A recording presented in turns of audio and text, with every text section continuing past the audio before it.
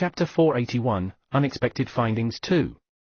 Chapter 481, Unexpected Findings 2. Translator, Endless Fantasy Translation Editor, Endless Fantasy Translation. Honorable Wizard Mogan. Draped in a black cloak, Wizard Grit came to a secret chamber and greeted a crystal statue respectfully. Hum. Suddenly, the statue began to shake, and a golden glow appeared. The statue appeared to come to life. A faint apparition appeared, though its features were indistinguishable. Grit, you're guarding the glorious palace, what is it? The apparition on the statue asked in a calm voice. Honorable Wizard Mogan, I think I might have discovered the arrival of a spellcaster from beyond the heavens. A spellcaster from beyond the heavens? Isn't that normal? There are many great wizards who are roaming around and might descend into our dimension. As long as they do not destroy the basic operations of the dimension, we don't have to be concerned. The apparition's tone was cool, calm, and collected. Wizard Grit raised his head and intoned deeply, he's not a great wizard but a mere 4th-level wizard, going on to the 5th level. Anyway, the point isn't the inferiority of his level but that he has cultivated a type of Pandora demon ability Darkness Eye. Huh? Darkness Eye? Are you sure that you aren't mistaken? Even the apparition appeared to become excited and asked hurriedly. Yes, Darkness Eye. Wizard Mogan, you may check the memory crystal. Subsequently, Wizard Grit offered the memory crystal, which was grabbed by the apparition in a flash. The apparition rapidly immersed his mind power into the memory crystal, and in the blink of an eye, passed the memory crystal back to Wizard Grit. You're right, it's the genuine Darkness Eye. How unexpected, Darkness Eye has reappeared. Where's this wizard now? In the glorious pavilion. Very well, I'll be back soon. Upon finishing speaking, the apparition disappeared, and the transparent crystal statue resumed its original state. Wizard Grit gazed at the transparent crystal statue with a look of admiration. This was truly a great legendary wizard. Despite being millions of miles away, he was able to pay close attention to all the happenings in this dimension. This was a feat that could not possibly be achieved by the great wizards. This was a Maxim-related power. Only with the power of Maxims were spellcasters able to become on par with the natural gods of the dimension and subsequently defeat them. Although Wizard Mogan had descended to this dimension for thousands of years and produced several great wizards, there was yet to be a legendary wizard. Among those in the glorious palace, Wizard Grit was one of the high-potential spellcasters who might be able to produce a Maxim and become a legendary wizard. However, only he knew how difficult this was. Since this matter would be handled by Wizard Mogan personally, Wizard Grit no longer paid any attention to it and steadily left the secret chamber. Inside the glorious pavilion, Merlin was roaming aimlessly. The shelves that were dedicated for spells were the largest and occupied the most space. More than 10 shelves were lined up in a tight formation. Everything from 0 level to 9th level spells was available, so it was very comprehensive. However, since the glorious palace mostly consisted of 9th level spellcasters, and even spellcasters who had completed missions were 7th level and above, these spells below the 7th level were useless to them. At most, the spells could be used as a reference at some point. Merlin did not have a particular need for spell models, so he was just browsing casually. However, he noticed something that made him feel slightly confused. Every single row on the shelves was organized systematically. They were arranged, layer by layer, from 0-level spells to 9th-level spells. However, on these shelves, there was an additional row on top of the 9th-level spells with a few exquisitely bound spell books. Could there be spells above 9th-level spells? Merlin had some understanding on great wizards. After 9th-level spellcasters, the next in line would be great wizards. However, great wizards basically possessed a combined spell model in which all their individual spell models were interwoven with one another. Thus, the combined spell model would be the foundation of the great wizard. Therefore, individual spell models would no longer exist. As for the combined spell models of the great wizards, it would be impractical to leave it in the glorious pavilion. Nevertheless, this was only Merlin's guess. Whether or not the books contained the combined spell models of great wizards, Merlin did not know. Thinking along these lines, Merlin casually picked up one of the books. However, it was not written by a great wizard but a mere 9th-level spellcaster. Is it a 9th level spell then? Merlin frowned and gently flipped the book open. The texts were written in Malta language, the commonly used language in the spellcaster world. Though Merlin initially thought that it was a spell book, upon reading its contents, his face underwent a huge change and a flash of uncontained surprise sparkled in his eyes. It actually contained some techniques to fuse spells. Merlin took a deep breath and calmed himself down. What was recorded inside was not actually a spell model but some techniques to fuse spells. It was just like when Merlin wanted to fuse his Thunder-type spell together with his Fire-type spell in order to increase the power of the spell by several folds in a short time. It was a technique that would allow spellcasters to massively increase their abilities. However, very few spellcasters were willing to do it, simply because it was too difficult. If not for the fact that Merlin had previously experienced fusing Thunder-type spell and Fire-type spell for a split second, he would not believe that it was possible for different spells to be fused together. Moreover, the book also recorded that if someone were to master the spell fusion, the person would gain a sure advantage in the future when he wanted to combine his spell models and become a great wizard. It would increase the success rate of the spell model fusion by manyfold. This was a truly rare knowledge. The elimination rate for 9th level spellcasters to become a great wizard was sky high, so any method that would marginally increase the chances of success would be eagerly received by the 9th level spellcasters. After practicing for a long time and mastering simple spell fusion, there would be a definite advantage when the person became a great wizard and needed to combine spell models. Basically, any freaky wizard who could fuse spells would ultimately become a great wizard. When Merlin finished reading the description in the book, his heart stirred.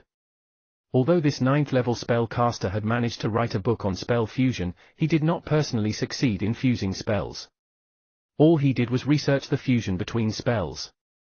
Some of the techniques mentioned were findings from his research, whereas some were mere inferences. However, for Merlin, it was a significant point of reference. After all, based on Merlin's understanding before this, the fusion between spells was nothing more than a whimsical idea that he conceived in his head. Now that he had found someone who not only agreed with his idea of spell fusion but also possessed some realistic techniques, Merlin naturally felt overjoyed. The fusion of spells isn't just a whimsical fantasy, but I need to find a critical point.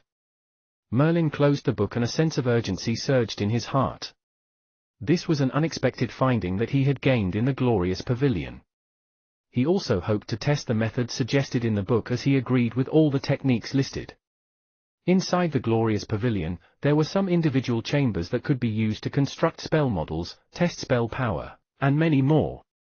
Therefore, even a great wizard would not be able to destroy these chambers as long as it was not a continuous, prolonged attack.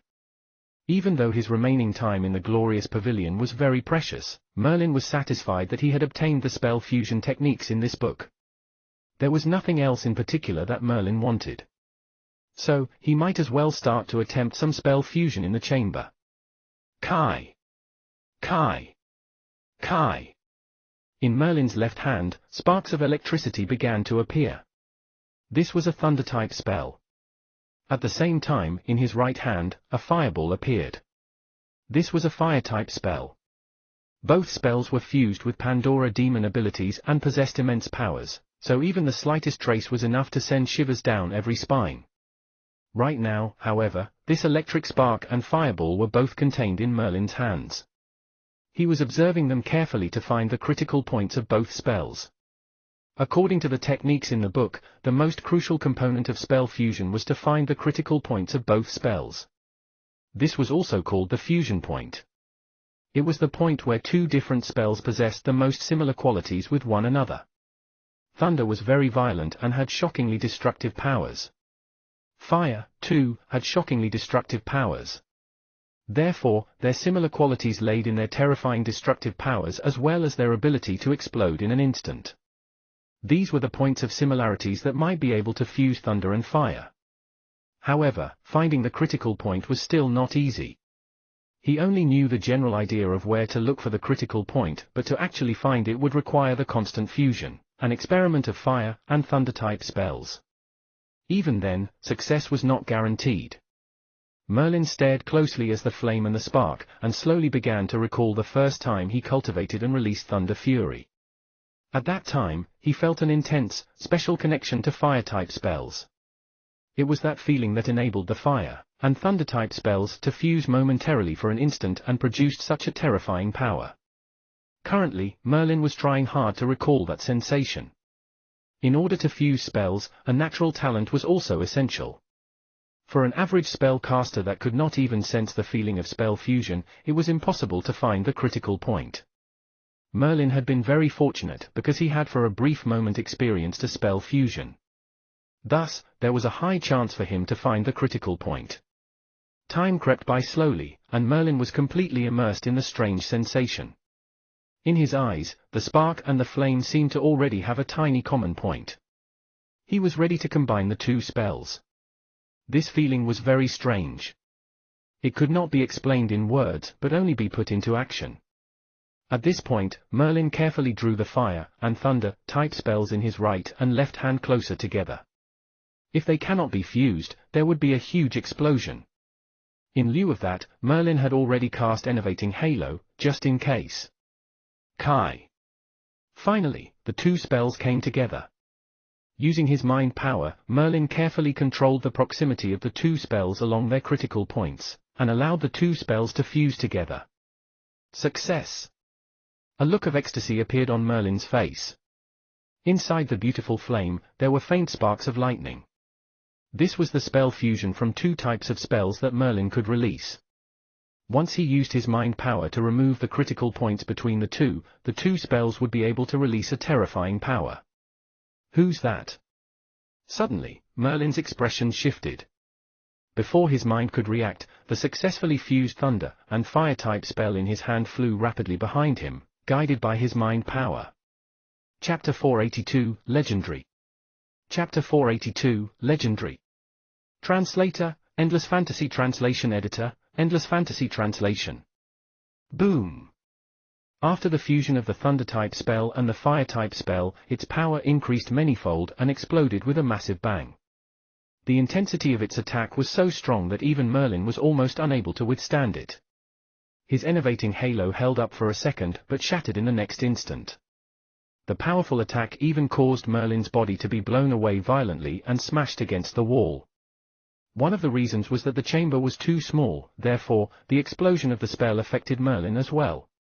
This helped Merlin discover how powerful his fused spell was. If even Enervating Halo was not able to withstand it, then it must have exceeded the 7th level and had achieved the 8th level. Not bad, really not bad, you've managed to perform a spell fusion. Though the fusion is only at the most elementary level, it's already admirable. A hoarse voice sounded. Merlin hurriedly turned around, his body tensed up. Earlier, it was precisely because he felt someone was behind him that made him release the fused spell involuntarily. However, this person did not seem to be harmed at all despite being hit by such a powerful spell, thus Merlin was very wary. Once the dust had settled, Merlin saw a mysterious person inside the chamber. The person's face was considerably mature but surprisingly healthy-looking. There was not a single wrinkle on his face. His silvery long hair was draped behind his shoulders, and he wore a golden-trimmed long wizard robe. He looked energetic and was filled with elegance. Legend, this is the great legendary wizard. The black cat Didymos suddenly appeared behind Merlin. He had not awoken for a long time. Ever since he became a half-spirit, the black cat Didymos seemed prone to sleep. Every time he slept was for a few months. Nevertheless, the black cat Didymos' words astounded Merlin. A great legendary wizard. Merlin had never met one before. He had received the power of maxims from great legendary wizards but had never seen one with his own eyes. The black cat Didymos' tone was filled with certainty. In a low voice, he said, definitely a legendary wizard. This existence is even more powerful than the great wizard Fidel himself. Back then, when I was in the dark magic region, I've seen some visiting great wizards. The peakmost great wizards who were starting to produce their own maxims all had auras like this. Merlin's eyes widened. He believed the deduction made by the black cat Didymos. The fact that a mysterious person managed to appear in the glorious pavilion without making a sound, his identity was unquestionable.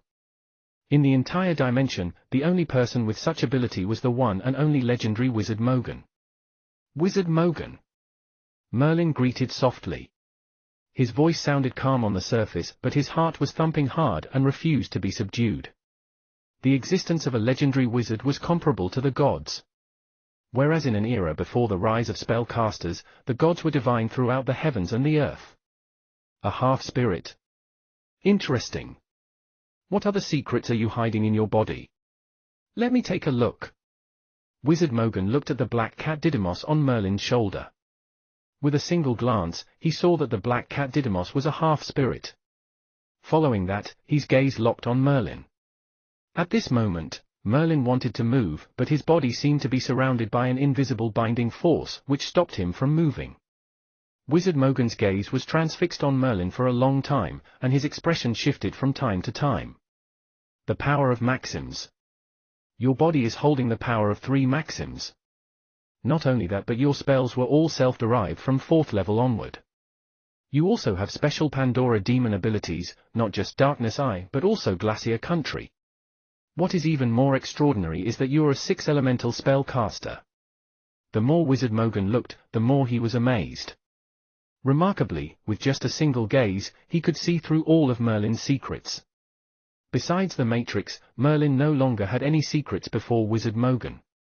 Merlin was also shocked by this sequence of events. Just any single one of his secrets was enough to amaze a great wizard, what more all his secrets altogether.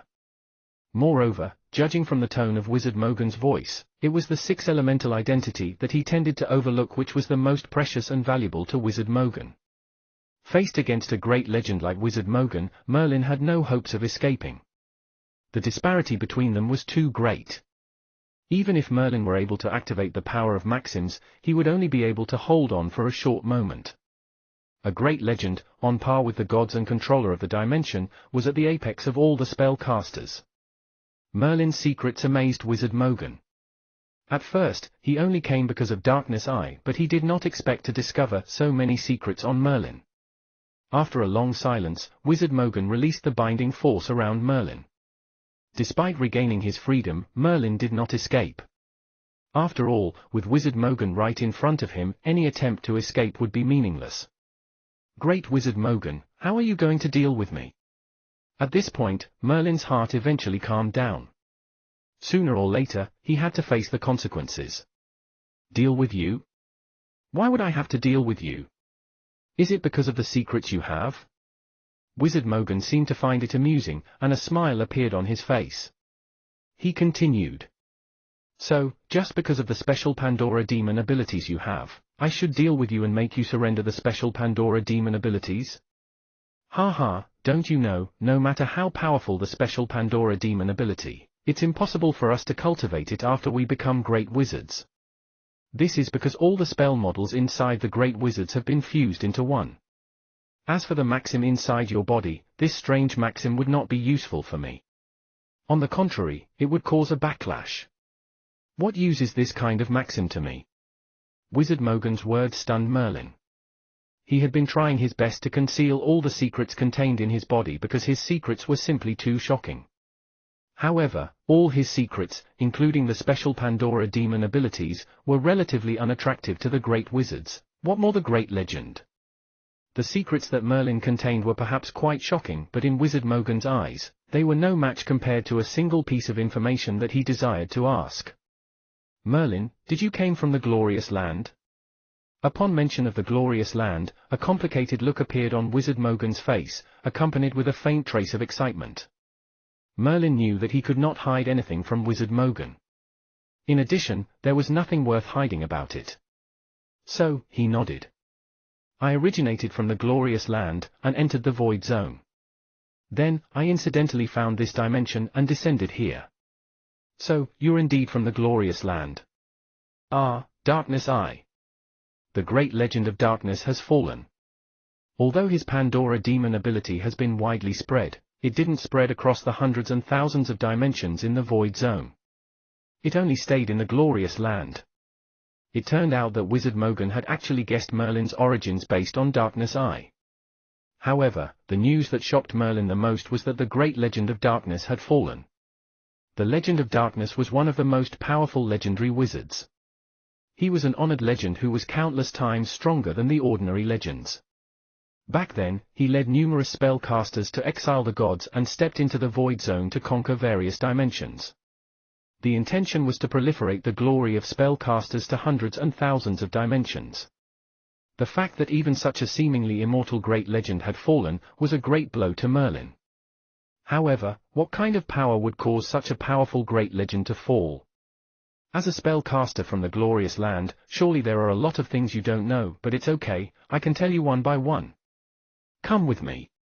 Wizard Mogan turned around and clapped. Immediately, a magical force wrapped around Merlin. This force was very familiar to Merlin. It was the power of Maxims. Swish! This powerful surge from the power of Maxims could tear open the passage of space. Even without any runic magic circle, it was able to penetrate through space. Let's go! Wizard Mogan grabbed his hand and quickly led Merlin into the torn space passage. Following that, the crack gradually disappeared. From the beginning to the end, Wizard Dara, who was still inside the glorious pavilion, was completely oblivious. Traveling through space exerted an enormous pressure, but fortunately Merlin was protected by Wizard Mogan's Maxim, so all he felt was a trace of pressure and did not suffer any actual damage. Traveling through space took only an instant. Soon, Wizard Mogan had led Merlin through space to a gigantic castle. When Merlin saw the castle, his eyes shined, and a sense of familiarity was evoked. The reason was that the style of the castle was similar to many of the castles in the Kingdom of Black Moon, so Merlin felt like he had returned to the Kingdom of Black Moon once again. Wizard Mogan smiled and said, "Seems familiar, right? This is what I've recreated based on the castles back in the Malta Empire. I'm the only one who can enter this place." Merlin did not know where this castle was located. All around them was a subtle trace of the power of Maxims. This power locked the surrounding areas and prevented Merlin from using his mind powers to explore. Stepping into the castle, Merlin smelled a floral fragrance. The flowers in the castle were all in full bloom, like a picture of spring in full swing. This scenery was strange because he distinctly remembered that it was fall season, so it should be impossible to have so many flowers in full bloom. Thus, Merlin looked at the sky. Although this place was very bright, the sky was just an endless vast of white, so he could not see anything. With a head full of questions, Merlin followed Wizard Mogan into the hall of the castle. The interior was decorated with antiques and were all done in the style of the Malta Empire. It was apparent that Wizard Mogan missed the Malta Empire greatly. "Wizard Mogan, what's wrong with the glorious land?" Currently, the glorious land is mired in complete decline, and even great wizards have become rare. Compared to the spellcaster's most glorious era, we have hit rock bottom. Merlin could not help but ask Wizard Mogan. This was also a question that Merlin had in his heart for a long time. Hitting rock bottom? Wizard Mogan did not answer right away. Instead, he asked Merlin, "Then you should know that when the spellcasters stepped into the hundreds and thousands of dimensions, there was a terrible misfortune." Merlin nodded his head. "Just a little. Apparently, there was a war with a strange dimension that was very catastrophic, but I'm not sure what actually happened." Wizard Mogan's expression gradually turned solemn. He looked at Merlin and articulated slowly, "Yes, a catastrophic war erupted, and the war hasn't ended." "The war hasn't ended?"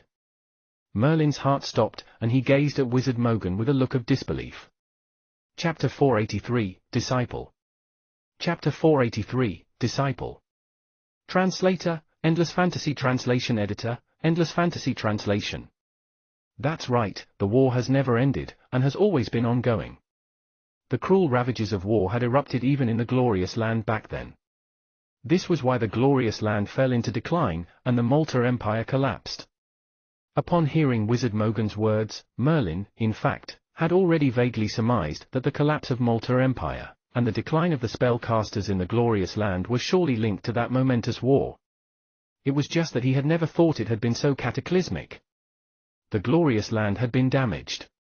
Thereafter, the great arcane wizard sealed off the glorious land to prevent further damage to it, allowing it to drift around the void zone. Even honored legends were unable to find any traces of the glorious land. The glorious land is the homeland of all spellcasters, the origin of our civilization. It's something of paramount significance to spellcasters, and the great arcane wizards did not wish for the glorious land to suffer disastrous attacks from the cruelty of war. Therefore, after it was sealed by the arcane wizard, the glorious land was sealed by a force. It's comparatively easier to break out of the glorious land. A few great wizards, as long as they had grasped the trick to it, were able to leave the glorious land.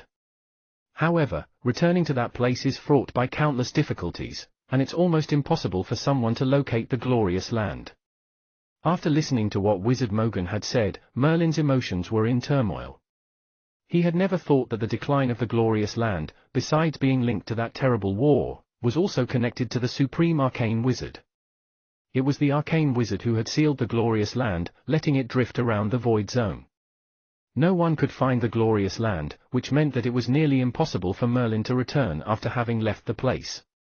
This explained why, despite the glorious land being the origin of spellcaster civilization, no spellcaster had ever returned to the glorious land, causing it to fall into decline. Hold on. The glorious land had been sealed, and it's easier to depart from the glorious land into the void zone from within, and there are great wizards in the glorious land. Why haven't I heard of anyone leaving the glorious land and entering the void zone? Only the great wizard Fidel, who had used the methodical plan of expending an entire elemental crystal stone mine, could instantaneously explode with power that would make even a legendary wizard tremble. Only then was the passage to enter the void zone created. Merlin merely swirled these thoughts around in his head. He felt that it was rather strange. Besides this, there was the Church of Light, a church which clearly believed in the God of Light. This worshipping of a natural god was strange. Over 3,000 years ago, the powerful wizards of the glorious land had wiped out or banished all gods. How did the Church of Light emerge?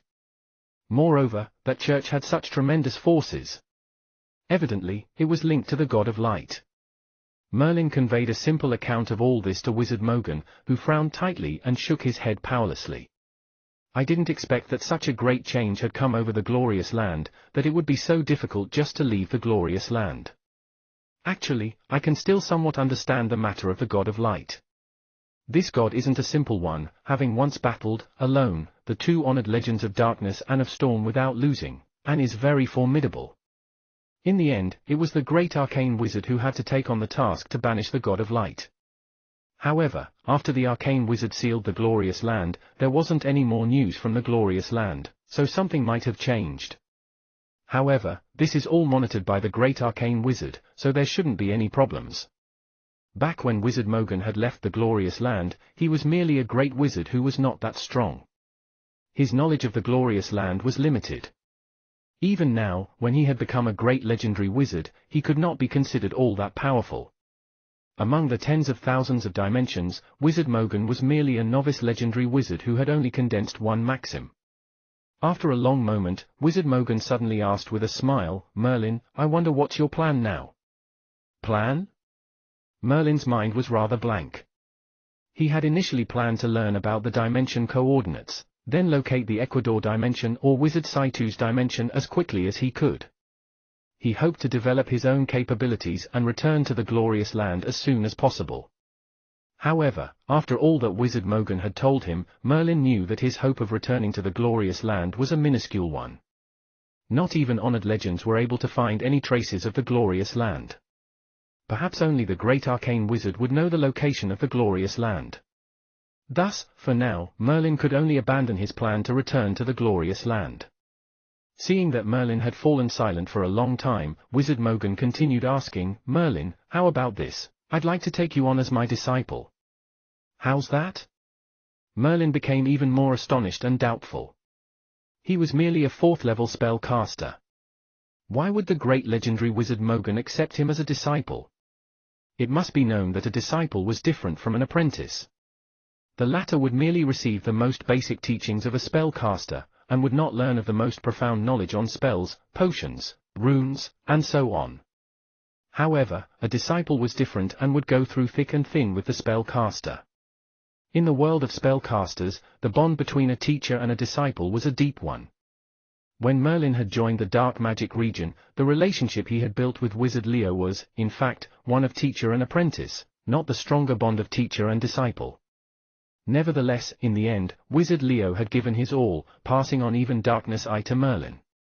It was only then that Wizard Leo had treated Merlin as a true disciple. Due to that, even if Merlin had no real conflict with Osmu, based solely on the fact that Osmu had indirectly caused Wizard Leo's death, there was zero possibility of conciliation between Merlin and Osmu. Now, a great legendary wizard, Wizard Mogan, he wanted to make Merlin his disciple. Naturally, this would astound Merlin, and he was speechless for a moment. Seeing that Merlin did not answer after a long time, Wizard Mogan did not grow angry, and instead said warmly, "Merlin, in truth, your spellcaster quality is the best I've ever seen in a spellcaster. Perhaps you aren't even aware of that. Your identity as a 6-elemental spellcaster, the fact that you're only a 4th-level spellcaster, perhaps about to become a 5th-level one, yet being able to derive new spells all on your own, in addition to your temporary fusion of spells, any one of these would make you a genius among geniuses. With all these together, there's only one word to describe you, which is freak. Merlin, you've only met me. If you encountered other great legendary wizards who are even more suitable than me, they won't hesitate to take you as a disciple as well. A prodigy like you is rare even during the spellcaster's most glorious era in the glorious land. All right, you can think this over by yourself. I may not be the greatest legendary wizard, but I won't be stingy toward my disciple." One could see that Wizard Mogan was extremely sincere. He had even spoken frankly, saying that with Merlin's gifts, he could become the disciple of any legendary wizard that he met. Merlin was also carefully analyzing what Wizard Mogan had said. Wizard Mogan merely mentioned that he was a 6-elemental spell caster, his derivation of new spells, and his fusion of spells. It was these 3 factors that legendary wizards would value the most. Any one of these would gain recognition from legendary wizards. As for Darkness Iron Glacier Country which Merlin had cultivated, they were nothing much. At the level of legendary wizards, they were more focused on the spellcaster's own self. Merlin was naturally overjoyed to have the guidance of a legendary wizard, especially for spell fusion. At the moment, Merlin was merely feeling things out by himself. Moreover, Merlin was completely ignorant about the tens of thousands of dimensions. With Wizard Mogan, he could promptly become well versed in these matters. As he thought of this, Merlin no longer had any hesitation. He immediately fell to his knees, placing his hand on this chest. This was the highest standard of etiquette among spellcasters, and one would only display such a gesture when one became a disciple. A smile broke out across Wizard Mogan's face. He used both hands to support Merlin up, following which he nodded in satisfaction. "Very well, Merlin, you've officially become my disciple. There were 3 other senior disciples before you, but they aren't here for they've become great wizards, and have wandered off elsewhere." Thereafter, Wizard Mogan gave Merlin a golden nameplate.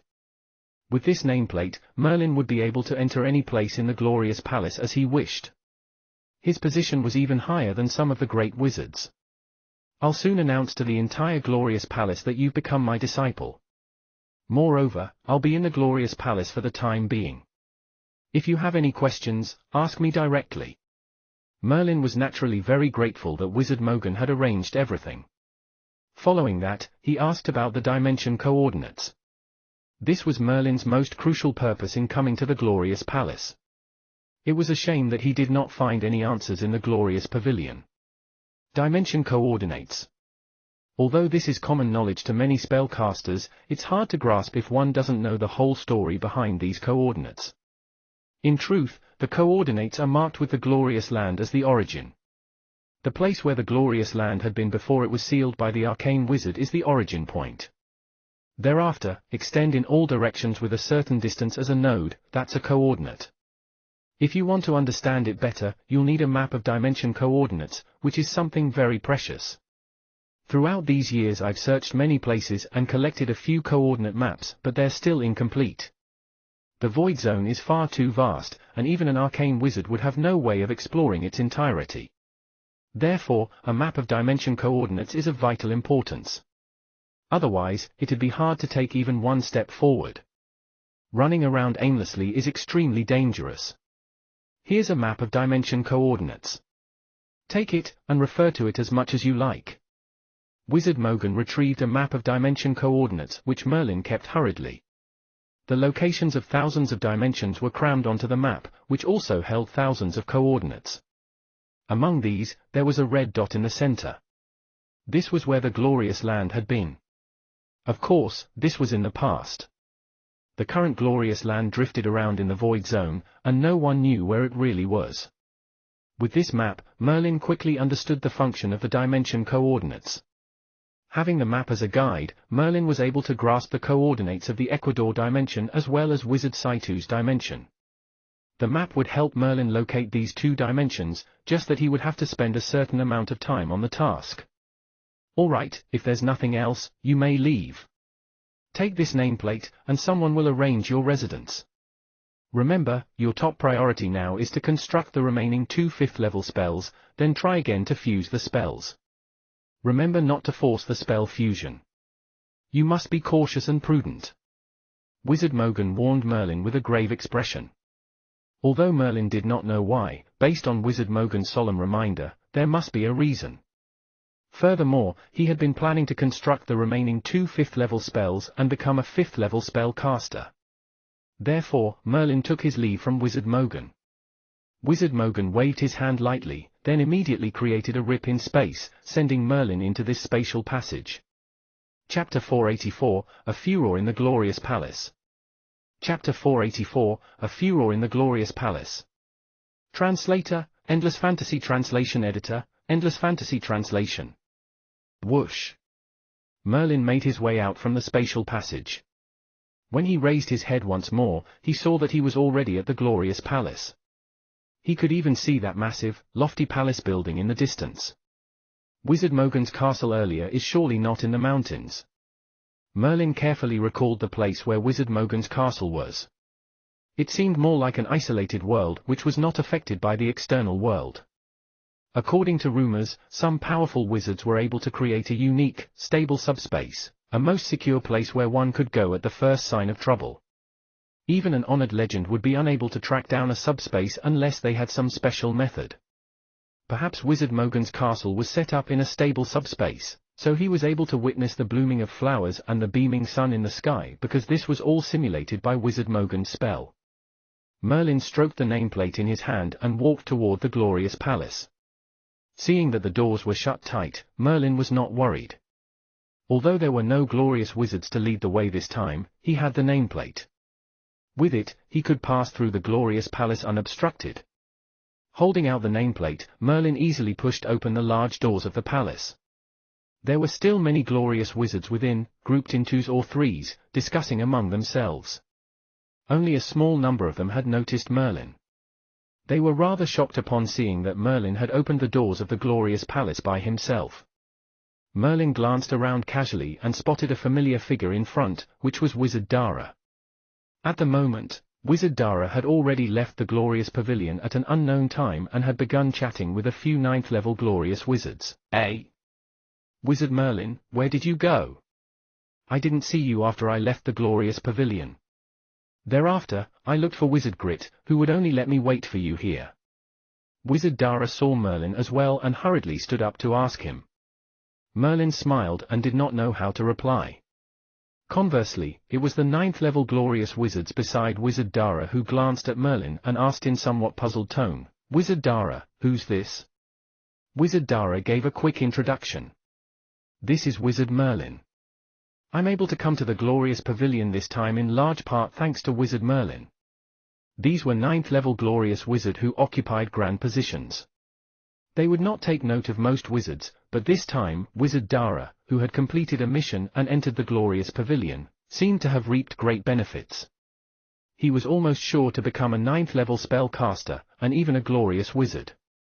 Therefore, these 9th-level spellcasters would choose to befriend him. One could see that Wizard Dara had gotten along well with these 9th-level wizards. Nonetheless, they did not regard Merlin as highly.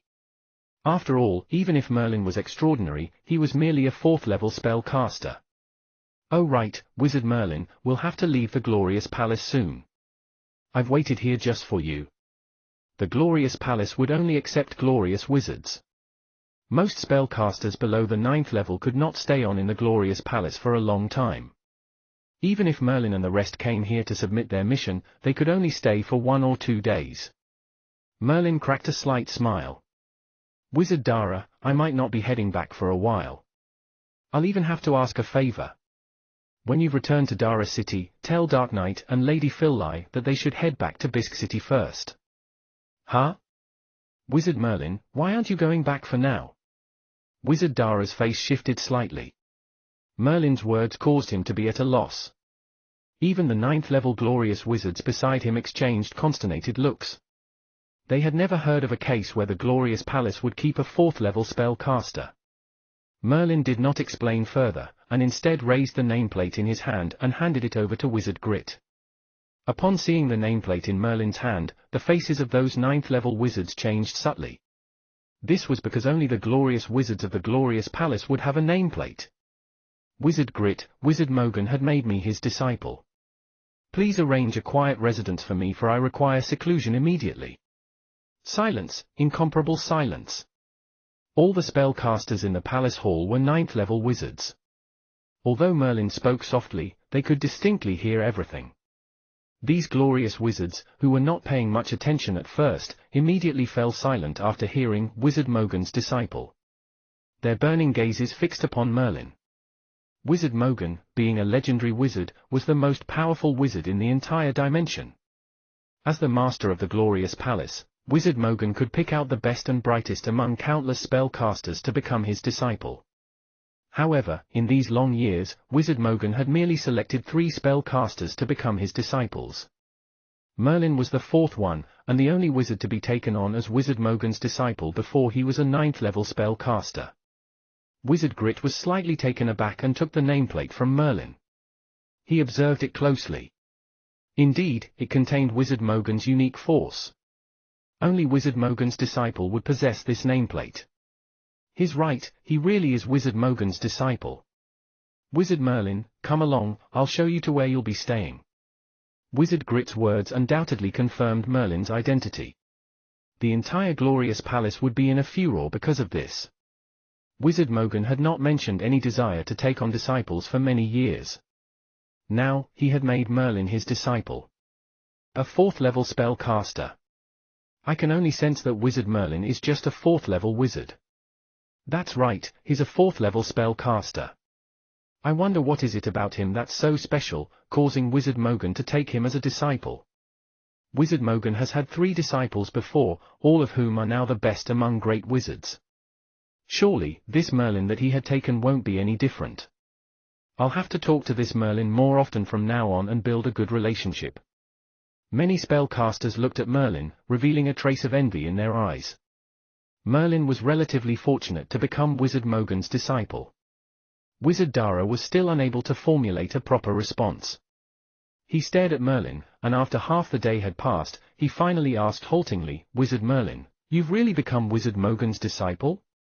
As a spellcaster at the peak of the 8th level, Wizard Dara naturally knew the difference between a disciple and an apprentice. Merlin was Wizard Mogan's disciple, which meant that his position in the glorious palace was even higher than those great wizards. One could say that, in this one leap, Merlin had become one of the most revered wizards of this dimension. Merlin nodded and reminded Wizard Dara once more, Wizard Dara, I'll have to trouble you. After you've returned to Dara City, tell Wizard Dark Knight and Lady Phillae the specifics of the arrangement, and ask them to return to Bisque City to oversee things. Wizard Dara drew in a deep breath when he heard Merlin's personal confirmation. He then bobbed his head in a hurry. Be rest assured, Wizard Merlin. I'll surely convey the message. Although he was flabbergasted, Wizard Dara was elated after he had calmed himself and thought about it. His relationship with Merlin was not an ordinary one, having completed a mission together. Merlin had risen in status, becoming Wizard Mogan's disciple. In that case, when he entered the glorious palace later, he would surely be more than an ordinary glorious wizard. Therefore, it was necessary to maintain good relations with Merlin.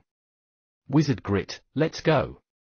After Merlin had settled things, he spoke to Wizard Grit. Following that, Wizard Grit led Merlin directly out of the palace, flying toward another direction in the peaks. Swish! Soon enough, Wizard Grit brought Merlin to a small, quiet building. It was very peaceful with a good environment here. It was shaded by greenery, and there were also grasslands beyond. Around the building were 3 more structures which were similar to the first one. Wizard Grit explained, the other 3 buildings belonged to the 3 disciples that Wizard Mogan had taken previously. However, they had all left this dimension, and haven't returned in a long time. Merlin nodded. It looked like this was a residence prepared especially for Wizard Mogan's disciples. Very well, I'll be here then. Sorry to trouble you, Wizard Grit. Merlin smiled as he spoke to Wizard Grit. If there's anything else you need, you can look for me in the Glorious Palace at any time. Wizard Grit promptly left after he spoke. Merlin entered the building. After a short bout of sorting things out, he calmed himself and began to focus on the construction of the remaining 2 5th-level spells. At the moment, the only 5th-level spells Merlin had not constructed were the Ice-type spell and the Thunder-type spell. He would need to use the Matrix to derive the new 5th-level spells. There was only a little left of the Flame Maxim and the Ice Maxim. Naturally, they could not be further used to derive new spells. Merlin could only utilize the most robust Maxim, which was the Thunder Maxim. The Thunder Maxim was truly massive, occupying a tremendous amount of space in his awareness. Even both the Ice Maxim and the Flame Maxim combined were still far smaller than the Thunder Maxim. Thus, deriving 2 5th-level spells would not use up much of the Thunder Maxim. With this in mind, Merlin decided to construct the 2 5th-level spells as soon as possible to become a 5th-level wizard even earlier. Matrix, derive Ice-type and Thunder-type 5th-level spells. Merlin had initiated the Matrix. The Matrix was already familiar with deriving spells, so it immediately began its process. At the same time, Merlin vigilantly observed the changes in the Thunder Maxim. As expected, as the Matrix began to derive the spells, it immediately consumed the Thunder Maxim. The Maxim began to diminish slightly. If Merlin had not been paying close attention, this would have been hard to notice due to the colossal size of the Thunder Maxim. Merlin observed for a bit more and saw that the Thunder Maxim was shrinking at a continuous, steady pace. There were no unusual or unexpected occurrences, so he gradually relaxed. Beep. Spell derivation complete. It was after an unknown period of time that Merlin was woken by the beeping of the Matrix. He saw that the Matrix had already derived the new 5th-level spells, and his mind power vibrated in anticipation. Derivation is finally complete. Merlin was somewhat excited. Once he had constructed both spells in his awareness, it would mean that he had become a genuine 5th-level spell caster. Chapter 485, Challenging the Puppet Eye. Chapter 485, Challenging the Puppet Eye. Translator, Endless Fantasy Translation Editor, Endless Fantasy Translation. The Matrix had derived new 5th-level spells, which were Ice-type and Thunder-type respectively. Merlin was familiar with the process by now, and selected 2 spells with 100% compatibility. Merlin's current mind power had reached the stage where he could condense a mind heart. Even though it was not very strong, it was a piece of cake for it to simulate 2 5th-level spells. Thus, Merlin mobilized his mind power and began simulating the spells in his awareness. Whoosh! After an unknown period of time, Merlin's eyes flashed open. Intense ice elements surrounded him, and he was even covered in a layer of frost. His Ice-type spell model had been successfully simulated in his awareness at last. Merlin named this 5th-level Ice-type spell as Violent Ice. This was unlike the 4th-level spell Frozen Space, for it would bind completely, and there was even a frantic element of attack. Otherwise, it would not be named Violent Ice. Of course, its main purpose was still to bind. Nevertheless, Merlin did not take a break here. He did not even clear away the frost on his body before he began to simulate the 5th-level Thunder-type spell. In an instant, traces of Thunder element began to gather around Merlin. The frenzied Thunder element grew thicker and thicker, and there were even faint flashes of lightning which melted the layer of frost on Merlin. Occasional bolts of lightning appeared on Merlin's body, the sight of which would cause one's heart to beat faster. Crack! A thunderbolt as thick as an arm fell from the sky, following which Merlin opened his eyes and reached out with one hand. In his hand was a thunderbolt which had appeared from thin air. The bolt flickered incessantly and seemed like an illusion in his hand. This 5th-level Thunder-type spell is even stronger than the 4th-level spell Infinite Thunder. I'll call it Destructive Thunder. Merlin mumbled to himself softly. He had sensed that there was destructive force contained in this Thunder-type spell. After Destructive Thunder had been successfully constructed, An earth-shattering change occurred in Merlin's awareness as each spell model achieved equilibrium. For a moment, Merlin even felt that his mind power had increased, though this was merely an illusion. In fact, it was not that Merlin's mind power had increased, but that he had become a 5th-level spell caster. The spell models in his awareness were balanced once again, so he did not need to use up so much mind power. I've finally become a 5th-level wizard. Merlin let out a long, easy sigh. Ever since he became a 4th-level spell caster, it had been even harder to level up. Even though he was aided by the Matrix, and did not need to fret about deriving spells, the growth of his mind power was rather slow. On the topic of mind power, Merlin immediately thought of the divinity. When he and Wizard Dara destroyed the shrine together, he had extracted a strand of divinity from the apparition of that wicked god's body. Merlin was well acquainted with the mystical function of divinity. In particular, it had a rather obvious boosting effect on mind power. With this in mind, Merlin promptly placed the divinity in his hand. This divinity was still struggling faintly, but it was suppressed by Merlin and could not really move. The force of the divinity was a gentle one, causing one to feel warm inside, especially when one's mind power extended into the divinity. A warm tender feeling enveloped Merlin's mind power, making him relaxed and comfortable. At this point, the mind-heart within Merlin's awareness was spinning wildly. After this frantic spinning, the mind-heart gradually expanded from its initial small volume. Merlin knew that this was the frantic growth of his mind power. If this was before he had condensed his mind-heart, he could even try breaking through. However, he had the mind-heart now, which was a special mind-heart in Merlin's case. Therefore, he began to compress the mind-heart fiercely, causing it to shrink continuously. A mind-heart could be categorized as an ordinary mind-heart or a special mind-heart. Merlin's previous mind power had always remained high. He was a 6-elemental spell caster, after all, so the mind power he required was a tremendous amount. Thus, he needed to have 7th-level mind power in order to become a 5th-level spell caster. This was because he did not have a mind-heart. Once the mind-heart had been condensed, his mind power underwent a transformation, turning more tangible. A great change would come over his mind power as well, just like how it was now. Merlin's mind power was growing rapidly, but he was compressing his mind-heart ceaselessly, never allowing the mind-heart to reach its limit while his mind power was still growing. 1 time, 2 times, 3 times. Merlin did not know how much his mind power had grown, but he gradually felt his mind-heart becoming more dense and smooth, and it had nearly reached the maximum compression. His swelling mind power was even enough to support the construction of all 6th-level spells, turning him into a 6th-level spell caster. Of course, this was merely his impression. Based on that divinity alone, his mind power had reached such a terrifying stage, almost surpassing the mind power of most 8th-level spellcasters. Moreover, his mind-heart still had not reached its limit. It seemed that there was still some margin before it would reach the limit, and it was still a 7th-level mind-heart for now. As expected, the amount of mind power that a special mind-heart can contain is far greater than the average spellcaster. In the future, when my mind-heart had leveled up to the 8th level, it could even be compared to the peak of the 9th level.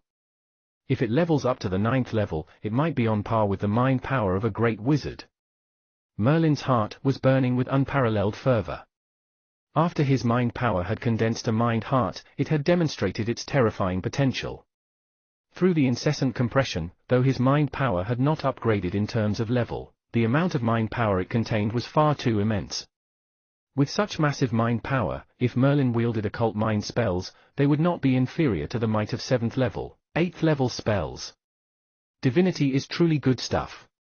If I have enough divinity, my mind power could even grow constantly, expanding at all times, reaching an 8th level or even a 9th level mind-heart in one go. Merlin was burning with endless fervor. The effects of divinity were so excellent.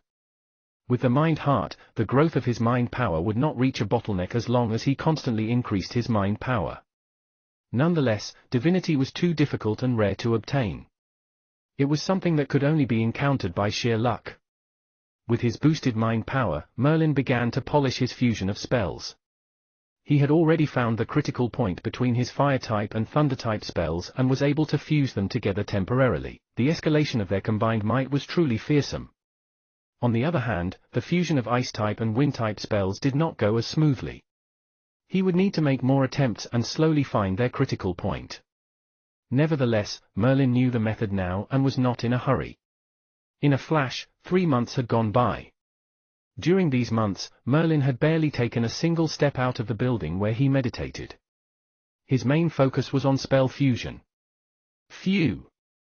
All of a sudden, a gale roared through the small building. However, there was also ice and snow among this windstorm. This was the fusion between the wind-type and ice-type spells. After these 3 months, Merlin had finally located the critical point between the wind-type and ice-type spells, finally managing to fuse both spells together. Presently, Merlin was able to fuse wind-type and ice-type spells as well as fire-type and thunder-type spells. As for the remaining darkness-type and earth-type, it was challenging to fuse them. It was difficult for Merlin to find the critical point. He could only make slow, steady attempts, testing it out with each spell. In the future, when he would be able to fuse 3 or even 4 types of spells, their power would be even more terrifying. Still, it was not something Merlin could achieve in a short time. It's been 3 months. I should take a look outside. Merlin stood up. In these 3 months, his mind power did not grow much. Without divinity, he relied only upon meditation, and the rate of the growth of his mind power was abnormally slow. Nonetheless, his current mind power was already very formidable. Bang! Merlin's invisible mind power immediately flung the doors open. By now, his mind power had reached the stage where it could interact with the material world, even things that were bigger and of a certain mass. Merlin's mind power, for instance, was able to move huge rocks. Merlin knew that his mind power had reached a certain level, and it was time for him to select a few occult mind spells. Merlin left the small residence and made a beeline for the glorious pavilion. As a disciple of Wizard Mogan, Merlin naturally had certain privileges. Although the glorious pavilion was open to all glorious wizards, there were also rules in place. Most 9th-level glorious wizards could only enter the glorious pavilion a few times each year. Each visit must not take longer than 3 days. As for great wizards, they could enter and exit the glorious pavilion as they wished.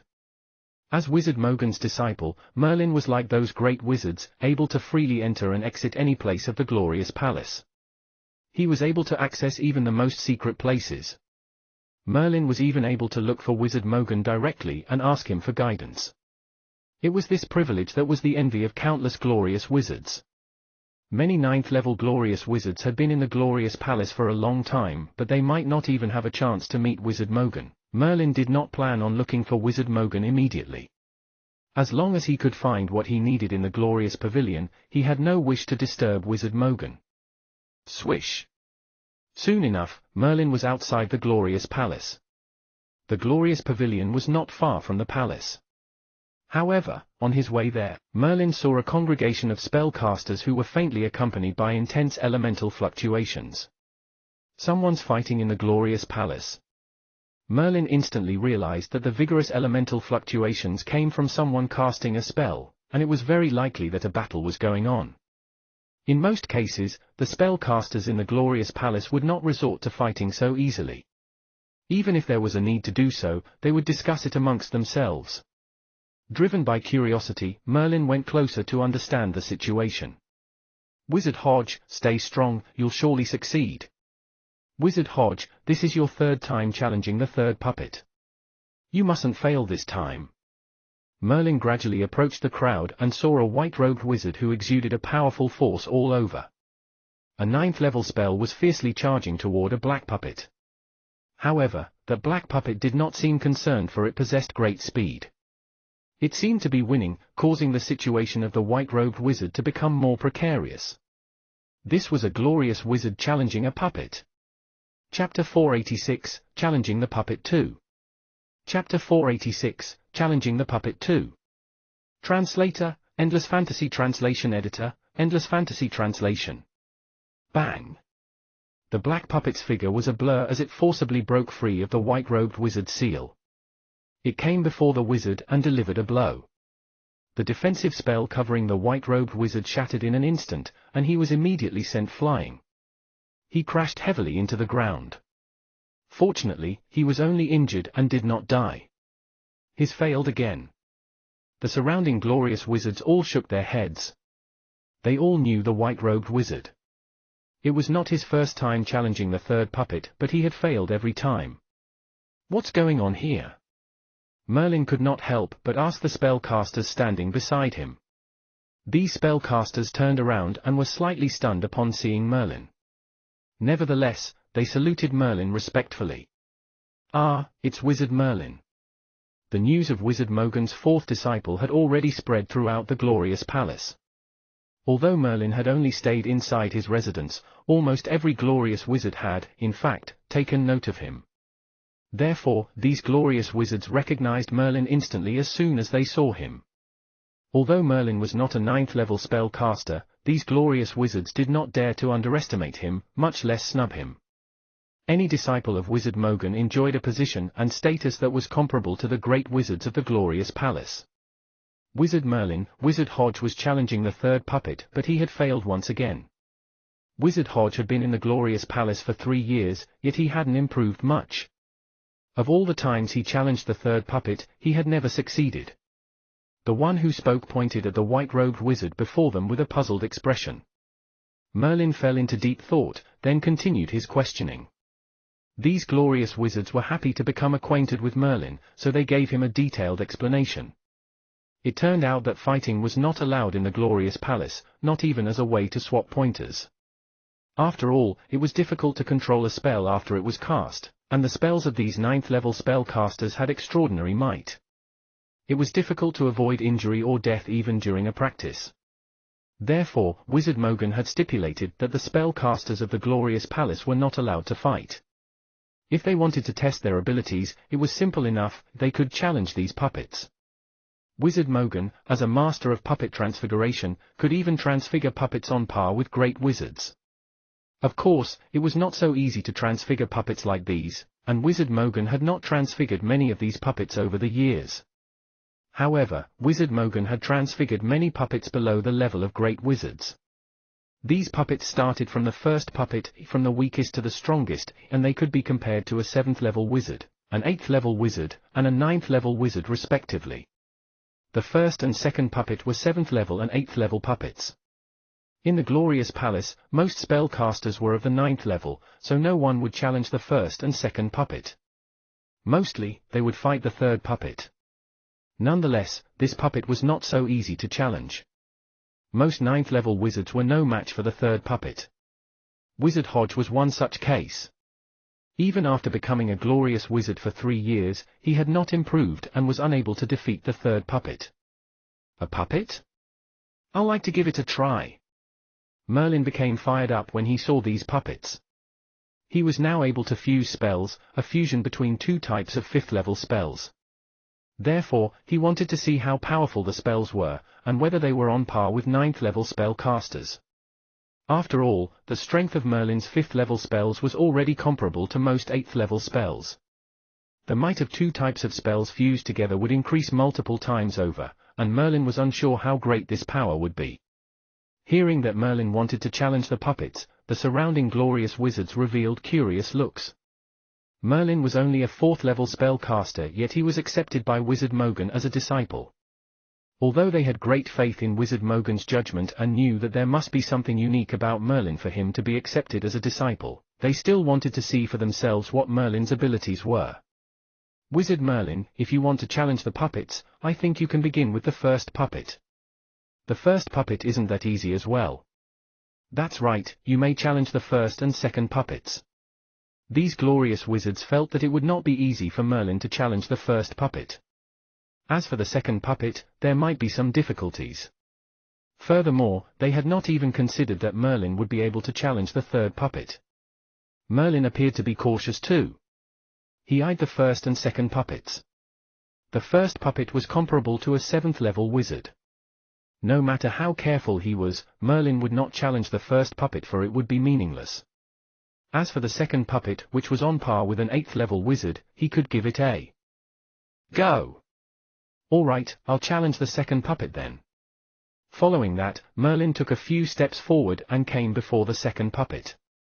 He flashed his nameplate and said to the puppet respectfully, "Merlin of the Glorious Palace invites the second puppet to a challenge." The second puppet's eyes flashed with a red glow and it stood up abruptly. In a cold, mechanical voice, it said, "Identity verification approved. Challenge accepted." One would need a nameplate to challenge a puppet, so only the spellcasters of the glorious palace could do so. Merlin glanced around. Not only did the surrounding spellcasters stay on, but there were even more who gathered around. Even Merlin was astonished at some of these spellcasters, as they were evidently at the peak of the 9th level. The second puppet isn't that simple. I wonder how long Wizard Merlin will be able to last. Well, Wizard Merlin is Wizard Mogan's disciple after all, so there must be something special about him. Since he dares to challenge the second puppet, his abilities must be at the 8th level at least. Otherwise, there would be no point in challenging the second puppet. That's true, that's logical analysis. We'll see how long Wizard Merlin can hold on. Perhaps he might actually perform a miracle and defeat the second puppet. A few shrewd spellcasters had started to analyze Merlin's capabilities, thinking that Merlin might perform a miracle and defeat the second puppet. Even so, defeating the second puppet as a mere 4th level spellcaster would be rather astounding. Enervating Halo. Merlin dared not act carelessly, and first cast Enervating Halo, protecting his entire body. Nonetheless, the second puppet did not make its move.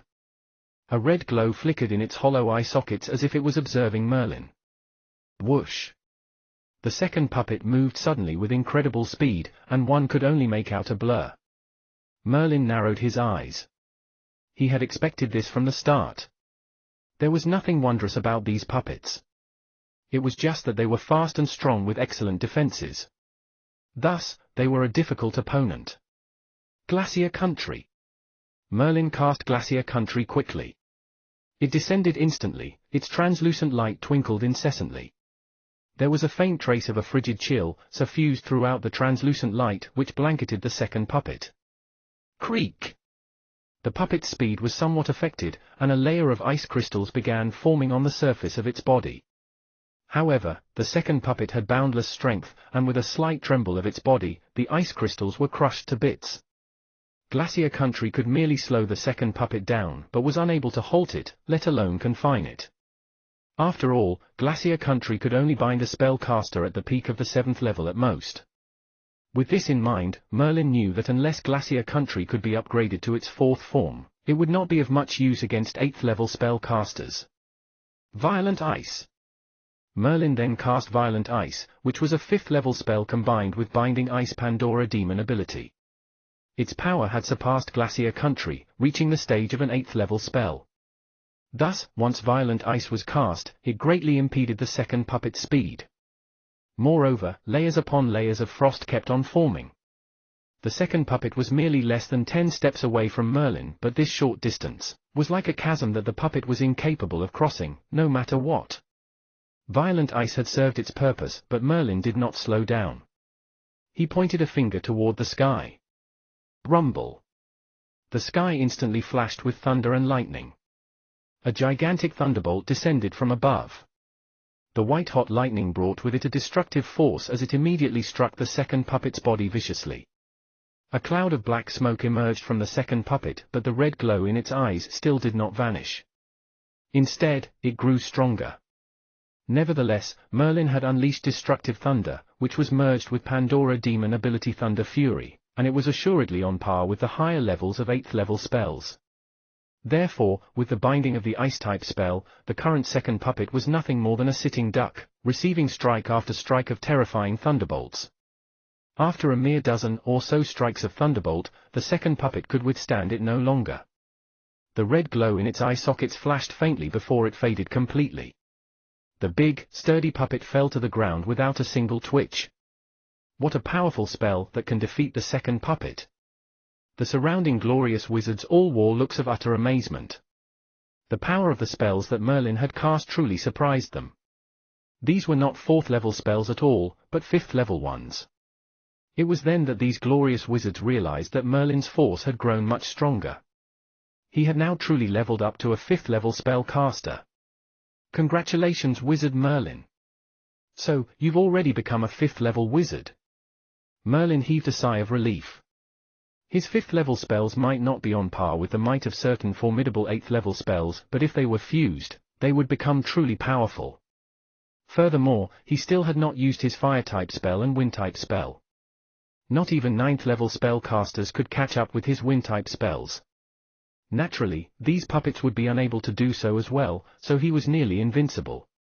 With this in mind, Merlin looked toward the third puppet with an eager intention of giving it a go. Wizard Merlin, don't act brashly. The third puppet is still on par with 9th level spellcasters, and most 9th level spellcasters aren't even a match for it. Earlier, Wizard Hodge was defeated by the third puppet. Although the puppet would not kill a challenger on purpose, it's difficult to avoid injuries if the disparity in strength is too great.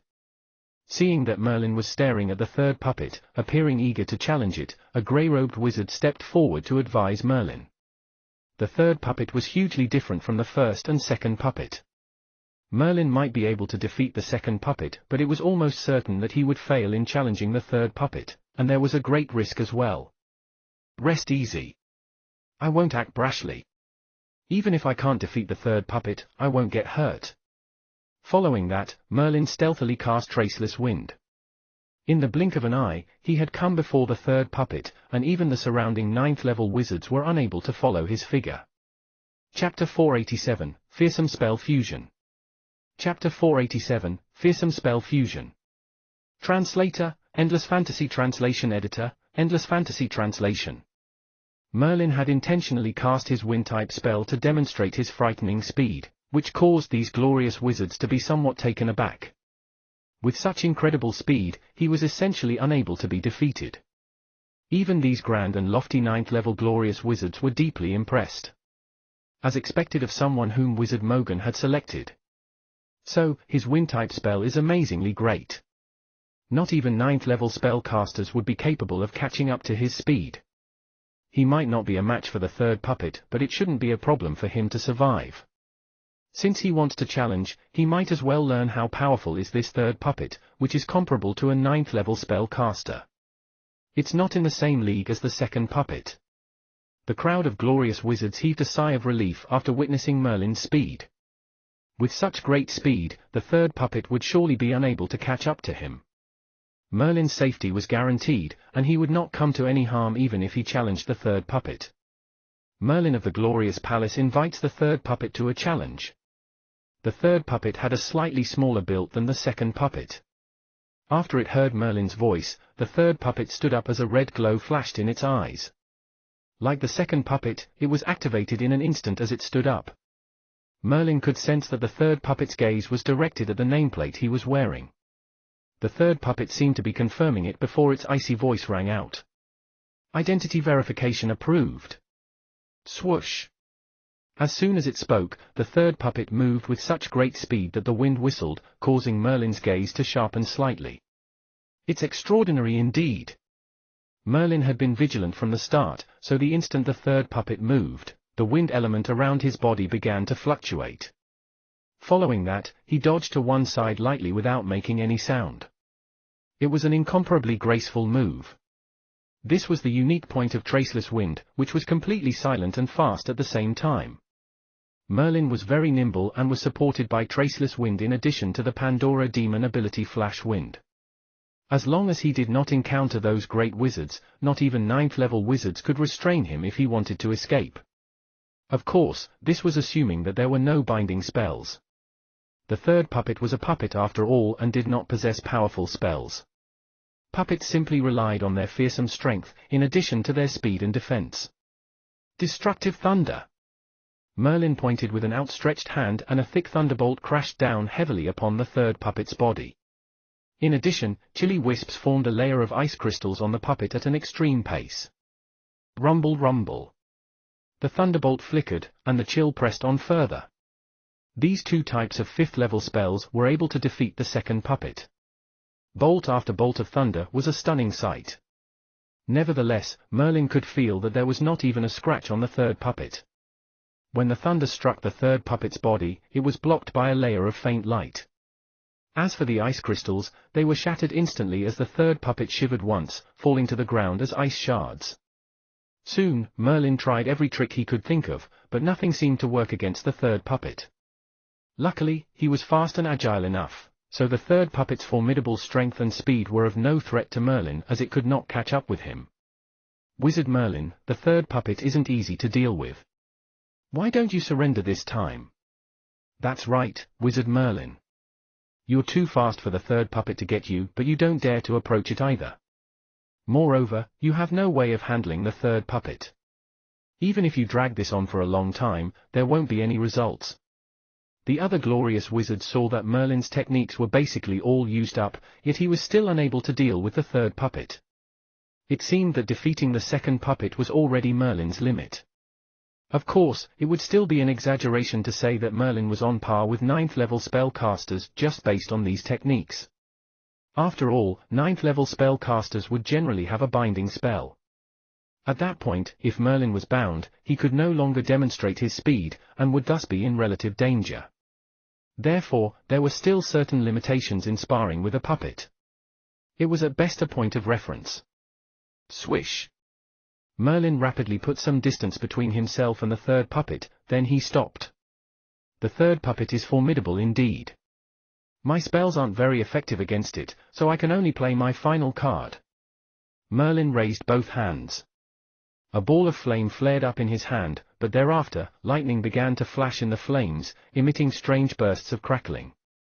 Those 9th level glorious wizards had been talking and laughing before, but when they saw the peculiar spell in Merlin's hands, they fell silent immediately. An expression of incredulity crept over their faces. This is spell fusion? Spell fusion, honest-to-goodness spell fusion. Amazing, truly amazing.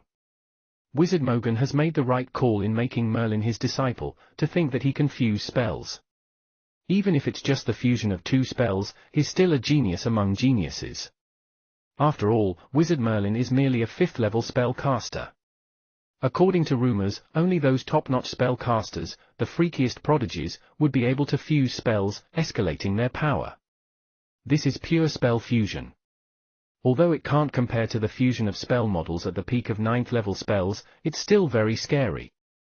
To put it another way, spellcasters who purely fuse spells are much rarer than spellcasters who fuse spell models. The flames and lightning in Merlin's hand were the fusion of his fire-type spell and thunder-type spell. Although it was just a small mass, it contained fearsome strength. Moreover, Merlin was not about to use just one small projectile to face the third puppet. Around him, furious flames suddenly surged up. At the same time, the sky trembled with thunder and lightning, and bolt after bolt of terrifying thunder descended quickly, fusing with Merlin's fire-type spell. This was the first time Merlin had wielded spell fusion on such a large scale. Its force was alarming, and Merlin could even sense that the mind power of a few great wizards was focused on him. Go! Merlin saw that the third puppet was rushing toward him and did not hesitate at all. His mind power led the spell fusion, whistling as it charged toward the third puppet. The third puppet unleashed a great roar and a faint layer of light appeared all over its body. Furthermore, a wave of force seemed to ripple from it. This oscillation of the air was generated when its power had reached a certain limit. The third puppet did not even look as it brandished its fist, swinging it ferociously toward Merlin's spell fusion. That terrifying blast of force seemed able to break down any obstacle. Boom! The fusion of spells exploded in an instant. The frightening flames and thunder engulfed the third puppet, and one could even vaguely make out the third puppet's furious cries. The might of spell fusion was able to erupt with multiplied power quickly. Merlin was unclear whether it could take on the third puppet. If the third puppet was still undefeated even after this, Merlin would be helpless with no choice but to announce that he had failed the challenge. The scorching blast rippled outward in all directions.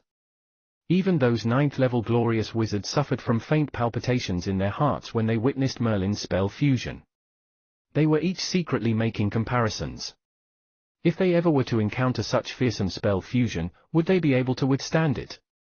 Perhaps the imagined outcome was not so great, for some of the glorious wizards stared at Merlin with a somber light in their eyes. The shockwave from the explosion of the spell fusion had a vast range, and the heat rippled outward in all directions. After the smoke and dust had dispersed, Merlin looked steadily at the place where the third puppet had been. At the moment, the third puppet had collapsed to the ground, its body charred black. I've succeeded? Merlin was rather elated. Even though the third puppet could merely be used as a point of reference, this meant that at the very least, Merlin's offensive powers were not inferior to the average 9th level spellcaster. The power of spell fusion was terrifying, and this was just the fusion between fire-type spell and thunder-type spell, which was purely for attacking, with explosive and alarming strength. Merlin still had the fusion of wind-type and ice-type spells. This variant of fusion was speedy and had formidable binding powers too. Putting everything together and with Merlin's abilities, they were completely on par with most 9th level spellcasters.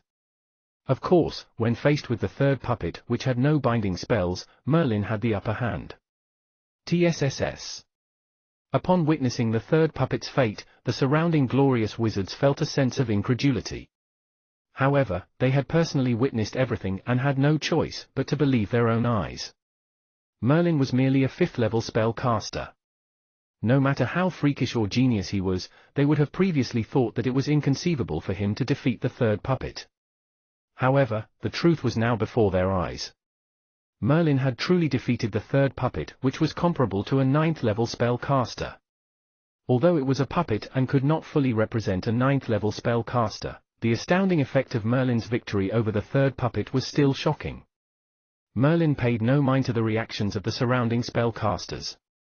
He was now Wizard Mogan's disciple and had no need to conceal anything. In the glorious palace, he could not be any safer. The third puppet was now unable to move at all, but the material it was made of was still relatively undamaged. It was somewhat speechless as it looked at Merlin. Such a powerful impact had caused even the third puppet's internal structure to be damaged, but it was still unharmed outside. It was enough to show that the material these puppets were made of was extremely sturdy. All right, time to go to the glorious pavilion. Merlin had challenged the puppets merely as a quick test of his current capabilities. Now that he had passed the challenge, the third puppet was basically his limit. As for the 4th and 5th puppets, Merlin could forget about it for now. If he went and challenged them, he would surely lose. When faced with an opponent which was too powerful, there was no meaning to the challenge. Thus, Merlin prepared to head to the glorious pavilion. Crack! A strange sharp sound rang in everyone's ears. At the same time, the crowd turned their faces up to look at the sky. They saw that a vortex had appeared in the clear sky at an unknown time. Furthermore, in the eye of the vortex, a pitch-black, gigantic spatial gap was gradually emerging. Chapter 488, Plunderer I. Chapter 488, Plunderer I. Translator, Endless Fantasy Translation Editor, Endless Fantasy Translation. In the sunny sky, a gigantic vortex had appeared, and a wide spatial gap had appeared in the vortex, widening rapidly as if it was about to tear the entire sky apart. What's going on here? Who would dare to cast a spell above the glorious palace? A few 9th level spellcasters immediately became wary. Such a large change was surely not a natural phenomenon of the weather and must be someone's spell. Moreover, the power of this spell far surpassed their imagination. Even the average great wizard would be unable to generate such a huge force. One should not think that the vortex seemed rather small in the sky. In truth, the area of its expanse was more than 1,000 miles, and it was still widening even more. No one knew what grievous effect it would induce. Even space itself was ripped apart. This was not any ordinary spellcaster. Humph, foreign and powerful legendary wizard, you're provoking me, the great legend Mogan. Have you really forgotten the Legends Accord endorsed by the noble arcane wizard? Suddenly, a cold snort rang out from the glorious palace, following which a figure appeared in the sky, glaring icily at the giant vortex above. It was the noble wizard Mogan. Merlin's heart jolted. Based on Wizard Mogan's words, it was revealed that the appearance of this peculiar vortex was another legendary wizard trying to break into this dimension. One should know that most dimensions could only accommodate one legend. If a legend entered a dimension which already had a legendary wizard, they would be an intruder. This was a provocation toward the dignity of a legend. In general, if legendary wizards who traveled through the void zone encountered a dimension, they should inspect it first to see if it was governed by a legendary wizard. If there was none, then it was a dimension with no master. In that case, the legendary wizard could use every method at their disposal to occupy the dimension as their own. If one still entered a dimension even if a legendary wizard oversaw it, it was equivalent to an act of provocation, and a rather serious one at that. This was happening before their eyes. A foreign legendary wizard had brazenly entered this dimension. It was the most serious offense, one which could lead to a war between the two legends. The Legends Accord? Of course I know of it, but it's simply a proposal of the arcane wizard, not a contract. A dimension belongs to the strongest wizard. From the vortex there came a burst of cold laughter, which did not seem to heed Wizard Mogan's warning. It shall belong to the strongest one indeed. Wizard Mogan narrowed his eyes slightly and a murderous force was exuded all over his body. He had overseen this dimension for so many years, and there had never been an intruder. Even when a legendary wizard had passed by, they had arrived on friendly terms. They had not acted as intruders and were also willing to abide by the Legends Accord. However, this legendary wizard was obviously intending to break into the dimension as an intruder. Since that was the case, Wizard Mogan naturally did not have to hold back. He had traveled through many dimensions as well and battled with many gods. Thus, he was unafraid of battle. Swish! Wizard Mogan raised his hand and the entire sky seemed to turn white. Crack crack! The moment the white light appeared, the sky began to freeze over rapidly. At first, Merlin felt nothing much, but soon, the ice maxim in his body started to stir restlessly, and the surrounding ice element surged wildly and gathered in the sky. Even great wizards would now be unable to mobilize ice element. The ice-type spell models in Merlin's body were faintly vibrating, and he had to suppress them by force using his mind power. This was merely a collateral trace of power. Wizard Mogan's real target was the intruding legendary wizard in the sky. If Wizard Mogan was dealing with Merlin and some other 9th-level wizards or great wizards, he did not even have to make a move. A wisp of the ice maxim would cause the spell models in their bodies to collapse completely. This was a legend who had formed a maxim, possessing terrifying strength which was akin to a god's, capable of destroying an entire dimension. Previously, Merlin had acquired an ice maxim as well as 2 other maxims, items which had no masters. By themselves, the maxims did not seem to have much power, but if a legendary wizard condensed a maxim and used it to attack, they could bring about catastrophic results. Wizard Mogan, for instance, had condensed an ice maxim. If he wanted to, he could even seal the entire dimension in ice, causing every surface of this dimension to be buried under a thick layer of ice crystals. No matter what, great wizards did not possess such fearsome powers. This was power on par with gods, and was also the main reason legendary wizards could fight against gods. Having formed a maxim, they were able to command a particular element of an entire dimension. The white light in the sky was Wizard Mogan's demonstration of the ice maxim. Once it was unleashed, the sky was frozen immediately. The vortex, which had been growing in size, as well as the massive spatial gap, was easily frozen in place by Wizard Mogan. Shatter! Wizard Mogan gave a low cry. Instantly, the vortex was shattered, and the accompanying spatial gap vanished as well. The sky resumed its former brightness, but that mysterious legend still had not revealed his face. An ice maxim. Still, if all you have is this bit of strength, you're still not good enough. The voice of the foreign legendary wizard rang out once more. A huge spatial gap split the sky once again as if it was a giant beast. The mouth of this giant beast seemed about to bite into Wizard Mogan. You have many tricks indeed. An intense look of vigor flashed across Wizard Mogan's eyes. Seeing that the gigantic spatial gap was chomping toward him, Wizard Mogan was not fearful in the slightest. He pointed lightly, and boundless ice element converged and transformed into a giant beast of frost, which snarled in the sky. This beast began to battle with the giant mouth, formed by the spatial gap. Swish! Wizard Mogan's figure flashed and he immediately flew toward the void zone. He did not wish to wage war in the dimension. Although doing so might lend him greater strength, a fight between 2 legends was likely to destroy the dimension. Wizard Mogan was not willing to damage this dimension, so he immediately dashed toward the void zone. Soon enough, the sky had recovered its serenity. Wizard Mogan was gone without a trace, but Merlin did not relax after Wizard Mogan had left. Conversely, he felt rather stifled. Merlin knew that Wizard Mogan was now sure to be battling against that newcomer. That stranger was able to intrude into this dimension without any reservations and must have come prepared. Merlin was somewhat worried deep down. After all, Wizard Mogan was not considered a particularly powerful legendary wizard. He was just an average one. Swish swish. Just then, Wizard Grit suddenly emerged in the sky. A few unknown wizards followed behind him, their bodies emanating with the fluctuations of great wizards. Wizard Grit's expression was solemn and grave as he said in a deep voice, "The dimension has been breached by an intruder, but Wizard Mogan is personally dealing with it. All of you, don't panic. Return to your places, and don't leave the glorious palace without permission."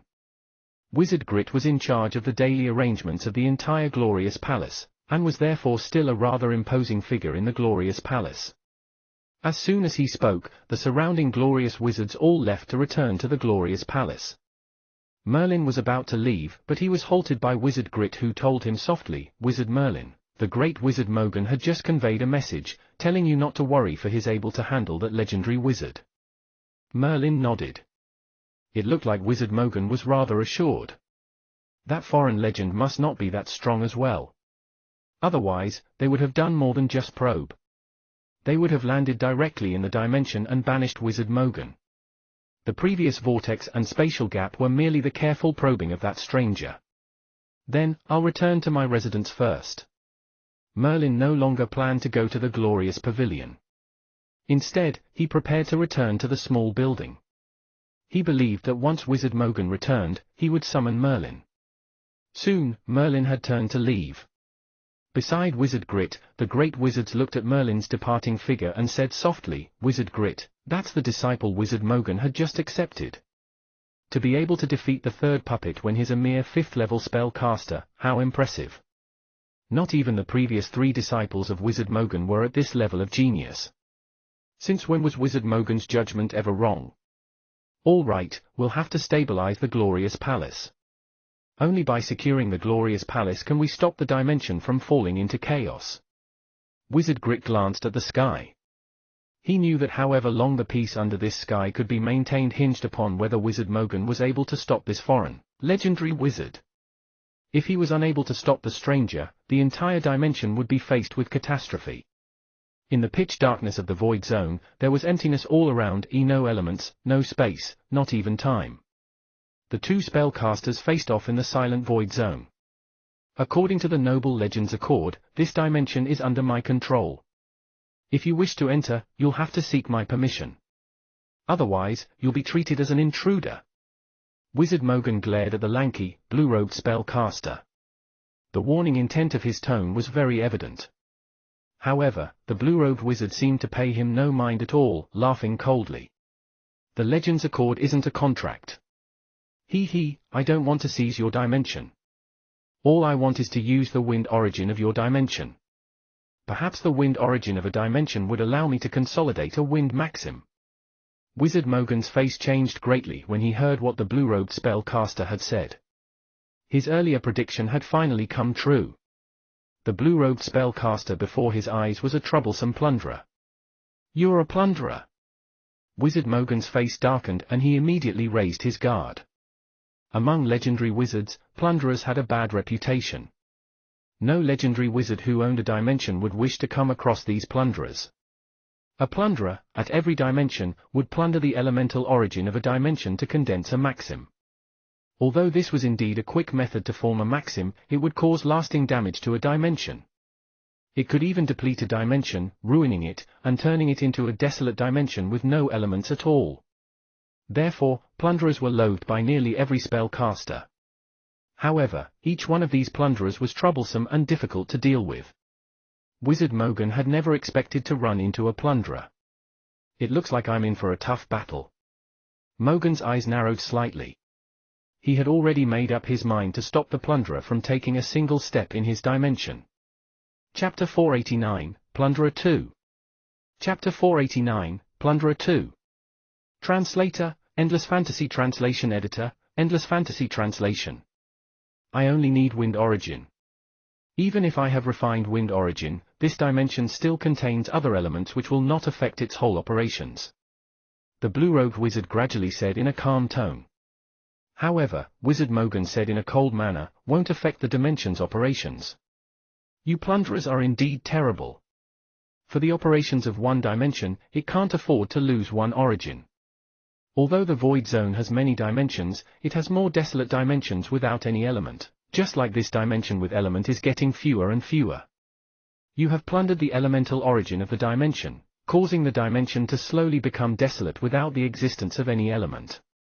For all spellcasters, this is not a good thing. Wizard Mogan clearly understood that once the plunderers managed to plunder the elemental origin of a dimension, it would be disastrous for the whole dimension. Nevertheless, there were many types of plunderers.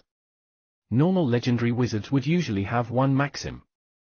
If they were to consolidate the second maxim, it would be very time-consuming. In one dimension, they would slowly sense the elemental origin, then comprehend the origin to consolidate the second maxim.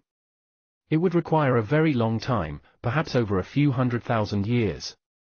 However, if they plundered the elemental origin straight and refined from there, it would fasten the process of consolidating the maxim. Some plunderers even plundered the elemental origin of merely one dimension to refine them, and actually managed to refine the second or third maxim.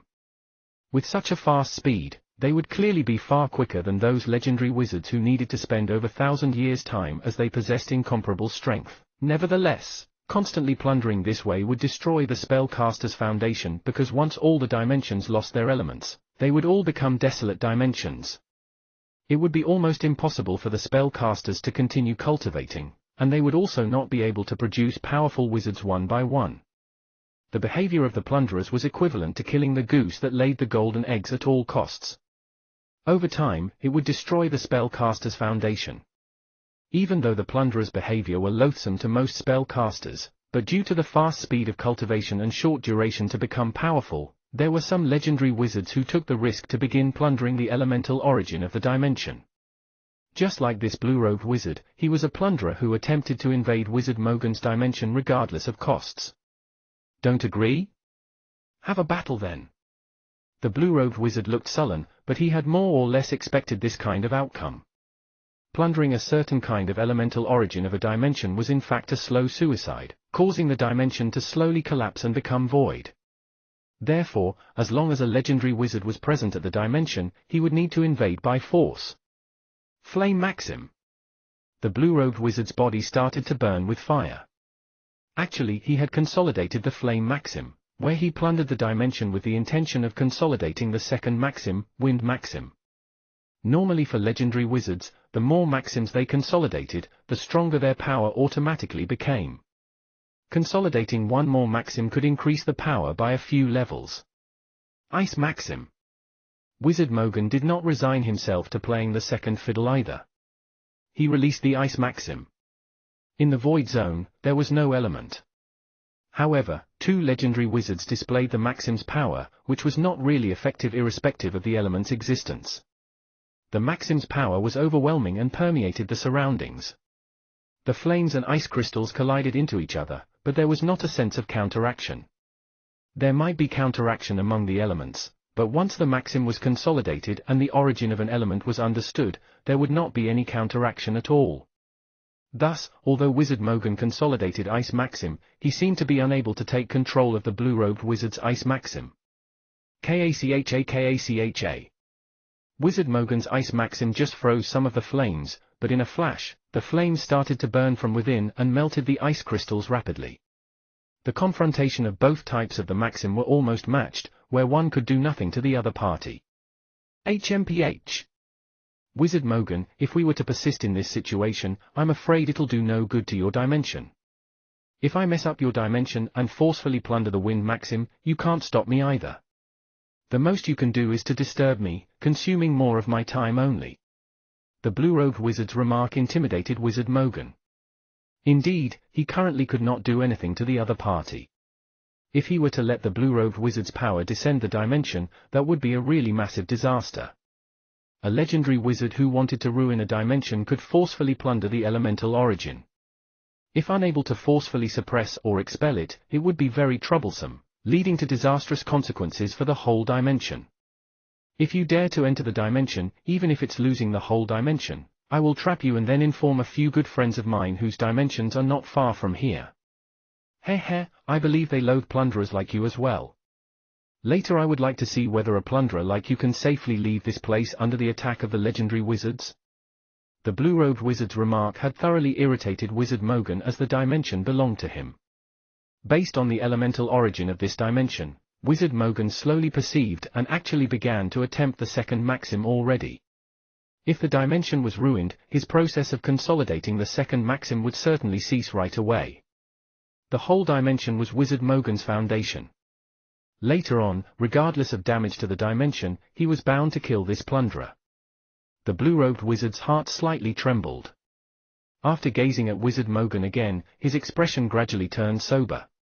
Along his way in the Void Zone, the blue-robed wizard had in fact encountered numerous dimensions, but most of them were desolate. Dimensions with the element's presence were getting fewer and fewer.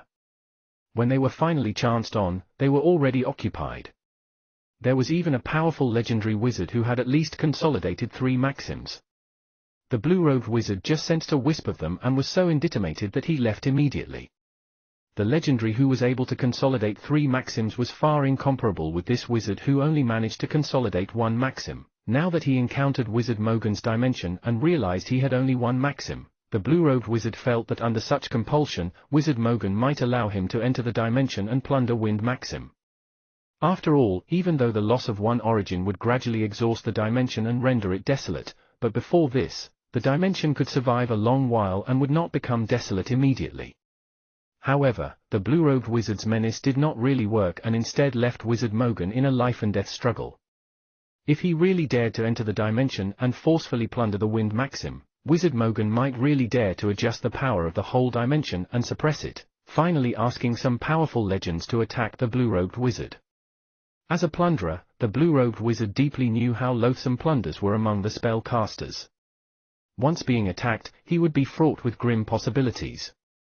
After crooning for a long while, the blue-robed wizard continued to clench his teeth and dared not invade the dimension. He only crooned once coldly and then left the dimension swiftly. From the blue-robed wizard's eyes, Wizard Mogan could see his dissatisfaction.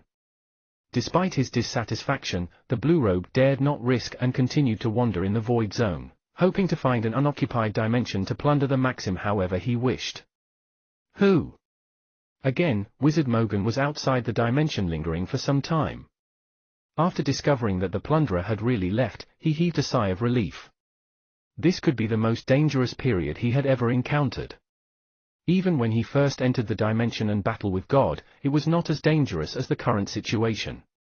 This would be totally out of control. Who knew whether the plunderer would go crazy and forcefully invade the Wind Maxim of the dimension? These plunderers are really terrible. Anyway, let's quickly consolidate the second maxim, otherwise the next time we meet them, we may not be so fortunate. In the past, Wizard Mogan only listened to stories about the plunderers and he already found them loathsome. Against his expectations, he actually chanced on them himself this time where his dimension was in danger. If it was not for his determination, which even included getting into a life-and-death struggle, he probably would not have been able to suppress the plunderer. Swish! Right after that, Wizard Mogan rapidly rushed to the dimension.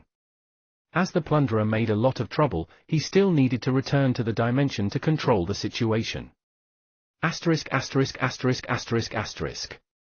In the anechoic chamber of the small building, appearing in Merlin's hands were Fire and Thunderbolt, both of which fused together rapidly.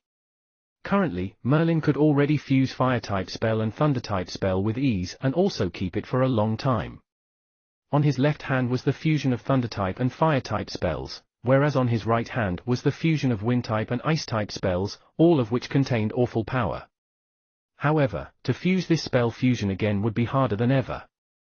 Even Merlin dared not let them approach each other, as once they became close, the spell would be unstable or even explode, forming the horrifying spell Windstorm. In these two types of spells, their similarities could evidently be found, which made fusion much more convenient. However, fusing it with other spells would be harder than ever. In theory, any spell would be able to fuse together, but in fact, to carry out the fusion would be extremely hard. At present, fusing two types of spell had almost reached Merlin's limit already. Perhaps, when he had a stronger mind-heart again or an understanding of the spell, he would be able to attempt to fuse 3 or 4 spells. Nevertheless, at present, the fusion of two types of spell had reached its limit. Merlin gazed at the sky. 3 days had passed, but Wizard Mogan still had not returned. That strange legend made Merlin feel as though he was being crushed by a huge rock. The irresistible awe made Merlin produce a sense of weakness for the first time.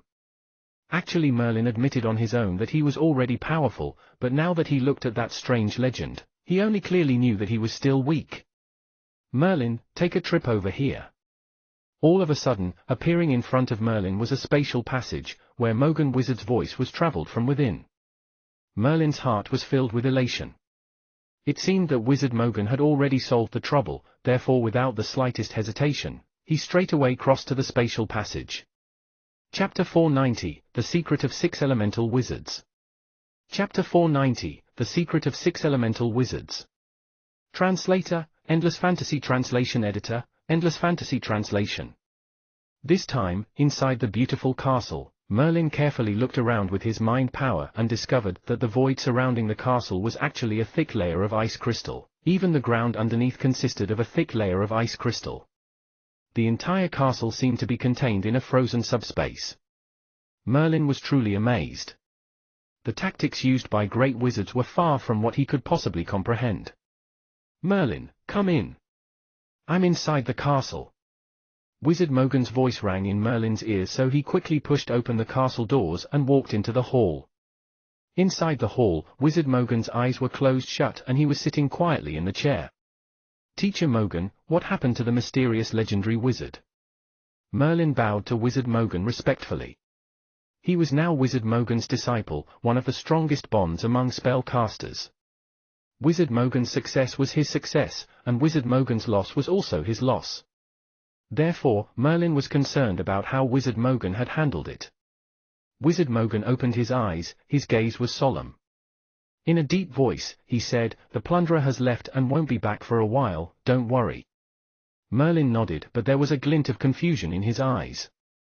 He did not understand what Wizard Mogan meant by plunderer. Wizard Mogan took a glance at Merlin and explained, "Plunderers are powerful legendary wizards who traverse the void zone in search for dimensions. If they find any dimension that contains an elemental origin, they'll not hesitate to help themselves. They'll refine the elemental origin and use it to consolidate their own maxim. This type of spellcaster is called a plunderer." "Plunder the elemental origins?" Merlin was shocked. Although he had never heard of the term plunderer, he had heard about elemental origins before. Back in the Kingdom of Black Moon, he learned from some of the ancient books in the dark magic region that the elemental origin was the foundation of a world. Once the elemental origin was damaged, the elements in the entire world would descend into chaos and might even disappear.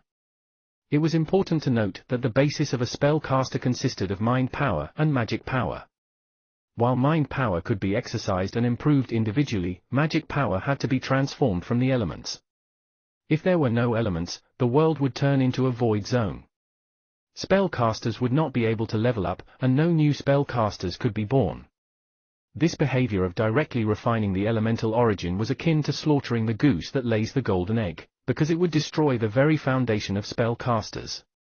"Teacher Mogan, don't the plunderers know what it means to plunder the elemental origin?"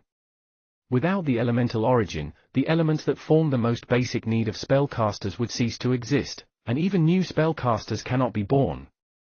Merlin could hardly imagine that such a type of spellcasters would exist, and worse, occupied one of the highest positions as legendary spellcasters. At the same time, someone who was not a legend would not be able to become a plunderer in the first place. An elemental origin was the foundation of a dimension, so any ordinary great wizard who tried to forcibly absorb it would be seriously injured by the elemental origin. How would the plunderers not know the consequences of their actions? However, the void zone is simply too vast, and the number of dimensions is too numerous. Since the spellcasters departed from the glorious land until now, it has been 3,400 years, but the dimensions that we've discovered is barely a drop in the ocean. We have also yet to properly explore the void zone. Probably, even the great arcane wizards don't know the boundaries of the void zone, what more the number of dimensions. The vast expanse of the void zone, coupled with the endless number of dimensions, causes the plunderers to not show any remorse. They madly plunder the elemental origins of the dimensions and use it to consolidate their own maxims. In fact, sometimes, if a plunderer doesn't find an unoccupied dimension, they would forcibly invade an occupied dimension. Even the Legends Accord would not be able to stop those plunderers. After Wizard Mogan's detailed explanation, Merlin gradually understood that the plunderers were unwelcomed in the spellcaster world, and perhaps was a group which was publicly vilified. Nevertheless, the identity of the plunderers was those of legendary wizards. Moreover, due to their act of plundering the elemental origins, their speed of cultivation would be faster than ordinary legendary wizards. Thus, the plunderers' abilities were usually quite powerful. The Legends Accord was a contract without much binding force.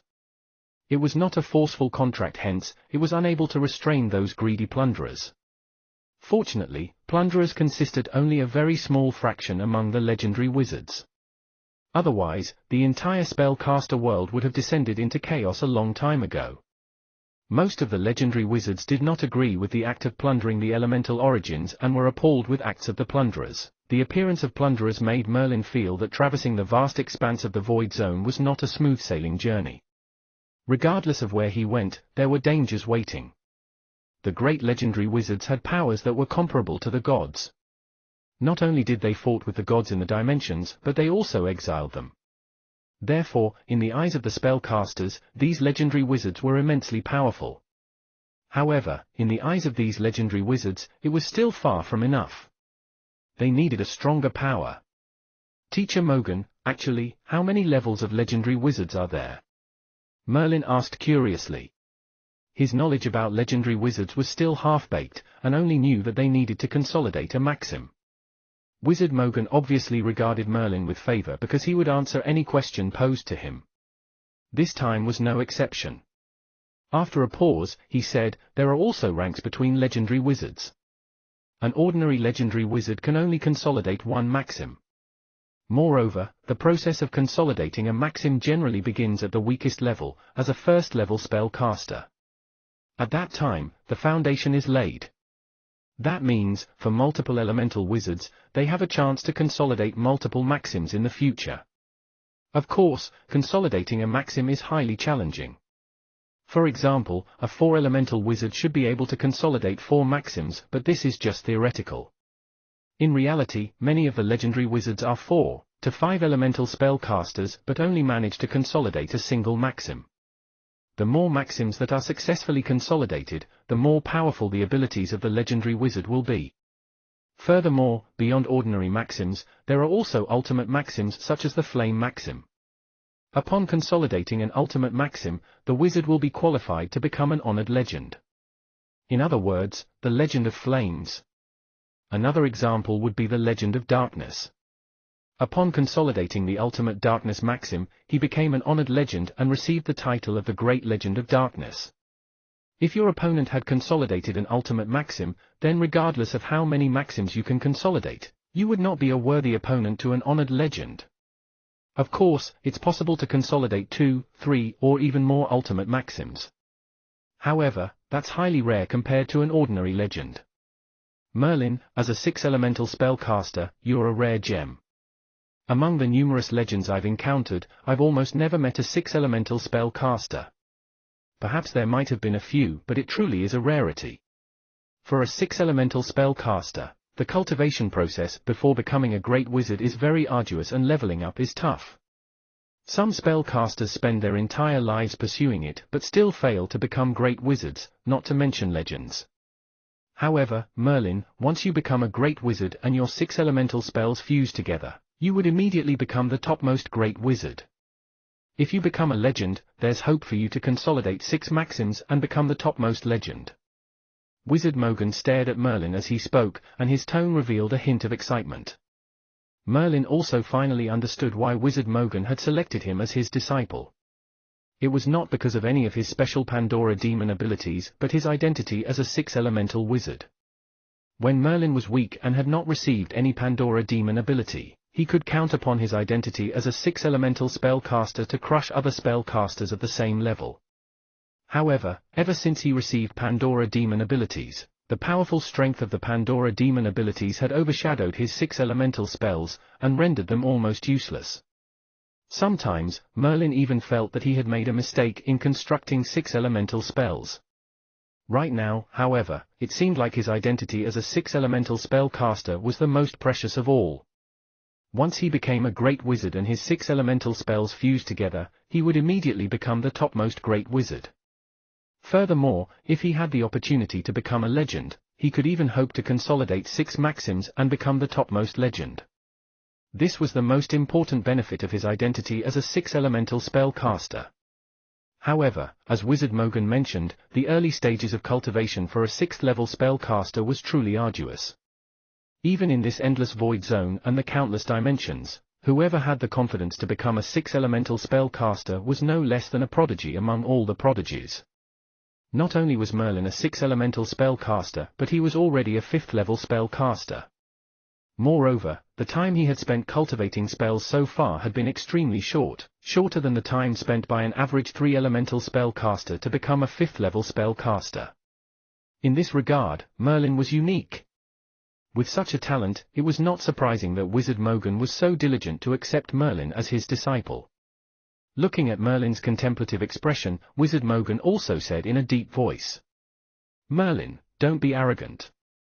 Although six-elemental spellcasters are very rare, you have to become a great wizard to truly demonstrate the true powers of a six-elemental spellcaster. Right now, you're only a fifth-level spellcaster and still have a long way to go." Merlin nodded. Naturally, he would not be so arrogant as to forget himself. He was currently light years away from becoming a great wizard, let alone a legend.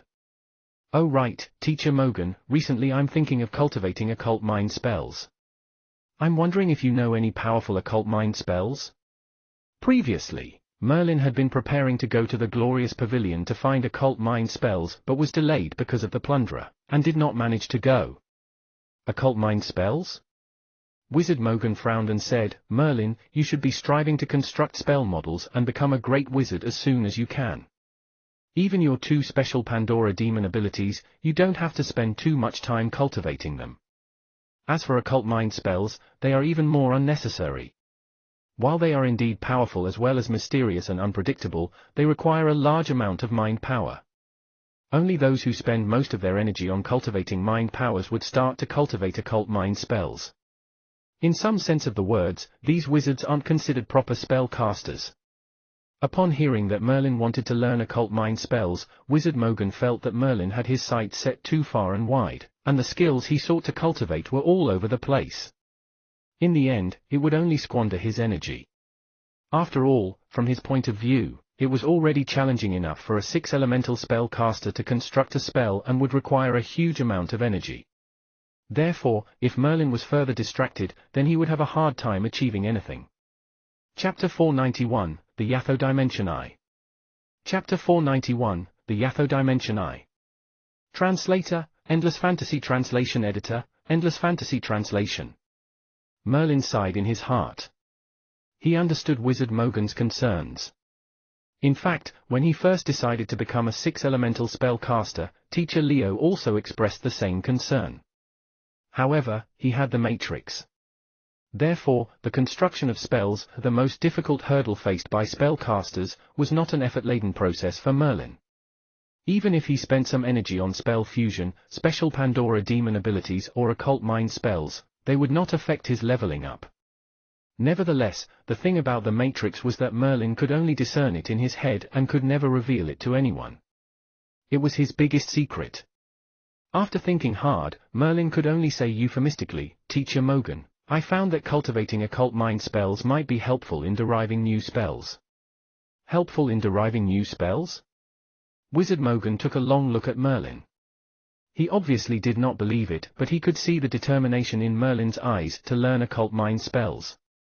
Hence, after a long pause, Wizard Mogan continued. People who cultivate occult mind spells form a class of their own. Although they call themselves spellcasters, and some of them are great wizards, their foremost priority is mind power. The mind powers of these wizards are exceptionally powerful. Thus, they are gradually able to construct powerful occult mind spells. Some of the most sophisticated occult mind spells are so powerful that they could overpower the great wizards. However, that's about as far as it goes. They are forever unable to match up against the legends because once a legend has consolidated a maxim, no amount of occult mind spells would be able to affect him.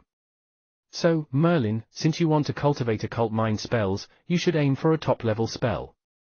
The ordinary occult mind spells would not be useful for you. I don't have any top-level occult mind spells, but in a few days' time, I'll be going to the Yatho dimension to meet my old friend, Wizard Yatho. One of Wizard Yatho's subordinates is a top-level occult mind spells practitioner. I believe you'll be able to receive a top-level occult mind spell from him. Merlin nodded. He was quite pleased, not only because he would receive an occult mind spell, but also because Wizard Mogan was going to bring him along to another dimension.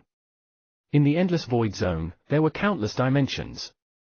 Merlin had only come to this dimension, so he desired to see some of the other dimensions.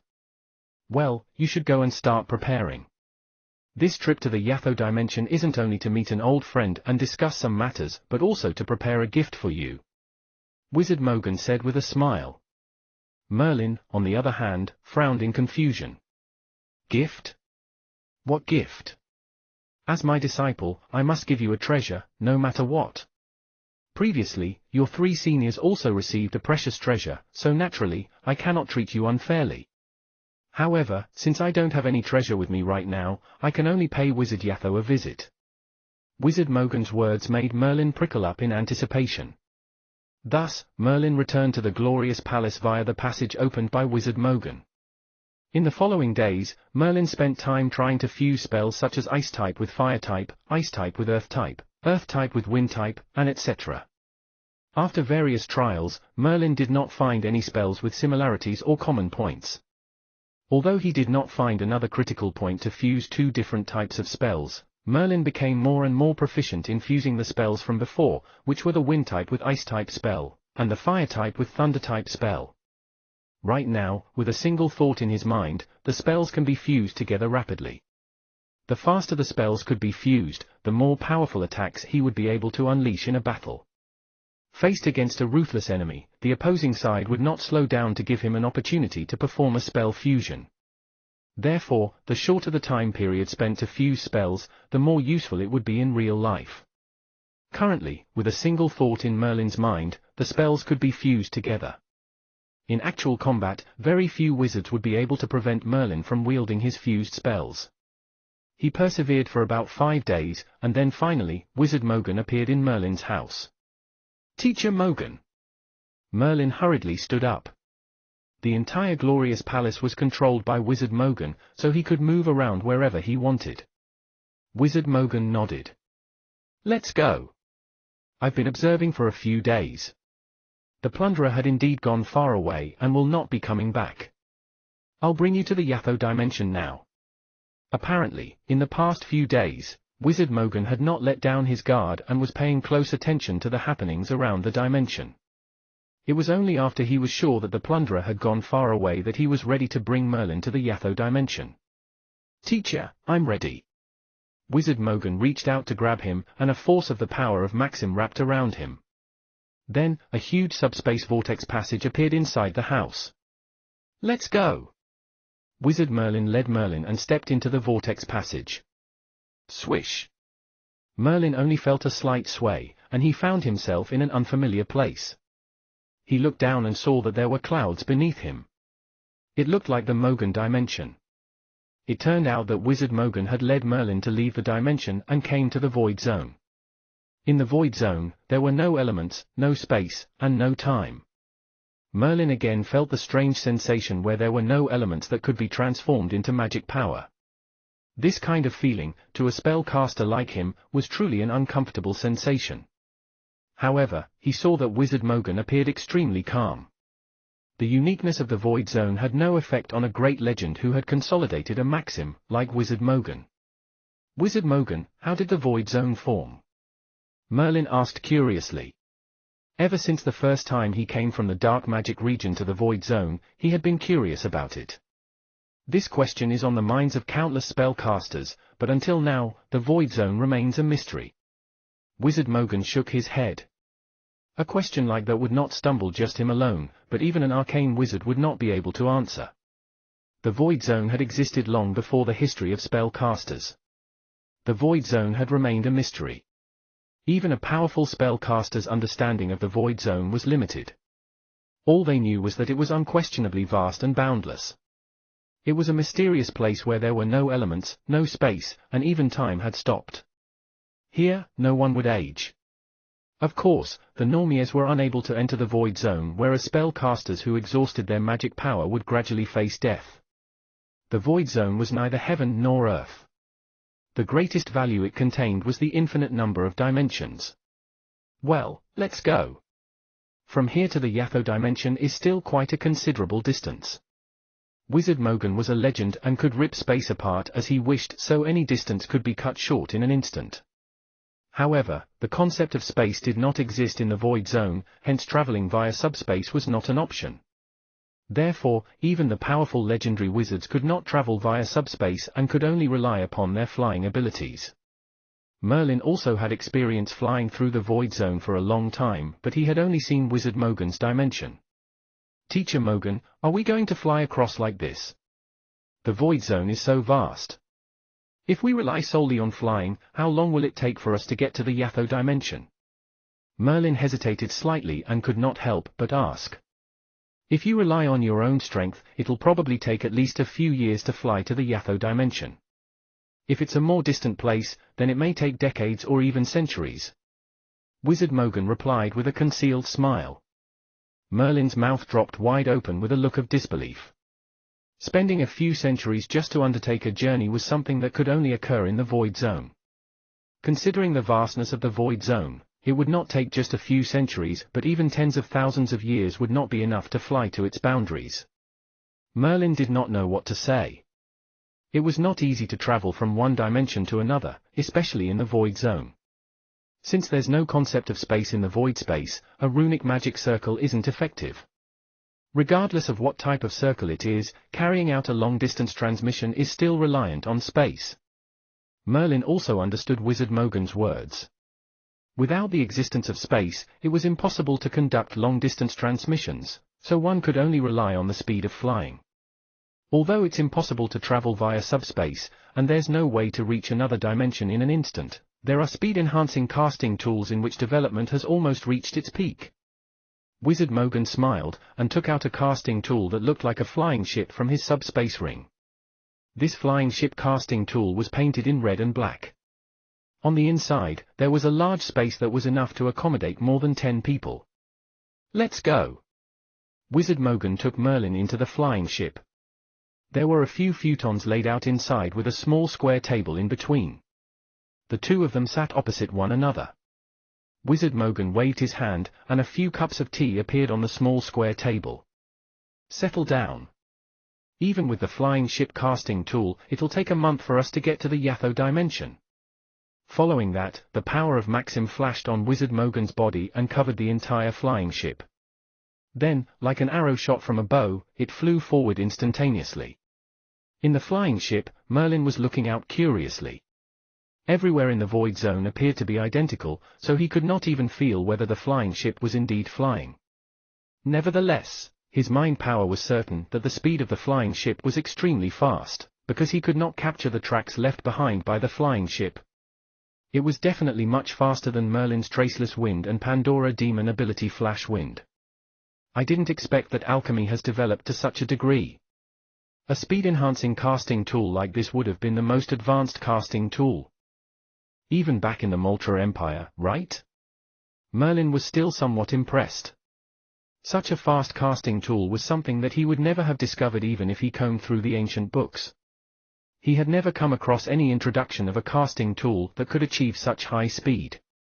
Chapter 492, The Yatho Dimension 2. Chapter 492, The Yatho Dimension 2. Translator, Endless Fantasy Translation Editor, Endless Fantasy Translation. The most advanced casting tool? Wizard Mogan grinned and shook his head. During the period of the Moltra Empire, there was no need for such a high-speed casting tool. All the development happened when the spellcasters entered the vast Void Zone. Since they couldn't travel via subspace, they had to rely on flying casting tools.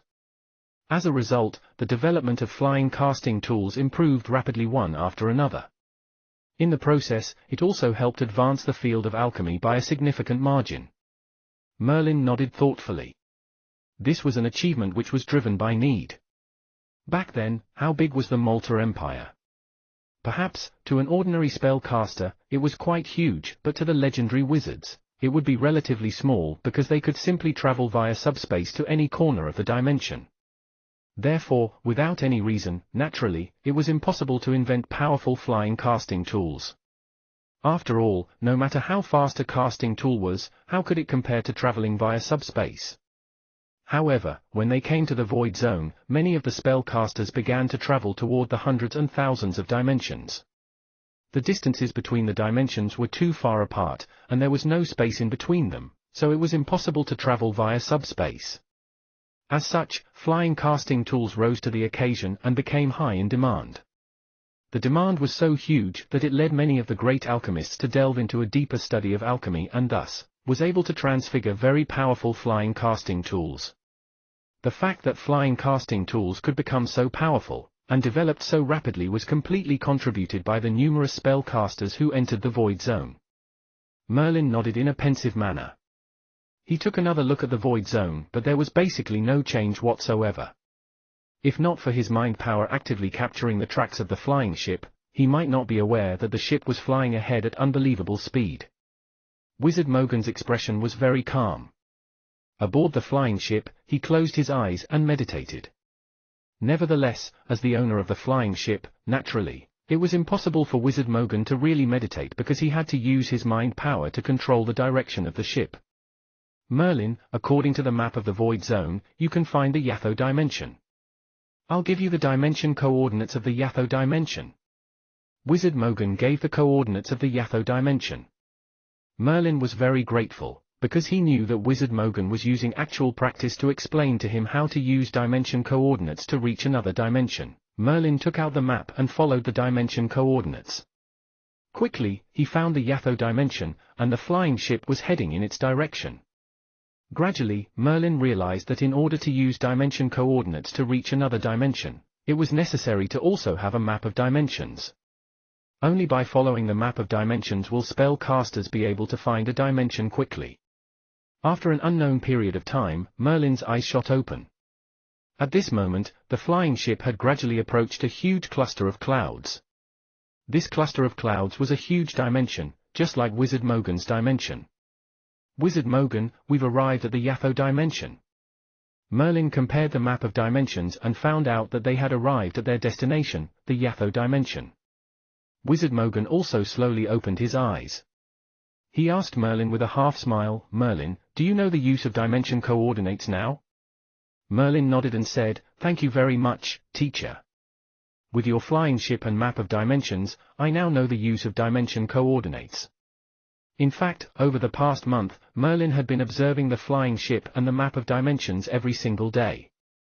Based on the map of dimensions, he silently simulated the route, and discovered that it was highly similar to the flying course of the flying ship. This meant that Merlin had generally grasped the use of dimension coordinates. He now knew about the Ecuador dimension and Wizard Saitu's dimension, so as long as he had some powerful flying casting tools, he would be able to find these two dimensions. Of course, the foremost prerequisite would be the flying casting tool. If Merlin was to fly by himself without any flying casting tool, even after several decades and centuries, he still might not arrive at these two dimensions. Considering the vastness of the Void Zone, a high-speed flying casting tool seemed like the only tool that could conveniently travel through it. It's good that you understand. Go on. Let's go see Yatho. I haven't seen him for more than 300 years.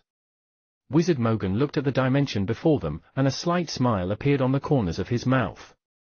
Thereafter, both he and Merlin flew out of the flying ship and stowed it back. Then, they rapidly headed into the Yatho dimension. Upon flying into the dimension, Merlin had the same sensation as when he entered Wizard Mogan's dimension. He could not control himself from falling straight downward. Fortunately, this time, Wizard Mogan was there. So, before Merlin could recover, a layer of the power of Maxim surrounded his body and protected him. Then, gradually, it helped him to stand steadily in the air. Whoosh! At the same time, a remarkable mind power swept over Merlin, instilling a sense of worry and fear in him. This mind power was no less powerful than Wizard Mogan. "Yatho, come out. we haven't met in more than 300 years, but still, you like to hide in the dark. Wizard Mogan also obviously felt the remarkable mind power fluctuations earlier. Since he was extremely familiar with Wizard Yatho, he quickly realized that it came from Wizard Yatho. Ha ha, Wizard Mogan, you old chapter. After so many years, I didn't expect you to come to my dimension. A deep laugh rumbled. Subsequently, elemental fluctuations began to ripple in the air and gradually condensed into a tall figure with a chin full of black beard, and an imposing aura. This was an incarnation of Wizard Yatho which he had condensed, and he came forward to welcome Wizard Mogan. Yes, it has been so many years. This time, there are some matters that I need Wizard Yatho's help. After speaking, Wizard Mogan took a step forward. Immediately, a deep spatial passage appeared in front of him. Wizard Mogan grabbed Merlin and flew directly into the spatial passage. Swish! Merlin and Wizard Mogan exited the spatial passage and found themselves before a luxurious palace. In the void zone, space did not exist, therefore, Wizard Mogan could not travel via subspace. Now that they were inside a dimension, naturally, subspace traveling was possible. Wizard Mogan was obviously very familiar with the Yatho dimension. Upon traveling via subspace, they arrived at Wizard Yatho's palace. However, Wizard Mogan did not enter immediately. Instead, he waited quietly outside. Is that Wizard Mogan? Great Wizard Mogan, please come in. A red-headed great wizard emerged from the palace. Upon seeing Merlin and Wizard Mogan standing outside, he greeted in a respectful tone. Wizard Mogan nodded and followed behind the red-headed wizard into the palace. Merlin also followed behind Wizard Mogan. Upon entering the palace, in front of the hall was a luxurious golden throne, and on the throne sat a burly wizard. This rudder-looking, burly wizard sat on the golden throne with an even expression on his face. However, his entire body emitted an imposing aura like he was the rightful king in everyone's hearts, and should be respected and obeyed by all. Yatho! Wizard Mogan looked at the burly wizard seated on the throne and a rare smile appeared. It was a sincere smile that came from his heart. This burly spellcaster was the one and only legend in this dimension, the powerful Wizard Yatho. Although both Wizard Yatho and Wizard Mogan were both legends who controlled an organic dimension and held countless lives in hands, their auras could not be more different from each other. Wizard Mogan looked like a benevolent elder as well as a learned scholar. He was extremely polite and venerable, thus earning the genuine respect of people around him. The aura on Wizard Yatho, on the other hand, was very violent and appeared to be extremely overbearing even at first glance. It seemed like Wizard Yatho was the only wizard that existed between the heavens and the earth, and that the entire world revolved around him. These two distinct auras were naturally linked to the differences in consolidating their respective maxims. Wizard Yatho stood up from the throne and his majestic voice echoed throughout the hall. Mogan, you haven't come here for more than 300 years. This time, you exerted enormous effort and traveled all the way to the Yatho dimension. What help do you need? Wizard Yatho spoke directly. Since Wizard Mogan came from afar, it would not be a leisurely trip. The relationship between the two was very close, so they did not care about perfunctory courtesies. Nevertheless, Wizard Mogan did not show any trace of humor. Instead, his expression darkened. In a deep voice, he said, "There's indeed some trouble. It's about the plunderers." Huh? Plunderers? Mogan, you've encountered a plunderer? As soon as the plunderer was mentioned, Wizard Yatho's expression also began to turn solemn. Yes, a plunderer arrived in my dimension some time ago but I drove him out. Wizard Mogan was about to continue speaking but suddenly, a highly violent elemental fluctuation appeared outside the palace. The aura was highly vicious and was accompanied by periodic bursts of cheers. Wizard Yatho was distracted for a split second and appeared to be investigating the happenings outside. Then, with a smile, he said, "Outside is a disciple whom I took in 60 years ago, Asher. Hee, Mogan, you can take a good look at Asher's talents. He's one of the most talented spellcasters that I've ever encountered. He has the potential to become a peak legendary wizard who is even more powerful than you and I." Upon mentioning his disciple, there was a look of unconcealed smugness on his face. "Asher, come in to meet Wizard Mogan." Wizard Yatho roared toward the door. Creak! The palace door was pushed open, and a slender handsome young wizard appeared. Chapter 493, Sword Point I. Chapter 493, Sword Point I. Translator, Endless Fantasy Translation Editor, Endless Fantasy Translation. The young wizard gracefully came before Wizard Mogan and gestured a single palm salute. Wizard Mogan. The young wizard's movement was graceful, and his entire body exuded an aristocratic air. His burgundy hair draped elegantly behind his shoulders. His fair countenance glowed with a trace of radiance, especially his eyes, which were like two beautiful sapphires. The bright blue sparkle in them was truly breathtaking. He, Wizard Mogan, this is a new disciple whom I took in 60 years ago. What do you think? Wizard Yatho's face was overflowing with smugness. At his level, it was too difficult to progress even a single step forward, and a legendary wizard who had consolidated a maxim would be comparable to the gods and was almost immortal.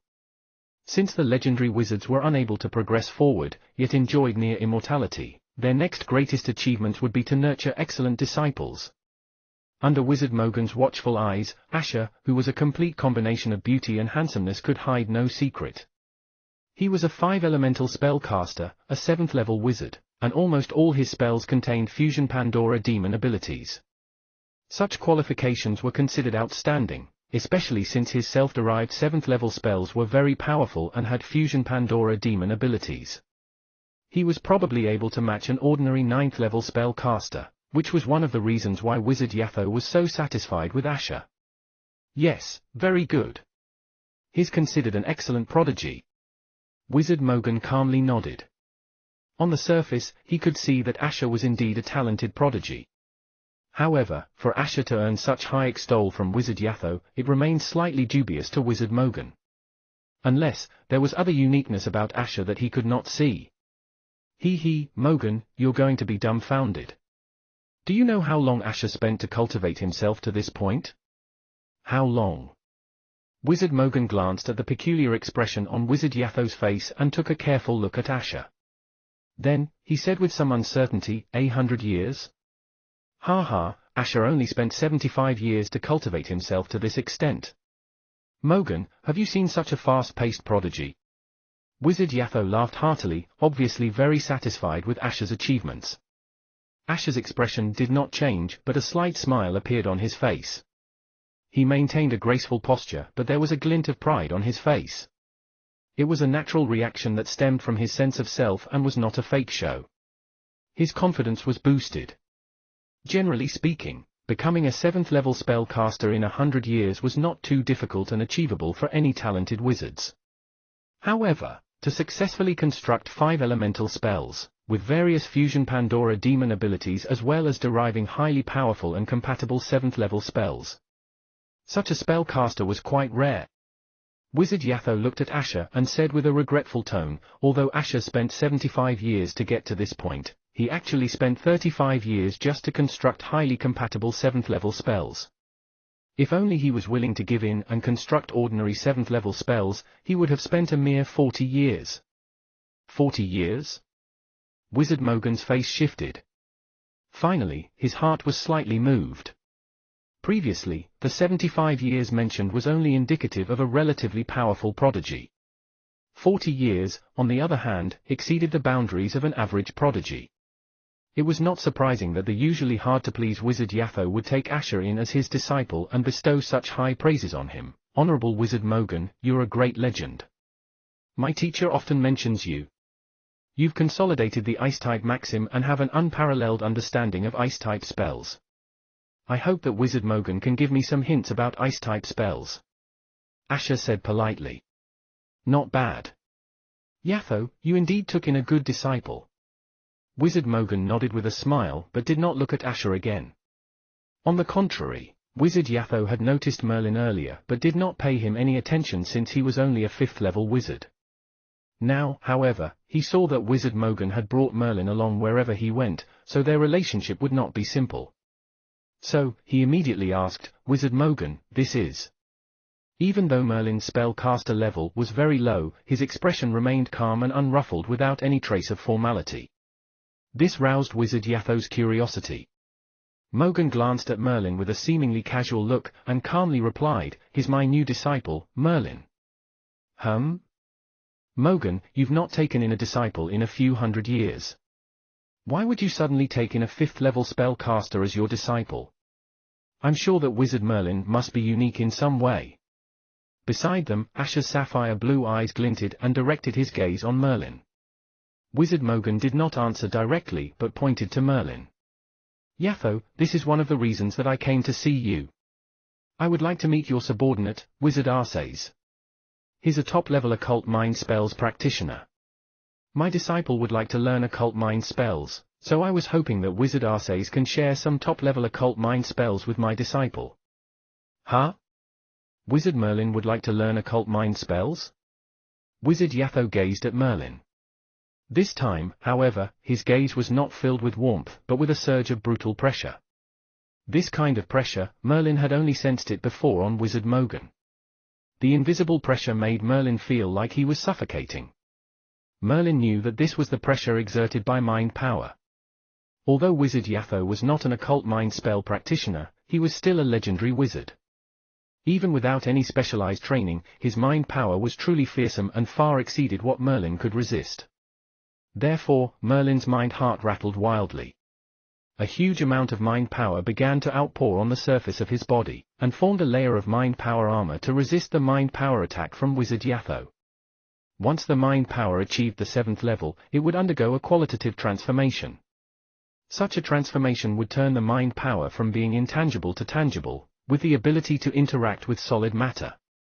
It was precisely due to this reason that occult mind spell practitioners came into existence. They originated as spellcasters but appeared to be very unremarkable among the spellcasters, except for their extraordinarily powerful mind powers. Consequently, the mind hearts that they were able to consolidate were also different from ordinary spellcasters. As a result, this group of wizards began to delve into the study of mind power and eventually created many powerful mind occult spells that were comparable to 9th-level spellcasters and even the great wizards. This indirectly proved that spellcasters were an inventive population. As long as there was sufficient demand for something, the spellcasters were able to produce it, such as flying casting tools and mind occult spells. Merlin's mind power was only at the crudest usable level. Nevertheless, his mind power was very powerful because it had undergone significant growth after refining the divinity. Based on the size of his mind power, he was more powerful than an average 8th-level spellcaster. On the other hand, Merlin's mind heart was still at the 7th level and had not even reached the peak. Thus, he was well suited to cultivate mind occult spells. Once Merlin's mind power armor was formed, Yatho's mind power swiftly retreated and completely disappeared. Wizard Yatho said with a hint of approval, "Not bad. Wizard Merlin's mind power is indeed powerful enough to cultivate mind occult spells. It seems, Mogan, that you haven't been idle, and took in a good disciple." Although Yatho was bestowing praise on Merlin, he was merely being polite on the surface. Everyone knew that no matter how powerful mind occult spells practitioners were, they were ultimately unable to become legends. So, even the most powerful occult mind spell practitioner would not be able to rival an average legendary wizard. The differences between the two were too pronounced. As for Arces, I'll summon him. Although Arces is my subordinate, if you want to learn the most powerful occult mind spells he has, you must first ask for his consent. I can only summon him here. Whether or not Arces can be persuaded to impart his teaching on occult mind spells will depend on your own effort. Wizard Yatho was quite respectful toward the most effective wizard under his command. After all, Arces was a top-level occult mind spells practitioner and was also a rare great wizard. Arces was an ordinary great wizard, but with the powers of a great wizard coupled with an unimaginably powerful mind heart, he could rely on his occult mind spells to catapult himself to become one of the peak-level great wizards. His powers were second only to the legendary wizards. Wizard Mogan nodded. Of course. Occult mind spells are the greatest secrets held by Wizard Arces. Naturally, I'll seek his opinion. Following that, Wizard Yatho shut his eyes, seemingly mobilizing the powers of the dimension to summon Wizard Arces. Soon, Wizard Yatho opened his eyes. He smiled and said, "I've informed Arces, but he's currently not in the palace. He'll rush back as soon as he can, so you have to wait for a while." The next moment, the hall plunged into a pin-drop silence. Merlin had a prickling feeling that someone was staring at him with a disdainful, calculating look, so he raised his head. It was Asher. Merlin nodded at him politely.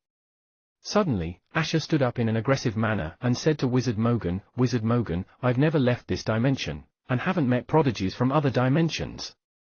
Since you were willing to take Wizard Merlin in as your disciple, his abilities mustn't be too poor.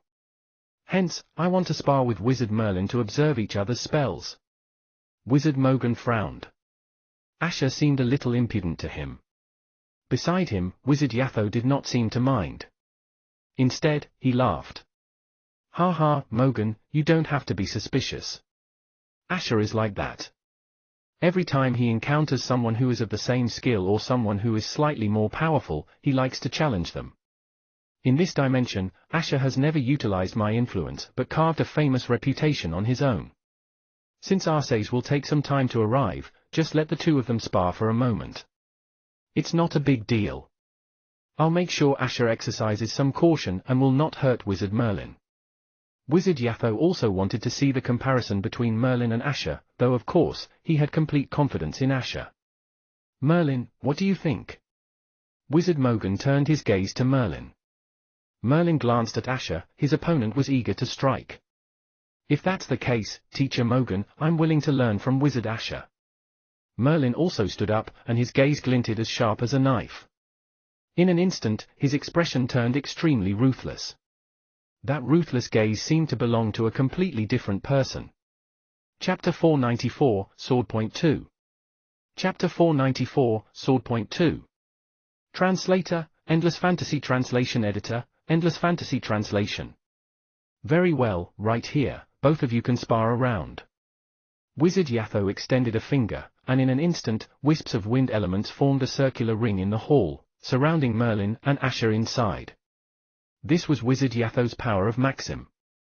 The Maxim that Wizard Yatho consolidated was the Wind Maxim, hence, it contained faint howls of a hurricane.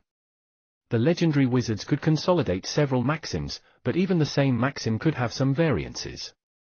For example, the Wind Maxim contained the Hurricane Maxim, the Tornado Maxim, and so on. Every Maxim had its unique characteristics. Some Maxims were incomparably violent, whereas some Maxims were painstakingly gentle. Of course, generally, the same Maxim would possess the same amount of power. The only differences laid in the details. Merlin and Asher were both surrounded by the power of Maxim. It would prevent their spells from leaking out and cause huge damage. Asher maintained a graceful posture. He was not in a hurry to attack. Instead, he smiled at Merlin. "Wizard Merlin, you're the guest, so you can make the first move." "Wizard Asher, my spell power is quite strong. Are you sure you want me to make the first move?" Merlin asked with a solemn expression. Asher did not seem to regard it seriously. He nodded. "Wizard Merlin, don't worry. My defensive spells are stronger than you think. Even if I were to encounter those peak 8th or 9th level spells, I'm confident that I can hold on for a moment." It was apparent that Asher possessed some kind of strong defensive capabilities, thus, Merlin did not hold back any longer. "Who?" Suddenly, a strong gale began to whip around, and what was even more surprising was that this gale contained streaks of white air. These were frigid drafts that were capable to freeze everything.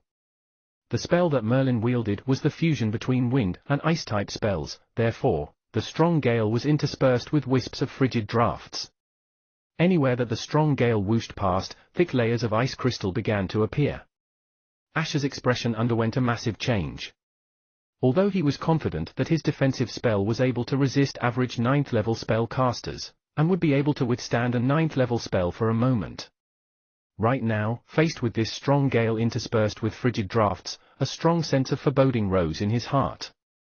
How could there be such a strong sense of danger? A wind-type spell and an ice-type spell, could this be a fusion of two spells? In Asher's mind, a possibility popped up quickly. Spell fusion. Currently, Merlin's wind-type spell and ice-type spell, was that not the fabled spell fusion? It was a feat that was only achievable by the peak 9th level spellcasters and powerful great wizards who were beginning to fuse their spells. There were different ranks between 9th level spellcasters, and one of the differentiating points was spell fusion. Only someone who had started to do spell fusion could be considered a peak 9th level spellcaster, and had the chance to become a powerful great wizard. Crack! The strong gale interspaced with frigid blasts which raged on and froze Asher on the spot. However, there was a pale yellow glow that surrounded his body. It was his 7th level spell with Fusion Pandora Demon ability. Moreover, Merlin could sense that that was not all. Most probably, there was an enhancing casting tool as well. It was not surprising that Asher was so confident that he could rival a 9th level spellcaster. Apparently, it was because he had an enhancing casting tool, coupled with his originally highly powerful spell, and Fusion Pandora Demon ability which boosted his confidence. The ice crystals were continuously thickening.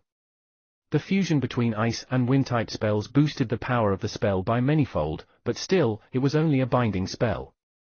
Therefore, he had not defeated Asher and had merely entrapped him. Spell fusion, the power is quite impressive. Just this spell alone is comparable to a peak 8th level spellcaster. It's not surprising that you're Wizard Mogan's disciple. Very well, I've been searching for a long time but haven't encountered such an evenly matched opponent as you. Looking at the spells released by Merlin, Asher appeared to be very excited. Merlin was only a 5th level spellcaster but was already capable of exploding a powerful force. This was a true prodigy whose abilities was no less inferior compared to Asher. In the Yatho dimension, Asher had almost never encountered another prodigy who could rival him. As a result, seeing such an evenly matched prodigy like Merlin naturally excited him. Faint traces of fire elements began to fluctuate on his body and burned gradually stronger to melt away the ice crystals. Merlin narrowed his eyes. He had achieved his goal to bind Asher. Now, his killing blow would be the spell fusion between his thunder and fire-type spells. Boom! On the upper half of the hall, peals of thunder began to flash in a strange manner. At the same time, Merlin extended a finger and a giant flame appeared out of thin air and began to intertwine with the thunder. Finally, they were completely fused together. Hiss hiss hiss. Inside the flames, the distinct rumble of thunder could also be heard. Both were very powerful offensive spells, so the resulting power, generated upon their fusion with one another, was enough to terrify anyone. At first, when Merlin's wind-type spell and ice-type spell fused together, Wizard Yatho's face turned slightly grave, but his gaze remained quite relaxed. He even praised Merlin lightly to Wizard Mogan because back when they were at Merlin's level, they would not have been able to achieve it. However, when Merlin's fire-type and thunder-type spells fused together, Wizard Yatho's gaze was no longer as relaxed. Instead, his expression tensed up more than ever. He was well aware of Asher's capabilities, and the explosive power from Merlin's thunder-type and fire-type spell fusion was simply unimaginable. Thinking about this, Wizard Yatho grimaced at Wizard Mogan. Mogan, now I must seem like a fool to you. Before this, I was boasting so proudly about taking Asher in as my disciple. Unexpectedly, you have such an excellent disciple but yet remained quiet. Not only is he a rare 6-elemental spellcaster but is also able to do spell fusion. At the very least, in the future when he becomes a great wizard, he shouldn't encounter any major problems. If he manages to consolidate a maxim and becomes a legend, then there's hope for him to become one of the topmost legends. Wizard Yatho's words put a smile on Wizard Mogan's face. He was indeed very satisfied with Merlin. Based on Merlin's qualifications, any legendary wizard would be tempted in their hearts. Right now, Wizard Yatho was also slightly tempted, but considering that Merlin was Wizard Mogan's disciple, he could only shake his head in despair. This sparring session no longer had any meaning. However, Wizard Yatho did not stop Merlin. It would not be a bad thing for Asher to suffer some setbacks. The flames intermixed with thunder rapidly loomed in front of Asher and engulfed the ice crystals. Asher, who had been temporarily bound by the ice crystals, could only watch the explosion of thunder and flames before his own eyes. Boom!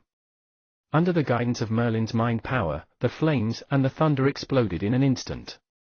The greatest power of fused spells was explosion, which was able to release unimaginably fearsome power. The powerful impact almost broke down Wizard Asher's defensive spells. Even with the enhancement of the casting tool, it was useless facing such a powerful impact. In fact, it almost tore Asher apart. However, the wind maxim which surrounded them wrapped around Wizard Asher in an instant. Regardless of the formidable impact from the flames and the thunder, they were unable to affect the wind maxim. Merlin glanced at Wizard Yatho, then took a step backward and retracted his spell. Wizard Yatho waved his hand again, and the wind maxim which surrounded them disappeared. The entire hall fell into silence again, though Wizard Asher's face appeared slightly pale. Wizard Yatho yelled shrilly at Wizard Asher, "Asher, you've lost. Now, you should be aware that you're still lacking in many ways, and far from being powerful." Asher's expression shifted uncertainly. He was truly stunned. Ever since he became a 7th-level spell caster, coupled with his casting tools, he had been somewhat able to stand up against even the 9th-level spell casters. Never before had he experienced something like today. He did not even have an opportunity to retaliate before he was completely defeated. In the end, if not for Wizard Yatho's interference, Merlin's fused spell might have really killed Wizard Asher. This made Asher fearful. It was the first time he had faced death so intimately. After a moment Asher finally raised his head. He took a deep breath, looked at Merlin, and said, "Wizard Merlin, you've won. You're a real prodigy. Teacher Yatho is right, there's always a higher mountain. Previously, I've been too arrogant in the Yatho dimension. However, this doesn't mean that I accept defeat.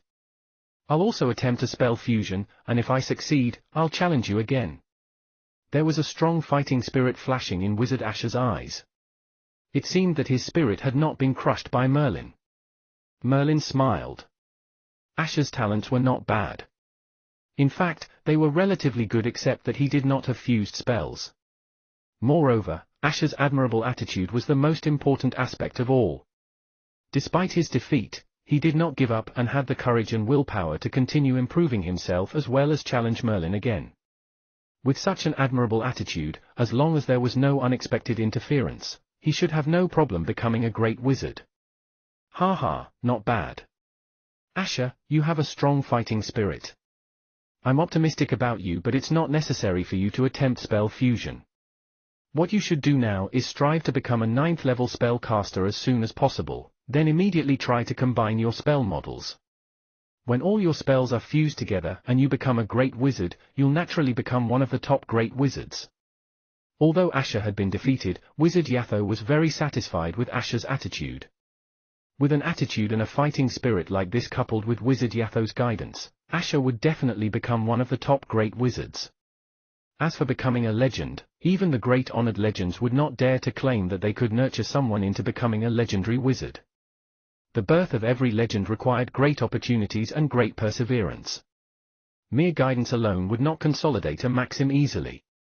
There were many prodigies among spellcasters, yet legends remained rare.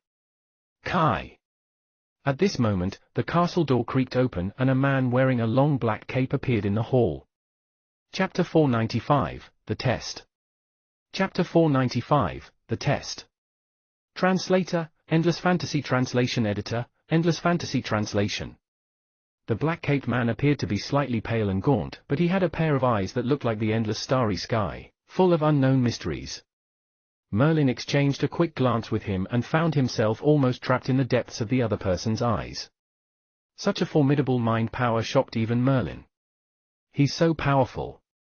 Although he's considered a great wizard, it's only his elemental fluctuations that are at the level of great wizards. In general, the dangerous aura he exudes is almost similar to the great legends like Wizard Mogan and Wizard Yatho. Merlin was extremely vigilant toward this black-caped man. Earlier, the other person had only looked at Merlin briefly but almost managed to scatter his mind power. Even his mind-heart could not be controlled. The impact on Merlin was too shocking. "Great Wizard Yatho, you've summoned me back urgently. What are your orders?" The black-caped man bowed his head slightly and asked respectfully. Wizard Yatho smiled, and pointed to Wizard Mogan beside him. "Arsays, this is Legend Mogan. He came from afar to see you." "To see me?" Arsays frowned and glanced at Wizard Mogan questioningly. "I wonder how I may help the great Wizard Mogan." Although Arceus possessed a powerful arsenal of occult mind spells, and his abilities had achieved the peak among the great wizards, he dared not regard any of the great legends lightly. No matter how powerful the occult mind spells, they were unable to hurt the legends. Therefore, regardless of how much Arceus had cultivated himself, becoming a peak great wizard was already the apex for spellcasters who cultivated occult mind spells. They were unable to level up any further. For this reason, Arceus had remained in the Yatho dimension. Wizard Mogan's eyes sparkled. He stared at Arceus and said slowly, "Wizard Arceus, I've heard that you're a strong mind power master. My disciple, Merlin, would like to learn some top-of-the-line occult mind spells. If Wizard Arceus is willing to teach him, no matter what other conditions, I'll agree to them." Wizard Mogan's tone was very sincere, but regardless of how sincere he was still a great legendary wizard. Naturally, there was an unquestionable forcefulness in his tone that no one could deny his request. Arceus took a deep breath and felt a slight pang of annoyance deep in his heart. He was a respectable mind power wizard whose abilities were comparable to the topmost great wizards. In the Yatho dimension, he held the highest position among the powerful great wizards. However, standing before a great legendary wizard, Arceus could not refuse the request. Although Wizard Mogan spoke very politely, and appeared kind, Arceus knew that the authority of the legendary wizard should not be challenged. Hence, he could only agree. Moreover, the fact that Wizard Yatho specially summoned him back spoke volumes of his expectations. Wizard Yatho obviously wanted Arceus to acquiesce to Wizard Mogan's request. Thinking along these lines, despite some reluctance in his heart, Arceus nodded. "It's my honor to be able to work for the great Wizard Mogan. Sharing top-of-the-line occult mind spells isn't a big deal, but they are still my life work. Therefore, if Wizard Merlin can pass my test, then I'll fully impart my occult mind spells to him." Arceus also made a request. Perhaps, he was being pressured by Wizard Mogan or protecting Wizard Yatho's reputation, therefore, he did not refuse to teach Merlin occult mind spells. However, he had a request, which was to pass his test. The top-of-the-line occult mind spells were perhaps insignificant to great legends like Wizard Mogan and Wizard Yatho, because no matter how powerful the occult mind spells, they would not be able to pose a threat to them. However, these spells were still the life work of Arceus, so he could not impart the knowledge easily. In a way, it was a reasonable request. However, how could Wizard Mogan be considered an ordinary wizard? For an ordinary wizard, it would have been a reasonable request, but Arceus' actions made Wizard Mogan feel like his authority was being challenged. A great legend's authority should not be challenged by anyone. Although Wizard Mogan had put forth a request to Arceus, Arceus was not allowed to challenge a great legend's authority. "So, you're saying, Wizard Arceus, that you're unwilling to teach him?" A strong oppressive aura appeared around Wizard Mogan, and his meaning could not be more apparent. Merlin was slightly dumbfounded because in his eyes, Wizard Mogan was a very kind and amiable great legend. Right now, Wizard Mogan's persona in the outside world was incredibly belligerent. His authority was absolute, thus, he did not allow anyone to challenge him. No matter how demanding his request was, it must not be denied.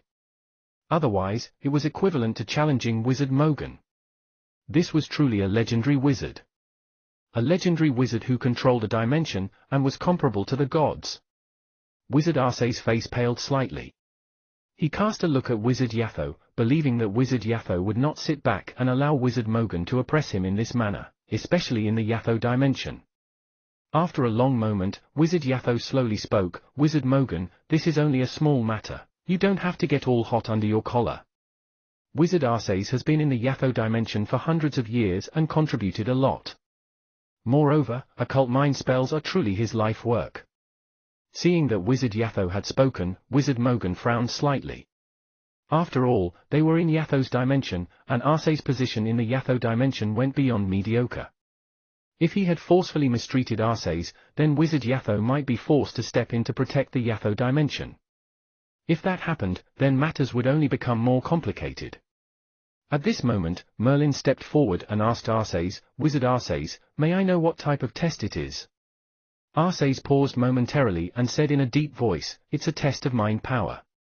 In the Yatho dimension, I've discovered a wondrous place with some powerful spirits. These spirits can be killed by mind power as well as some powerful spells. By killing some of the spirits, they can be refined to increase your mind power slightly. It's an ultimate cultivation ground for mind power practitioners. If you can get through the obstacles, and successfully enter the innermost layer as well as defeat the spirit that's comparable to a peak 8th level spellcaster, then you'll pass the test.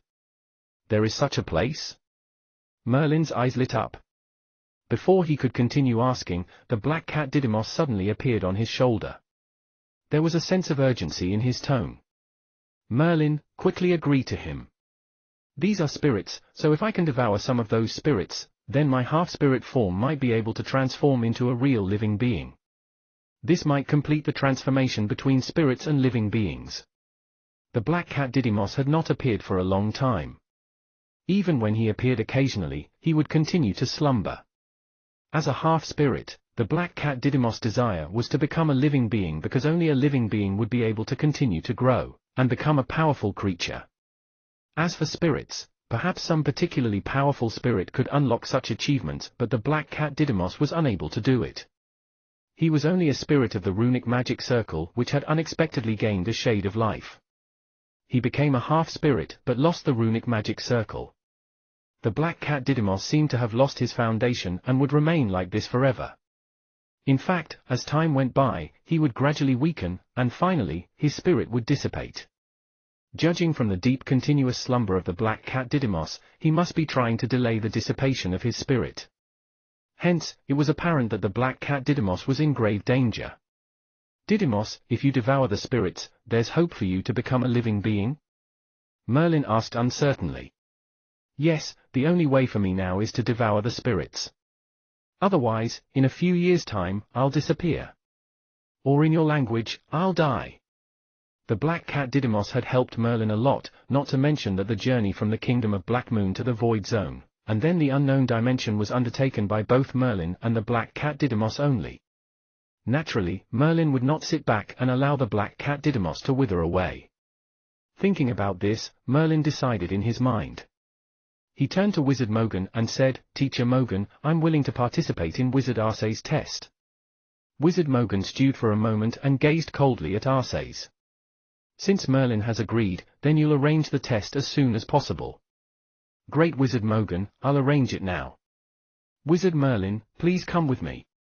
Thereafter, Arcees immediately turned and walked out of the palace. Merlin gave a slight bow to Wizard Mogan and Wizard Yatho, and followed Arcees out. In the palace hall, Wizard Mogan's face was slightly sullen. Wizard Yatho smiled and said, Mogan, don't worry. Even if Merlin doesn't pass the test, I'll personally persuade Arcees to impart some occult mind spells to Merlin. Wizard Mogan glanced at Wizard Yatho. He knew that if Merlin really failed to pass the test, Wizard Yatho would not allow Merlin to return empty-handed as a courtesy to him. However, in that case, he was afraid that Arcees would only impart some of the ordinary occult mind spells to Merlin. This was what Wizard Mogan could not accept. Nevertheless, this was the Yatho dimension. Even Wizard Mogan could not interfere in its matters. Therefore, he could only propose to Wizard Yatho.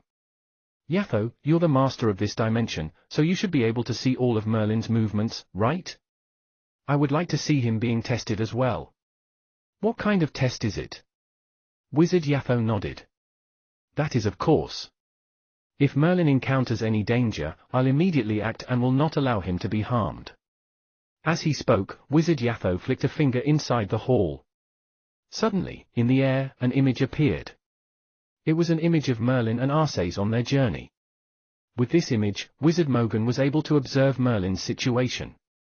Hence, in the hall, Wizard Mogan, Wizard Yatho, and Asher stared at the image quietly, paying close attention to Merlin's test. Chapter 496, The Fifth Form. Chapter 496, The Fifth Form.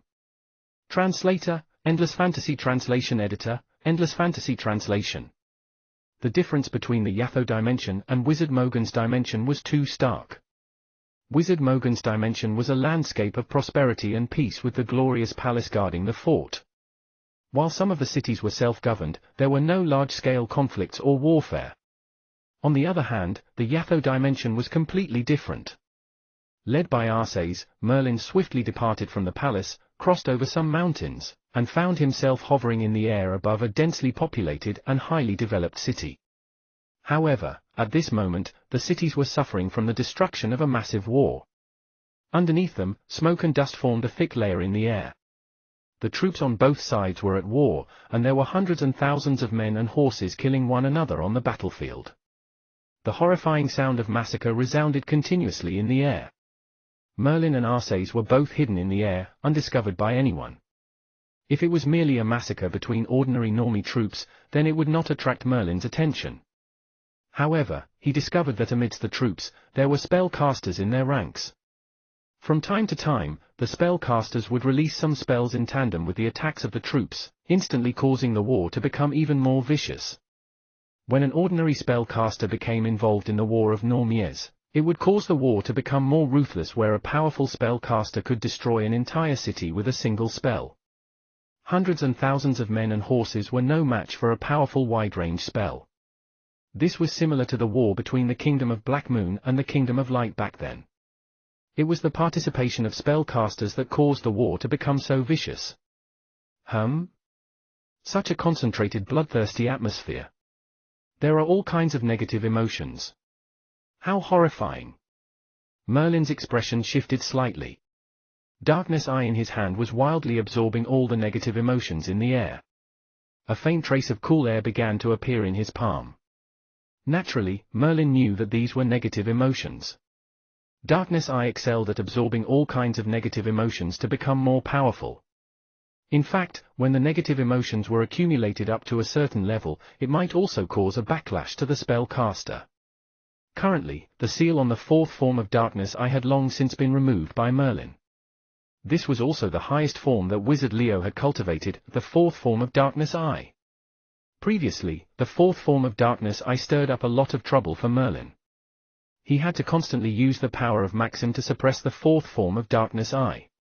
However, after Merlin had consolidated his mind-heart and continued to improve it, the mind power produced by his mind-heart was comparable to a peak of the 8th level or perhaps even the 9th level. Such a strong mind power enabled Merlin to easily suppress the fourth form of Darkness Eye. As a result, the fourth form of Darkness Eye could no longer spill its backlash at him. The original problem had been solved, but there was a new issue. The fourth form of Darkness Eye was the result of Wizard Leo's cultivation. Right now, it could no longer keep up with Merlin's needs. He needed the fifth or even a stronger form of Darkness Eye. Currently, it was up to Merlin to find ways to enhance Darkness Eye, and negative emotions were unquestionably the best method to enhance it. Darkness Eye in Merlin's palm was glowing with traces of crimson light. Above his head, a huge, clear ghostly face appeared, accompanied by pangs of hair-raising, eerie shrieks. Such a strong backlash. Suppress! Merlin could feel it. As the war below them waged on, large amounts of negative emotions were being absorbed by Darkness Eye. Merlin had sensed that the backlash of Darkness Eye was growing stronger and stronger, so he needed more mind power to keep it suppressed. Following the enhancement of the power of Darkness Eye, it would undoubtedly try to consolidate its fifth form. According to rumors, the fifth form of Darkness Eye was capable of easily killing a 9th-level spellcaster. Even the peak 9th-level spellcasters who were beginning to attempt spell fusion were not able to rival the fifth form of Darkness Eye. However, one must at least be a 9th-level spellcaster, and possess a deep understanding of Darkness Eye. One must also have the capability to suppress its backlash to be able to consolidate the fifth form of Darkness Eye. Merlin had never thought that he would consolidate the fifth form of Darkness Eye right here and now. He was well aware that even in the off chance that the fifth form of Darkness Eye was consolidated, with his current capabilities, he would have no choice but to mobilize the power of Maxim to suppress the fifth form of Darkness Eye. This way, it would result in consuming a huge amount of the power of Maxims. Maxims are so rare. It's better for the fifth form of Darkness Eye to be slightly delayed. Although my abilities seem to have reached a bottleneck and it's difficult to achieve any improvement, as long as I achieve some breakthrough in spell fusion and manage to fuse 3 types of spells, then except for the topmost 9th-level spellcaster, I shall fear no one. Merlin knew clearly in his heart that the fifth form of Darkness Eye was too dangerous. At his current stage, it was not necessary for him to enhance Darkness Eye. With spell fusion as well as the mysterious occult mind spells, Merlin intended to rely on occult mind spells to enhance his abilities in order to compete with an average 9th-level spellcaster. Occult mind spells, especially top-of-the-line occult mind spells, was indeed capable of competing against a 9th-level spellcaster. The entire premise of occult mind spells was built upon enabling the weak to conquer the strong. Nevertheless, occult mind spells were notoriously difficult to cultivate. It was already difficult for Merlin to cultivate sufficiently powerful occult mind spells, what more to match those spellcasters who were armed with an arsenal of powerful occult mind spells. Above the battlefield, Merlin looked at the incomparably concentrated concoction of negative emotions. He knew that with this concentration of negative emotions, his darkness eye would be enhanced quickly. However, if he wanted to enhance it to the 5th form, this amount of negative emotions was far from enough. Bang! Suddenly, Merlin's body seemed to turn into a vortex. With him in the center, a gigantic blood-red eye vaguely took shape and appeared in the air, wildly absorbing the negative emotions. This. Arcee's expression changed drastically. He could sense Merlin's aura. This meant that Merlin was preparing to forcibly plunder the enormous amount of negative emotions from this battlefield, and consolidate the 5th form of Darkness Eye. Hum hum hum. In the air, the gigantic Darkness Eye was getting more and more defined.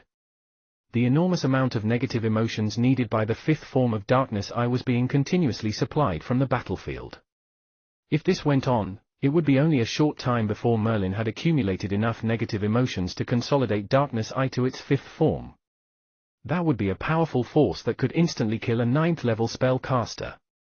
Chapter 497, The Arrival. Chapter 497, The Arrival. Translator, Endless Fantasy Translation Editor, Endless Fantasy Translation.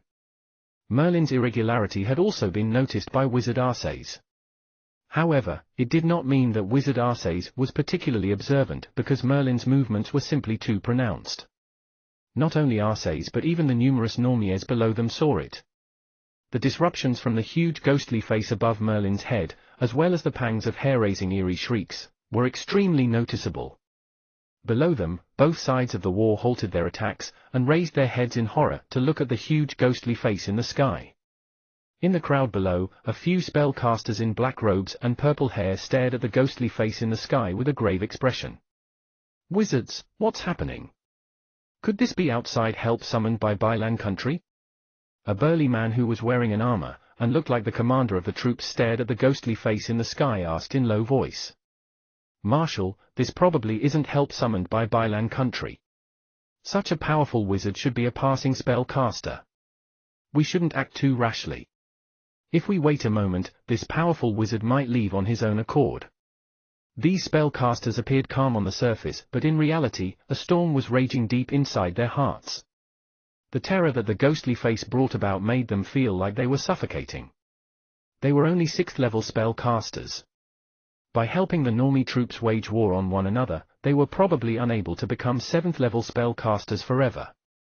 Therefore, they wanted to leave their own footprints in this world. Undeniably, in the Normie world, these 6th-level spellcasters were treated like godly existences. Hence, it was easier to leave a footprint. In fact, if they were lucky enough to find some talented Normies, they could even take in disciples. As for the ghostly face in the sky, they could tell with a single look that only someone above the 7th level would possess such fearsome power. Therefore, none of them dared to go up. They could only hide in their camps and hoped that this powerful wizard would leave quickly. Merlin could sense that the negative emotions were getting more concentrated, and Darkness Eye was beginning to ease a little. However, he knew that it was still a distance away from achieving the 5th form of Darkness Eye.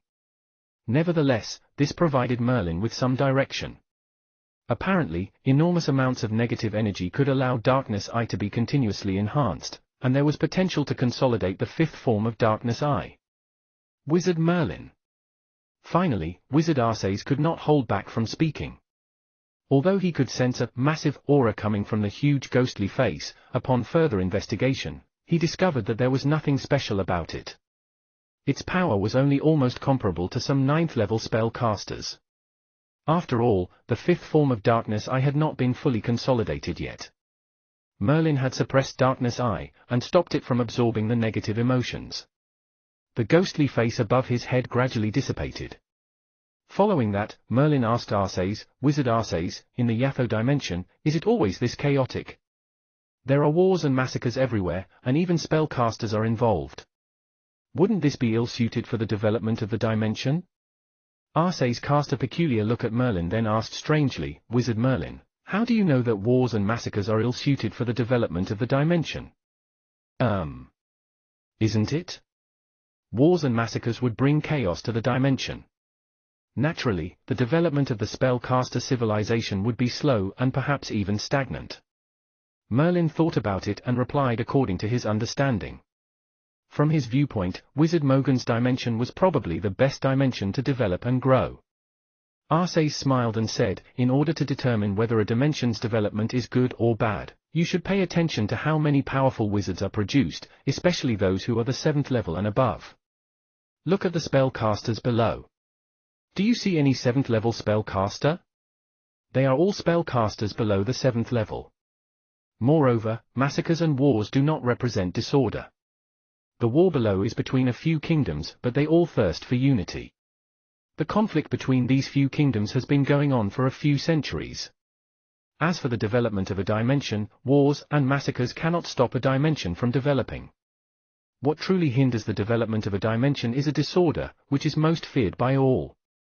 Although the Yatho dimension might appear extremely chaotic since it's perpetually at war and many spellcasters are killed, the foundation of the dimension still functions in an orderly manner. Each of these kingdoms has a strong ruling system, thus, there would not be a disorderly society. This is the basis for the development of a dimension. Merlin nodded thoughtfully. Indeed, among the many spellcasters below, he did not sense anyone with the aura of a 7th level spellcaster. Moreover, 7th level spellcasters were too powerful to be bothered with the war between the Normies. Spellcasters above the 7th level were too occupied with becoming an 8th level, 9th level or even a great wizard. It was only those spellcasters who felt that they had no hopes of breaking through to the 7th level who would stay in the kingdom of Normies. Okay, let's go. We'll arrive soon. Arcés urged Merlin to continue flying forward. Inside the luxurious palace, Wizard Mogan and Wizard Yatho were keeping a close watch on Merlin and Arcés in the image. In the beginning, nothing happened, so both of them were chatting lightly. Soon, when the huge ghostly face appeared above Merlin's head, Wizard Yatho's expression changed significantly. He was, after all, a respected great legend.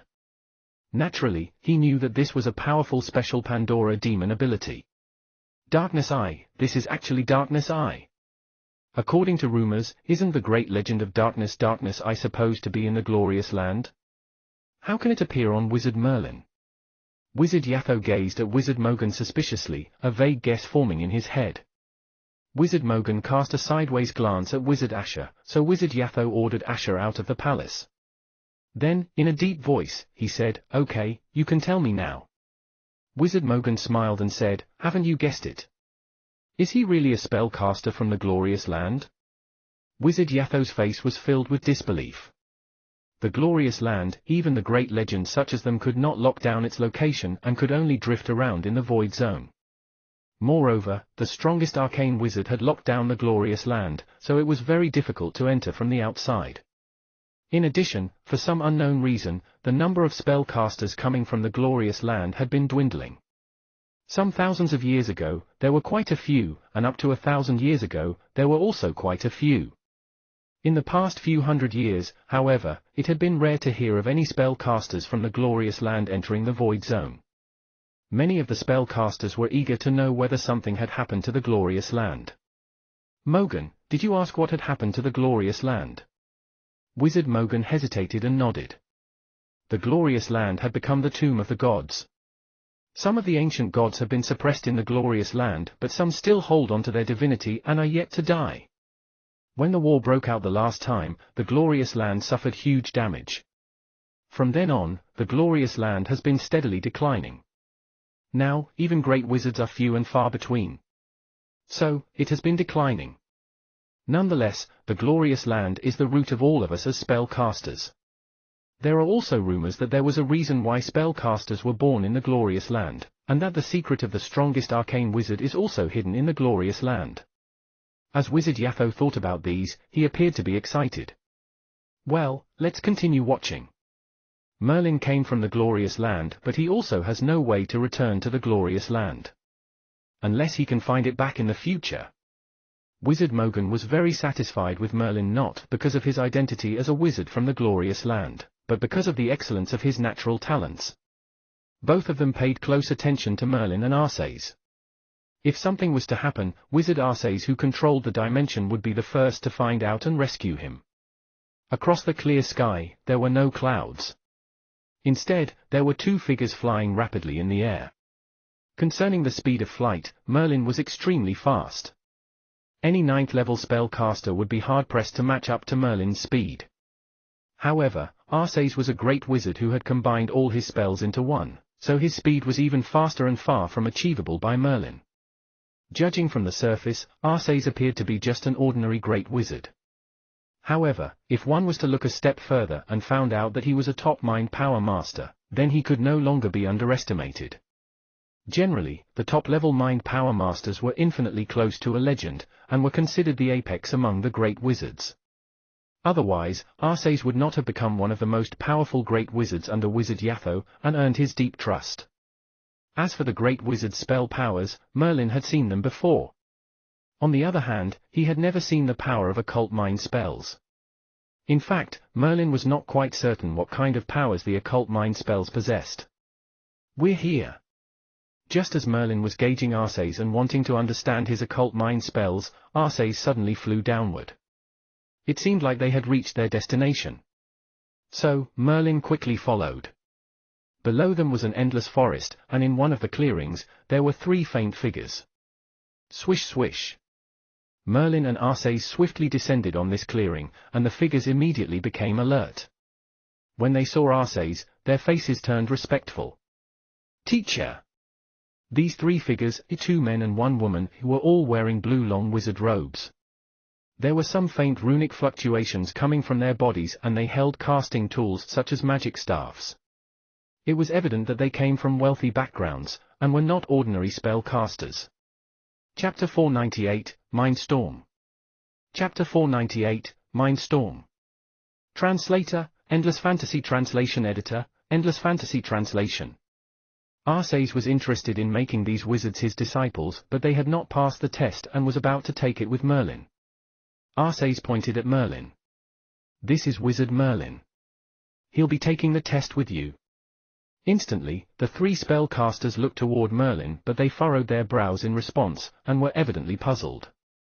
Finally, the female wizard could not help but inquire, "Wizard Arcés, didn't you say that a rule you have for taking in disciples was that they must be a 7th level wizard at least?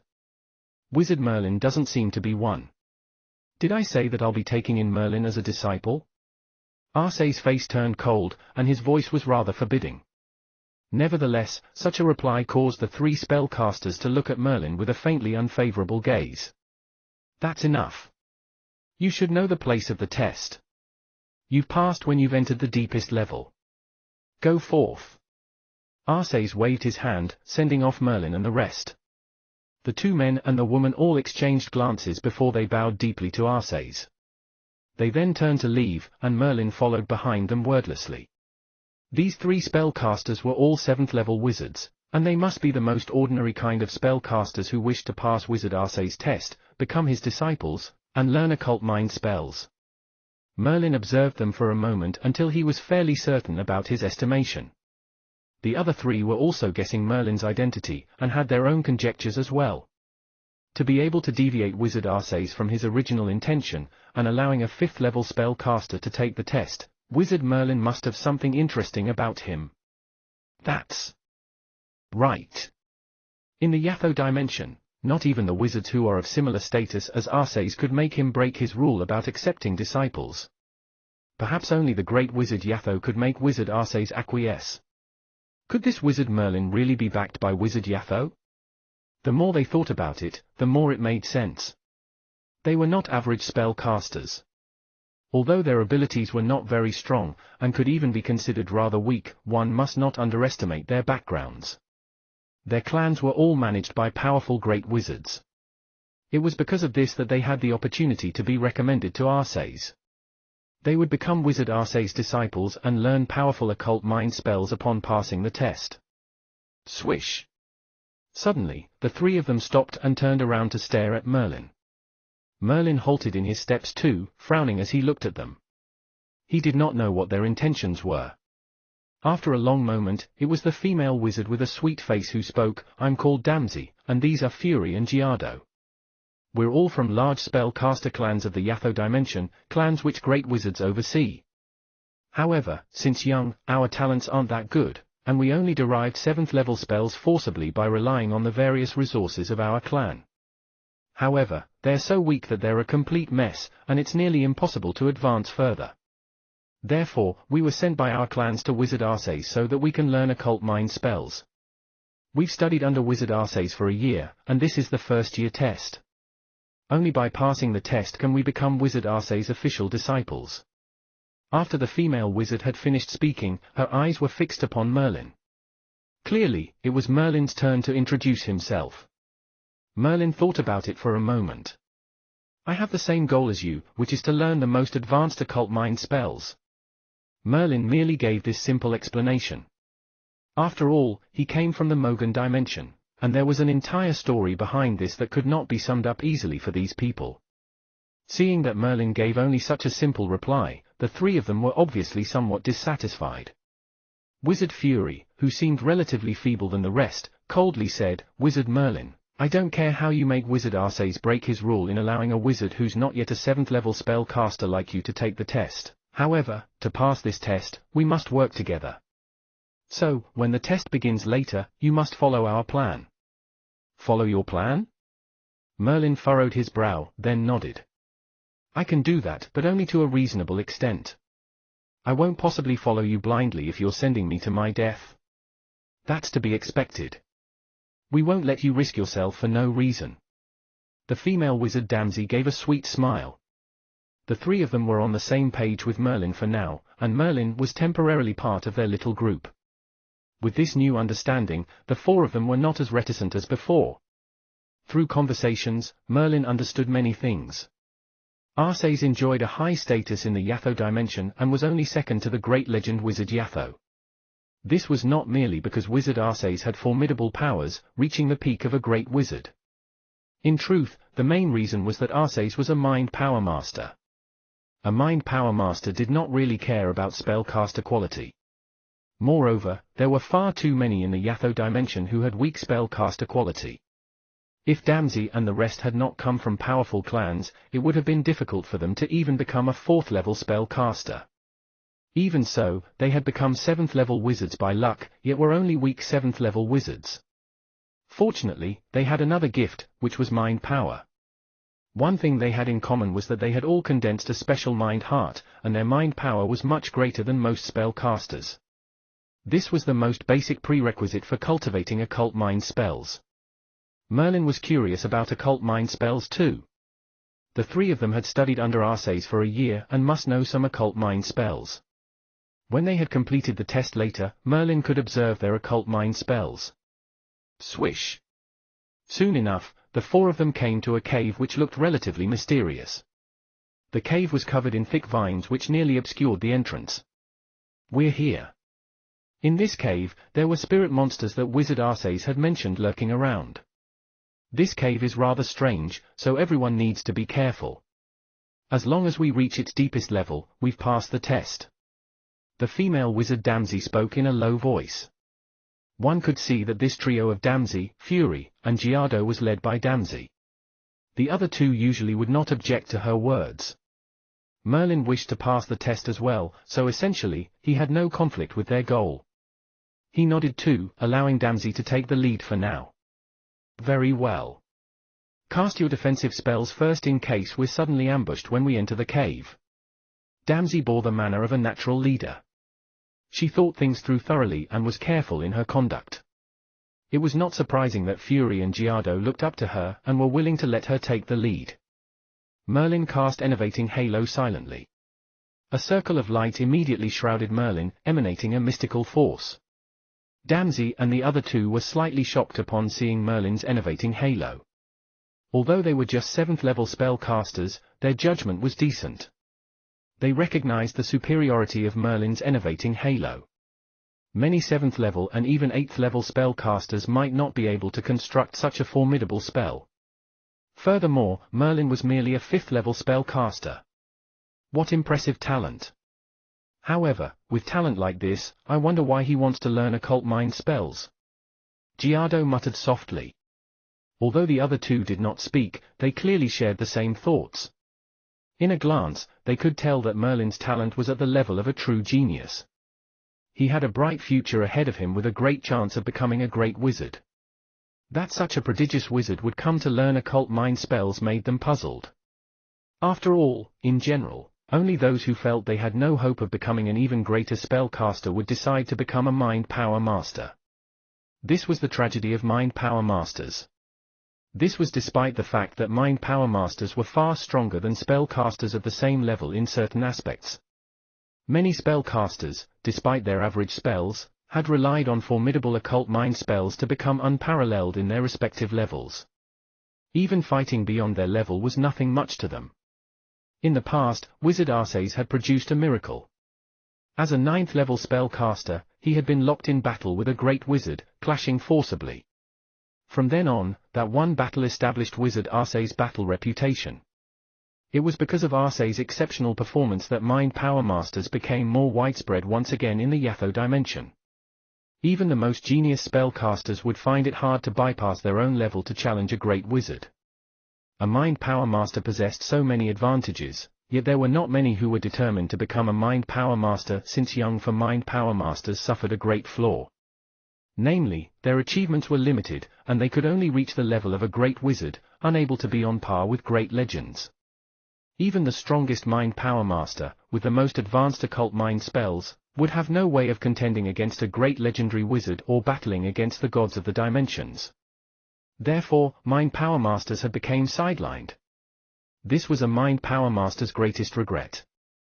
They were ultimately unable to match a great legend, so only those spellcasters who had no chance of advancing would decide to become a mind power master. Back then, Arceus had chosen to become a mind power master due to his ordinary talent.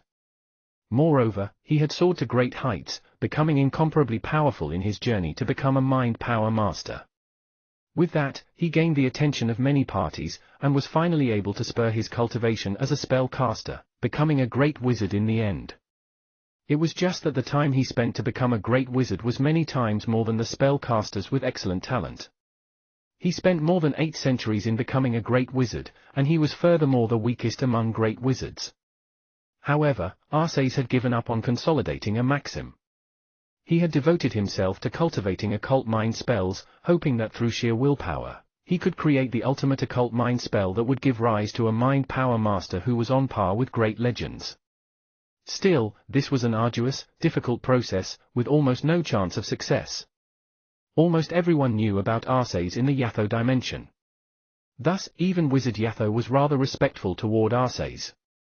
Otherwise, as the master of the dimension, Wizard Yatho, considering his friendship with Wizard Mogan, would not seek for Arceus' permission for the small matter of requesting Arceus to pass on some occult mind spells. It was due to Arceus' relatively unique position in the Yatho dimension that Wizard Yatho would ask for Arceus' opinion, even agreeing that Merlin should take Arceus' test. Damsey and the rest were very respectful toward Wizard Arceus. Even if they did not pass the test, they were extremely grateful toward him. Therefore, knowing that Merlin was likely to have forced Wizard Arceus before, they would not treat Merlin so kindly. Swish swish swish. Soon enough, the group of 4 entered the cave. The cave was covered all over in vines outside, which practically sealed the entrance of the cave. As a result, it was extremely damp inside the cave, stuffy and dark, with pitch blackness all around. Giardo, burn away the vines at the entrance. Wizard Merlin, follow behind. Your abilities are the weakest, so you'll help us monitor our surroundings. Damsey commanded methodically. Merlin nodded slightly in response, feeling favorable toward the 3 of them. Although their attitudes toward Merlin were aloof on the surface, they were not bad people at least. Under such circumstances, they had worked well together and protected Merlin, and did not treat him as cannon fodder. Whoosh! In no time, raging flames began to burn outside the cave. After the dense vines were gone, rays of sunlight shone into the cave, illuminating the space within. Squeak squeak squeak! Nonetheless, in that instant when the cave was lit up, a huge change washed over all their expressions. At this point, they clearly saw that there were enormous monsters which looked like bats in the cave. These monsters were nearly transparent. It was only under the sunlight that they left behind a faint trace. The spellcasters immediately recalled the spirits which Wizard Arcés had mentioned. These are spirit monsters. Kill them! Damsey acted decisively and yelled a command. The three of them immediately got into an inverse triangle formation, protecting Merlin in the middle. The mind fluctuations of the three instantly surged up like a tide, which Merlin was able to sense distinctly. Occult mind spell, mind storm. Damsey and the other two cried out in unison. It was obvious that they had cooperated in this manner for a long time, and had a great rapport. As soon as they spoke, their tremendous mind power immediately billowed as a terrifying storm, wildly wreaking havoc in the cave. Hoo! Mindstorm swept across everything in the cave. All of their mind power had reached a tangible stage, and they could even unleash an occult mind spell. Merlin's mind power could clearly feel the violent storm stirred up by their mind power, and his heart pounded in his chest. How powerful, very powerful. Their combined mind storm instantly reached the standard of a spell at the peak of the 8th level. And it's impossible to guard against it. How abnormal. Is this the greatest strength of occult mind spells? Upon witnessing their mind storm, Merlin's eyes burned with fervor.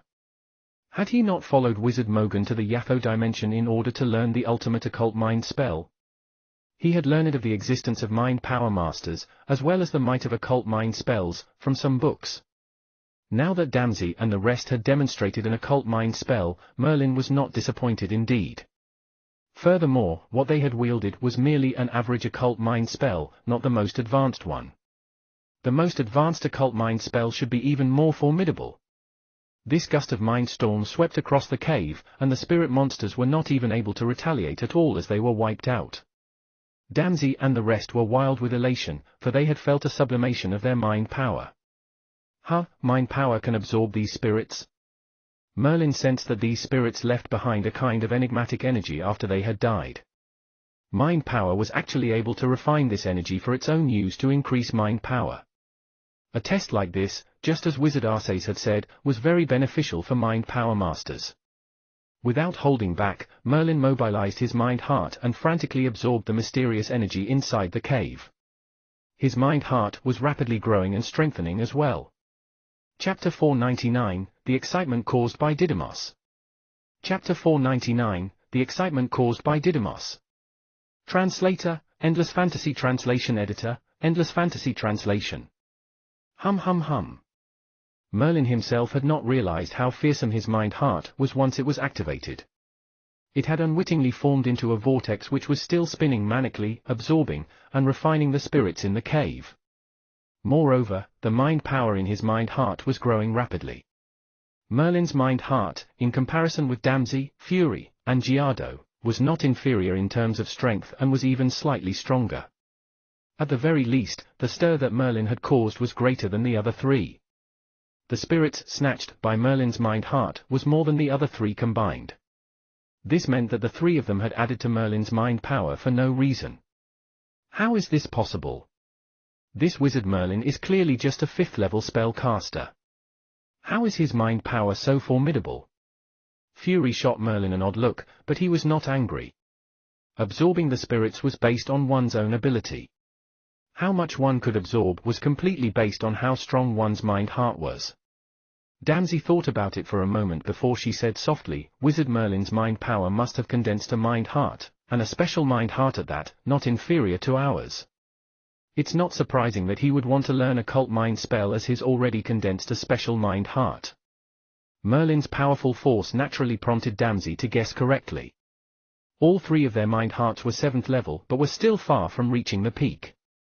As for Merlin's mind heart, it was nearly at the peak, with mind power that was comparable to most peak 8th level spellcasters. This was the advantage of a special mind heart. The amount of mind power it could hold was far greater than the average spellcaster. Just as Merlin was immersed in the thrill of feeling his mind power expanding, a black cat appeared on his shoulder. It was the black cat Didymos. A bright spark was revealed in the black eyes of the black cat Didymos as it cried out, Merlin, stop snatching. These spirits can help me transform into a true living form. Perhaps the black cat Didymos spoke so loudly that Merlin was instantly shocked out of his reverie. Following that, he glanced at the black cat Didymos and could sense his inner longing, so Merlin nodded. "Go ahead." Whoosh! The black cat Didymos was a blur as he crossed the space of the cave constantly. A few white sparks, which were the mysterious energy left behind by the spirit monsters, were immediately swallowed by Didymos, whose body gradually became more distinct. Damsey and the rest looked toward the black cat Didymos curiously. At the moment, they had stopped consuming the white energy as well. The spirit energy had been swallowed by Merlin on the whole, and the amount that remained would not be of much help to them. A half-spirit. It's actually a half-spirit. I didn't expect that Wizard Merlin would have a half-spirit, and one which isn't ordinary from the look of it. Damsey's eyes brightened. At this moment, the black cat Didymos was in a graceful posture, appearing very beautiful. Merlin nodded and said, "I encountered him by pure chance. He's called Didymos." Merlin briefly introduced the black cat Didymos, following which he turned his attention toward the black cat Didymos. Didymos was wildly swallowing the white sparks in the cave, and his body began to swell and enlarge. Initially, he was a half-spirit, still somewhat transparent, but now he seemed to gradually solidify. Meow. The black cat Didymos meowed loudly just like a real cat. Following that, Didymos spat out mysterious runes, which flew from his mouth and formed a large net. The net trapped all the white sparks in the cave, and swallowed everything. A runic magic circle? Wizard Merlin, your half-spirit is rather extraordinary to be able to cast a runic magic circle. TSK, this is too mind-boggling.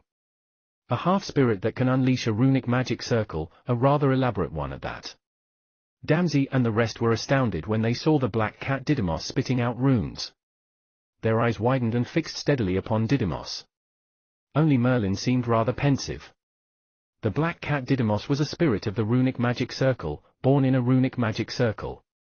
Then, he became a half-spirit and escaped the binds of the runic magic circle. Therefore, it was not very surprising that he could use runes to deal with opponents.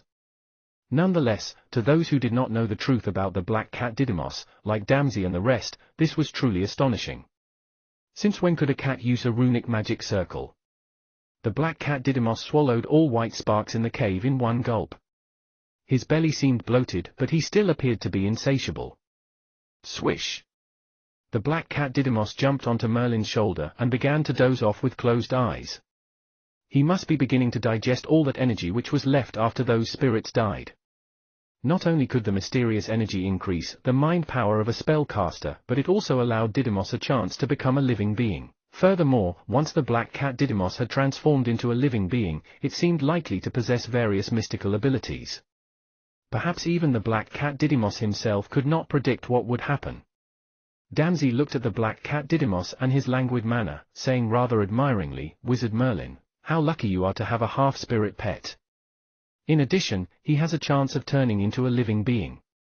In general, it's incredibly difficult for a spirit to become a living being, for it goes against the natural order. However, once the reversal is complete, the reversed one would possess mystical energy so extreme that it's terrifying." Oh. Wizard Damsey, do you know of any spirits who've reversed and becomes a living being? Merlin was very concerned about the black cat Didymos. After all, Didymos had followed him from the kingdom of Black Moon to the Void Zone and could be considered the closest creature to Merlin. Thus, Merlin hoped that the black cat Didymos could fulfill his wish and transform into a living being. Transform into a living being?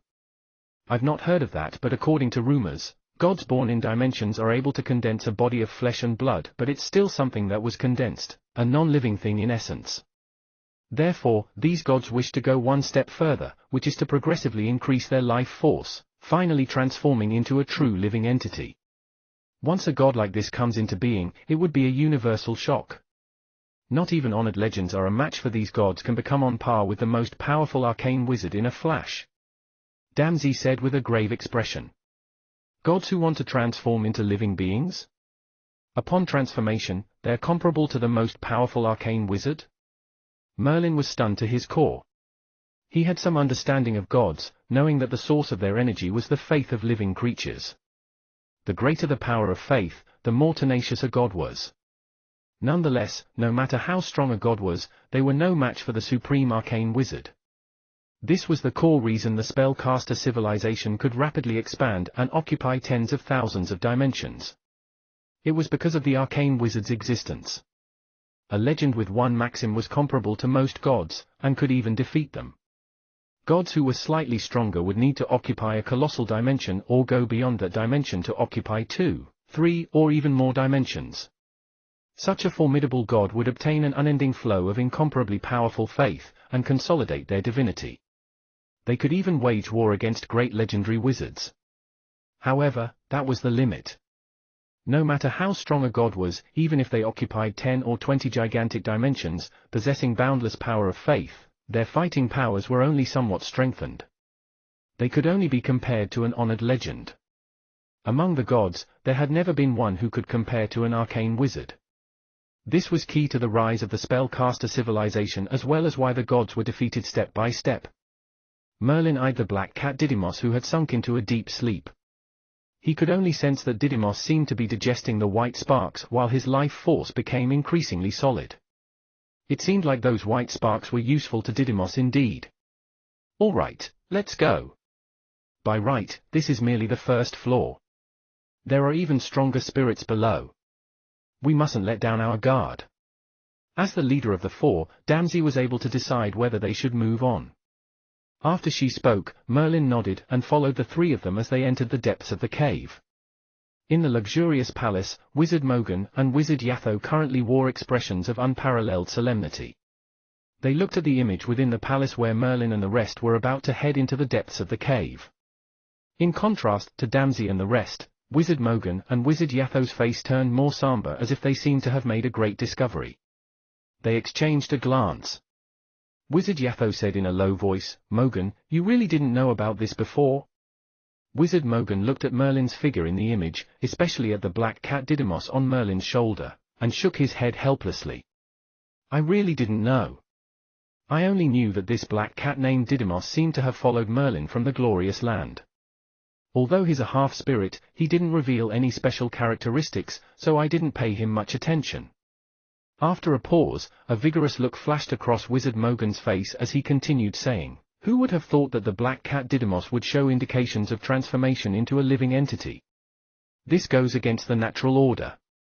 The natural order, which is supreme, is a field which even the arcane wizards are striving to master. Once he succeeds, even if he's just a black cat with not much power, he could become a powerful being in a flash, ultimately reaching the level of a legend." Wizard Mogan and Wizard Yatho were naturally much more knowledgeable than Damsey and the rest. They knew how abnormal it was for a spirit to transform into a living entity. Certain spirits who had great innate strength showed no signs of turning into a living being.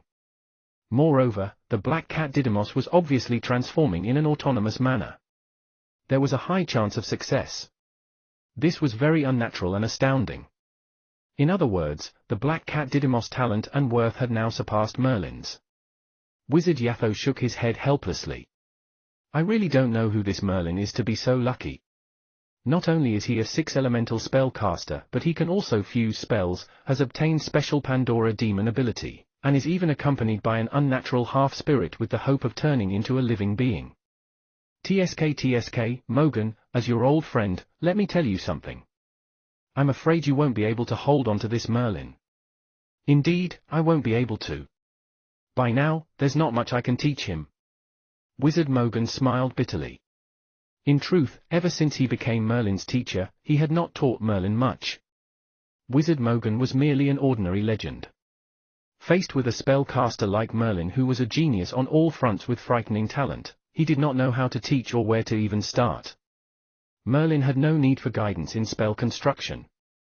Cultivating Pandora demon abilities simply required certain mystical treasures, and teaching was not necessary at all. As for spell fusion, Merlin was currently trying to fuse spells already. In the future, fusing spell models on his own would be something that would come naturally to him. Faced with such a genius, Wizard Mogan had a general sense of helplessness. Perhaps it's time to bring Merlin to Arcane City. Wizard Mogan wore a complicated expression as he spoke. Chapter 500, The Sacred Place. Chapter 500, The Sacred Place.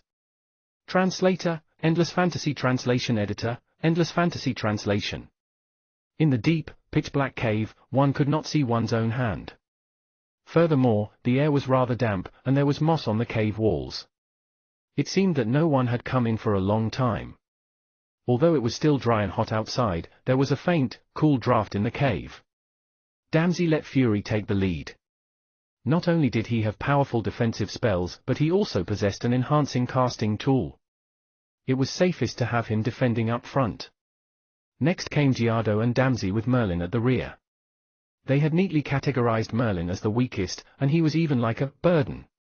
However, even with this burden, Damsey did not complain at all and treated Merlin as an actual comrade. This moved Merlin deep inside, and simultaneously reminded him of his days in Fort Udon on the Kerdmansler Islands. Only when he was in Fort Udon had Merlin felt such a warm, fuzzy feeling. Everyone, be careful. The cave is getting more dangerous with each floor, and we must be prepared to wield our strongest attack from now on. Damsey was a competent leader, having integrated the small team completely. Their battle prowess was nearly at its peak. In particular, the occult mind spell of the three was even stronger when combined. This was a huge advantage of being a mind power master. Occult mind spells could be utilized together, multiplying its might to a terrifying stage. There were even certain rumors. A lone mind power master could not compare to a legend no matter what. However, if 10 or more mind power masters at the very peak joined forces to cast their ultimate occult mind spell, they might be able to contend against a great legend. Nevertheless, this was merely hypothetical. Mind power masters at their peak were relatively rare. Even among numerous dimensions, there was no guarantee that one such mind power master would appear, to say nothing of combining 10 or more mind power masters at their peak. This was totally unrealistic. Still, this indirectly demonstrated that if mind power masters joined forces to unleash an occult mind spell, it was unknown how powerful they would be. Who? Suddenly, in the pitch-dark cave, a strange sound rang out. The listeners were not Normies, and naturally, they could perceive that there were bat-like spirits, stronger than the ones before. These spirits seemed to have detected Merlin and the rest, flying viciously toward the group. They filled the entire area, making one's heart palpitate in apprehension. Mind Storm. As before, it was Damsey and the other two who had joined forces, casting Mind Storm. It must be said that the might of Mind Storm was formidable indeed, having a marvelous effect on these spirits. Wherever it went, the spirit monsters were defeated soundly, leaving only white sparks behind, which glowed and twinkled in the darkness like stars. Damsey turned around and smiled at Merlin. Wizard Merlin, the absorption of the white sparks this time shall be based on each of our own abilities. It's up to us how much we can absorb. With that, Damsey and the rest led the way into the caves, and began to absorb the white sparks left behind in the black spread of night. Merlin smiled. Strictly speaking, these spirit monsters were killed by Damsey and the other two. It was rare enough that they would allow Merlin to absorb the white sparks without any effort on his part, increasing his mind power. Nonetheless, Merlin did not act immediately but shrugged instead, saying to the black cat Didymos, "Go on, it depends on you how much you can get." In a half-asleep state, the black cat Didymos leaped suddenly into the cave, following which he spat out a runic magic circle, and began to absorb the white sparks furiously. His speed was naturally faster than Damsey and the other two. There were more spirit monsters in this cave, so there were plenty of white sparks left behind. Merlin joined the rest and began to absorb the white sparks.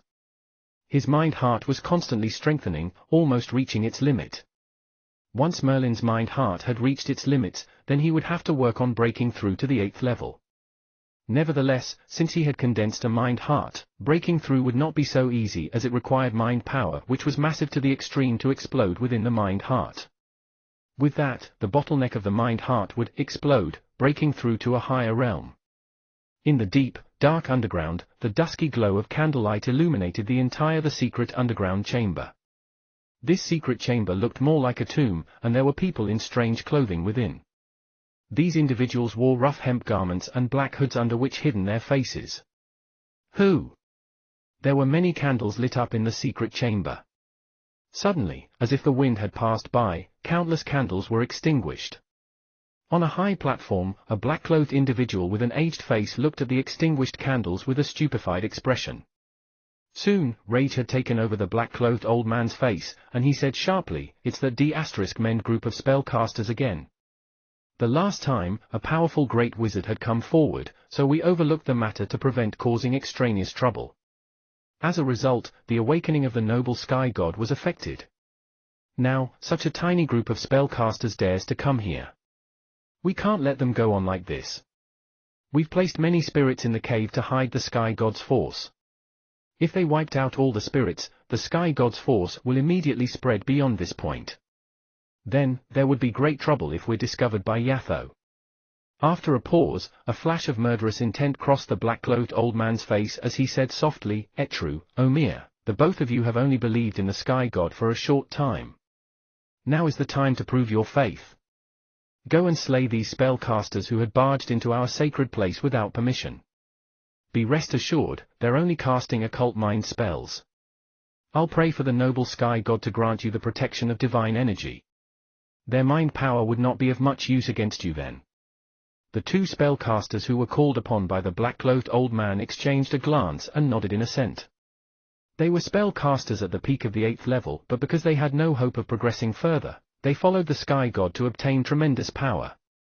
Therefore, they believed in the sky god. There were many spellcasters like them, but their abilities were the strongest. Following that, the black-clothed old man knelt to the ground and began praying toward a wall in the secret chamber that was as clear as a mirror. After he had started praying, wisps of white light gradually appeared over his body. Although the white light was faint, it caused one to feel a boundless sense of awe. Etru and Omir stared at the white glow, their faces turned zealous. This was the divine energy they had sought for. It was just that with their current faith, they had no way of communicating with the sky god, let alone receiving the support of divine energy. Swoosh! The black-clothed old man suddenly pointed with one finger. Instantly, two beams of white light flew toward Etru and Omir respectively, burrowing into their bodies rapidly. Both did not feel anything, as if nothing was out of the ordinary at all. The black-clothed old man stood up and stared at Etru and Omir.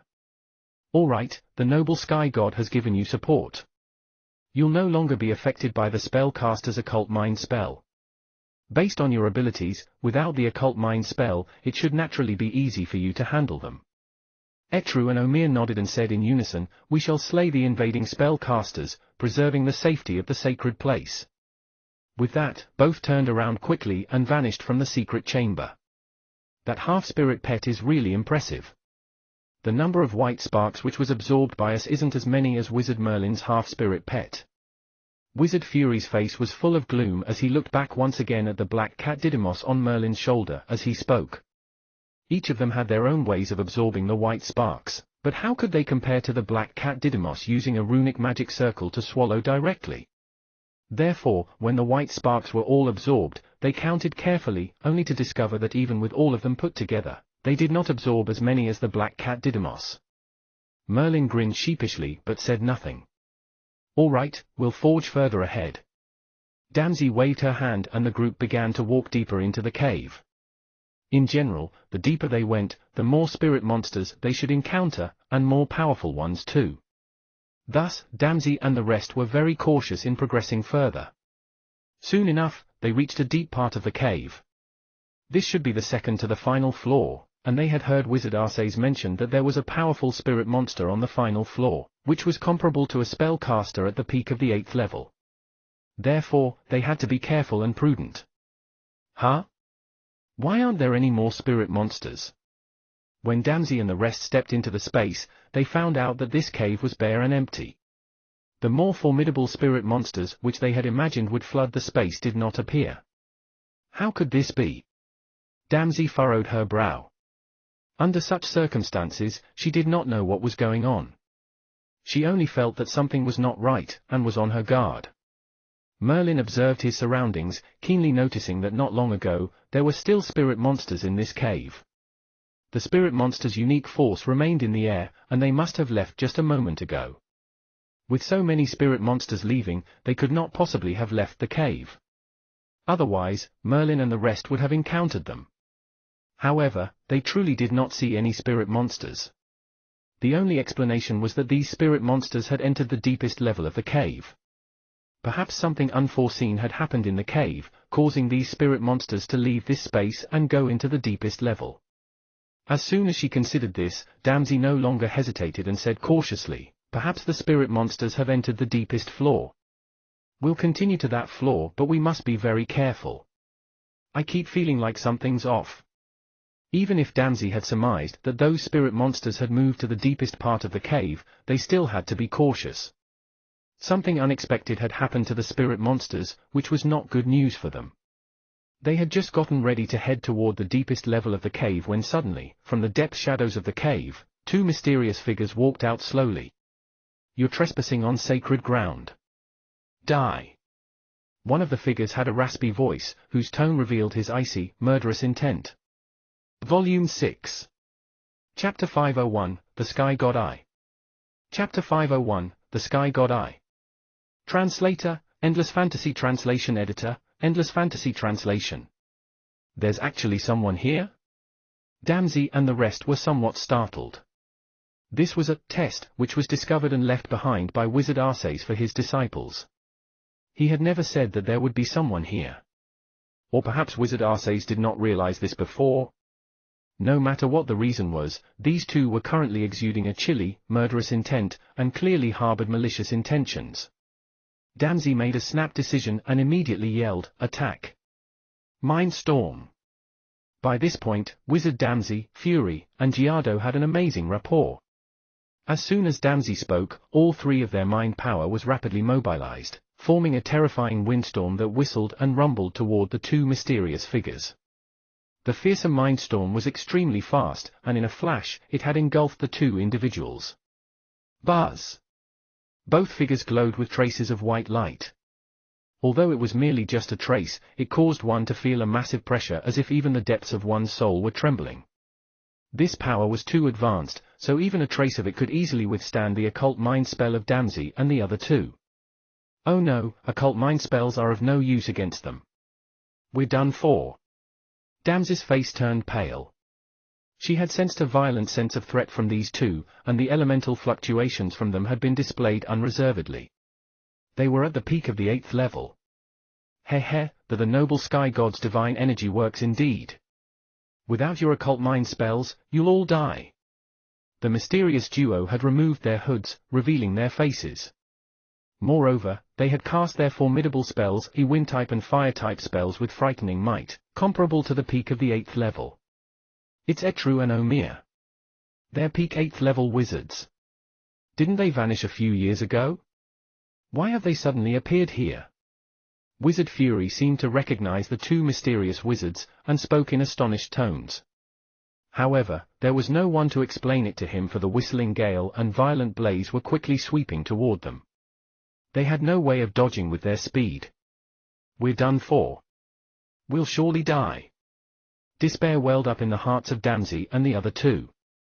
They understood that their occult mind spells served no purpose, and their abilities were of mere weak 7th level wizard, completely incapable of defending against such a powerful spell. In the luxurious palace, the two lofty great legends were watching the image. When Merlin and Damsey encountered the danger, Wizard Yatho was somewhat hesitant, asking softly, "Why are those two there?"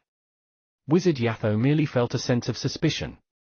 In the image, he could only see that two mysterious figures had appeared suddenly, using some technique to block the occult mind spell, then casting spells which were a great danger to Damsey and the rest.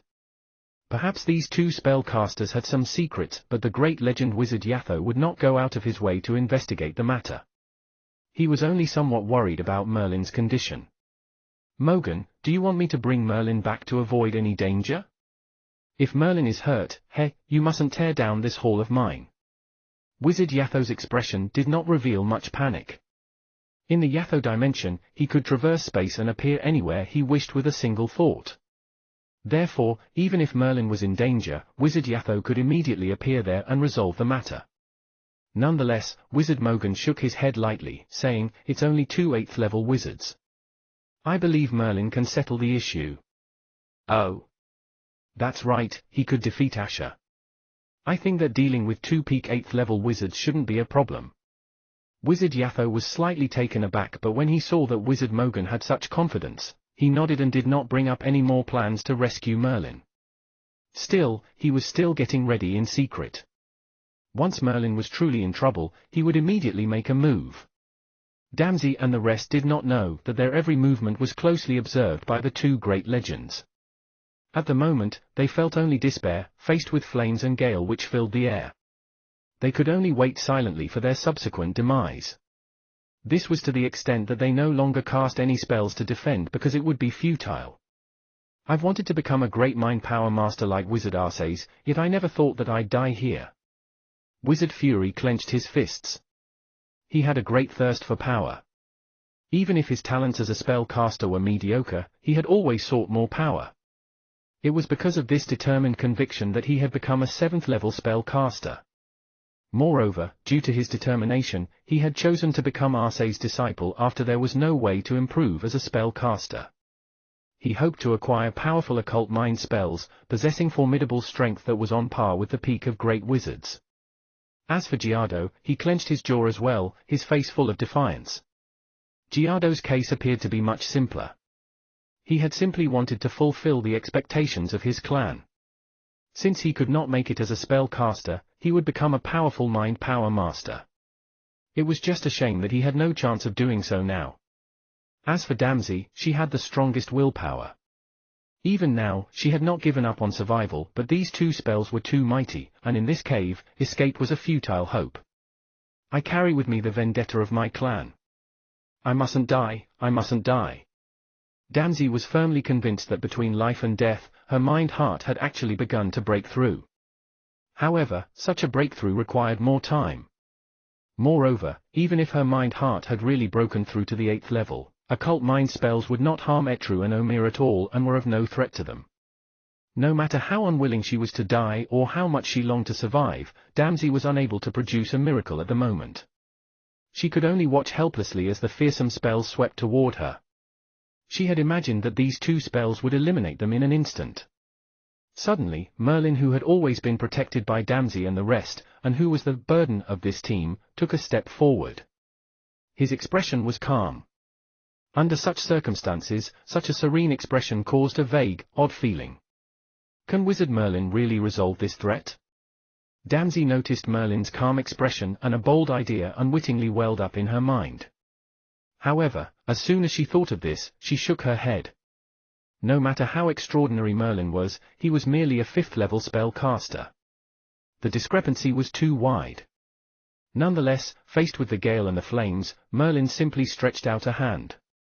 Following that, an eerie eye, glowing in crimson light, was revealed in his palm. As soon as the eerie eye appeared, a huge ghostly face rapidly formed above Merlin's head. Countless darkness element gathered wildly, and the entire cave turned even darker. Darkness Eye, control. Merlin's voice was soft, but as soon as this soft command was given, the whistling spells were dispersed in an instant, and even the flames vanished without a trace. It was as if all the elements, besides darkness element, had disappeared from the cave. What's going on? A slight change washed over both Etru and Omir's faces. They glared at Merlin in disbelief, following which they tried to cast their spells again. However, they discovered in shock that they were incapable of casting any spells. They were already stripped of their connection to the elements. The quintessential power of the 4th form of Darkness Eye was to control the elements. Every 8th-level wizard had no way of blocking the control of Darkness Eye. Faced with Darkness Eye, after both Omir and Etru had been stripped of the elements, they were no different from Normiers. Any spell would be able to easily slay them. Fire!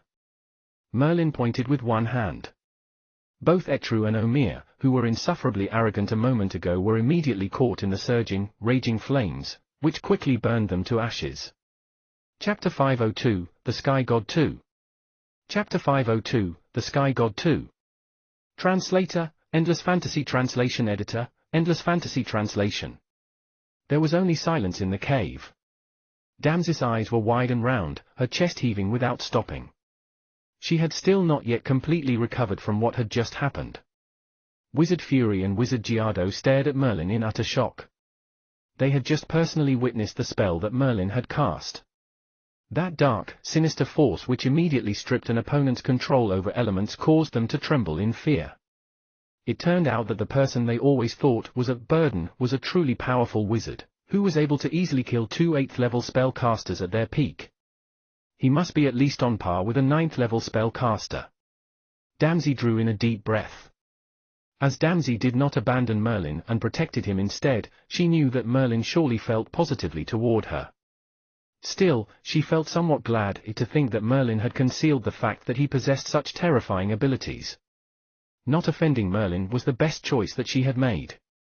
Wizard Merlin, we have to thank you for this. Otherwise, we would have been in danger. Damsey smiled at Merlin, expressing her gratitude. Merlin shook his head lightly, smiling as he said, "We're a team, and it was only a small effort. In addition, didn't you guys help me a few times before?"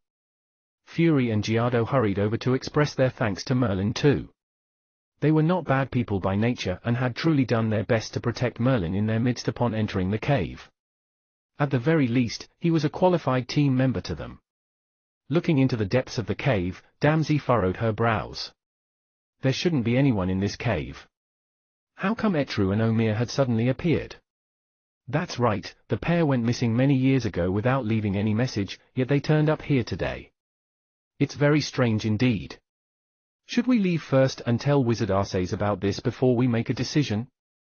Wizard Giardo had thought of retreating, ready to leave the cave instead of going on. However, Damsey, Fury, and even Merlin, all jointly objected to this suggestion.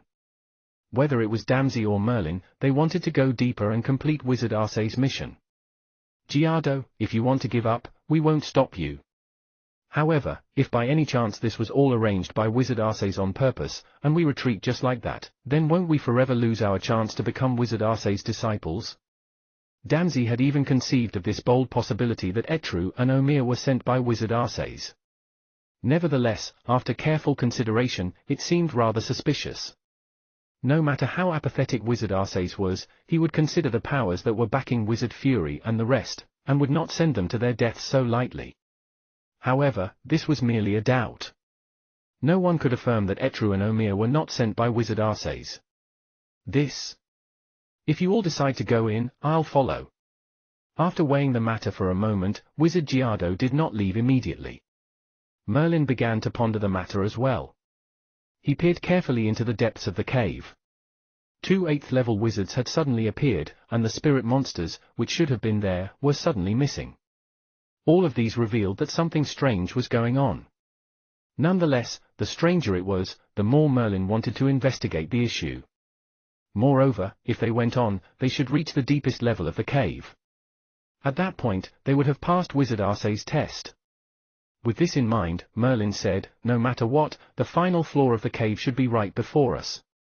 Despite everything, we need to give it a shot. That's right, we should give it a shot. Damsey and Merlin had agreed to enter the cave, and the other two, naturally, could only nod in assent. Following that, the team of 4 cautiously moved toward the depths of the cave. However, this time, it was Merlin who took the lead. In the shadows of the underground secret chamber, the black-clothed old man's face was deathly pale. Through some special method, he had already ascertained that Etru and Omier had failed. D*MN, this is a sacred place. I thought that Omier and Etru can kill those spell-casters, but I didn't expect that those fools would be so useless, unable to kill those spell-casters. For the noble sky god, we can only hold back. I hope that this time will be like the last time where they did not discover the secret chamber. The black-clothed old man could only pray in his heart silently.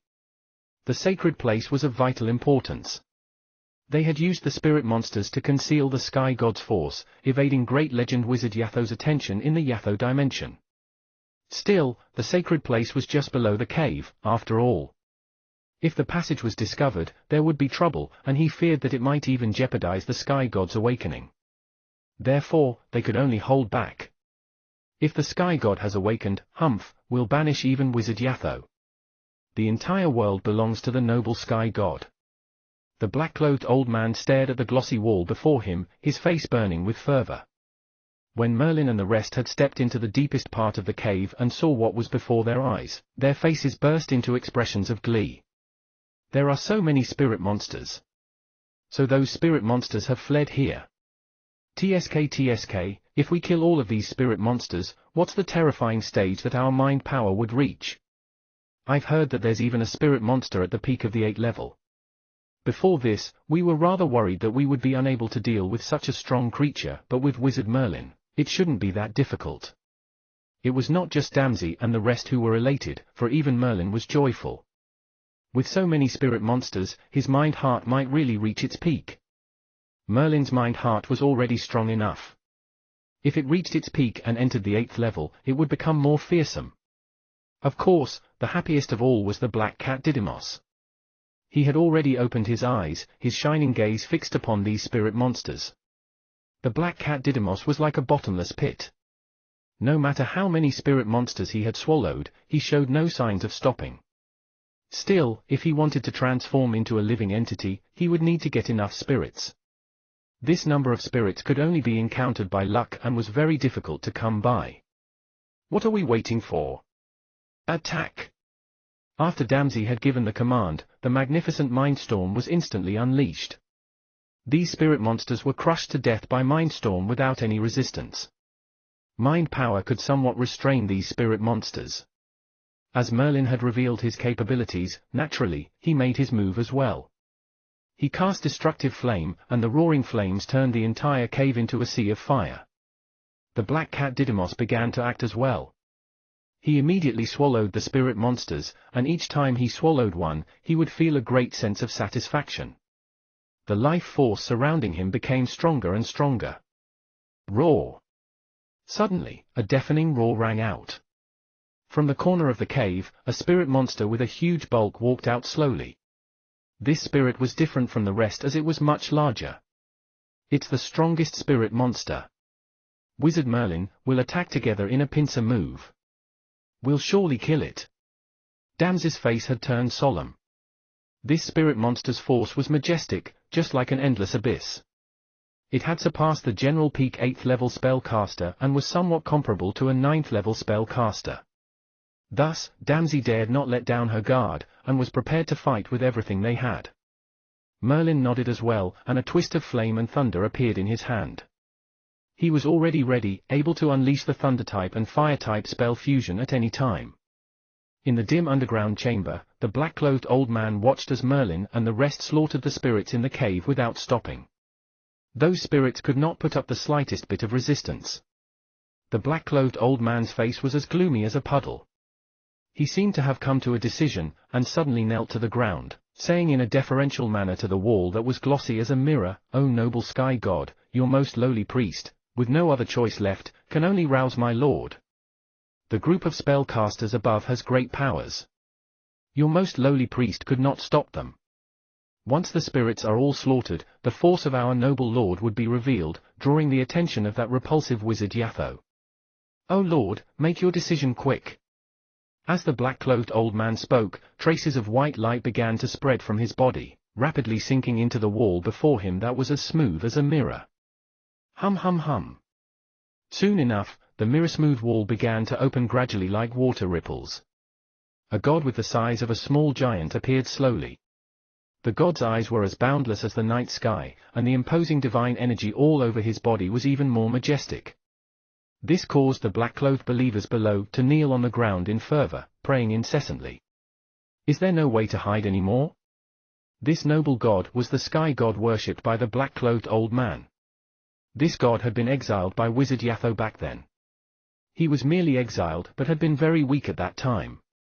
Unexpectedly, he had secretly emerged in the dimension once more, recovering a portion of his strength and eventually became this formidable. More importantly, the sky god's force had not been revealed.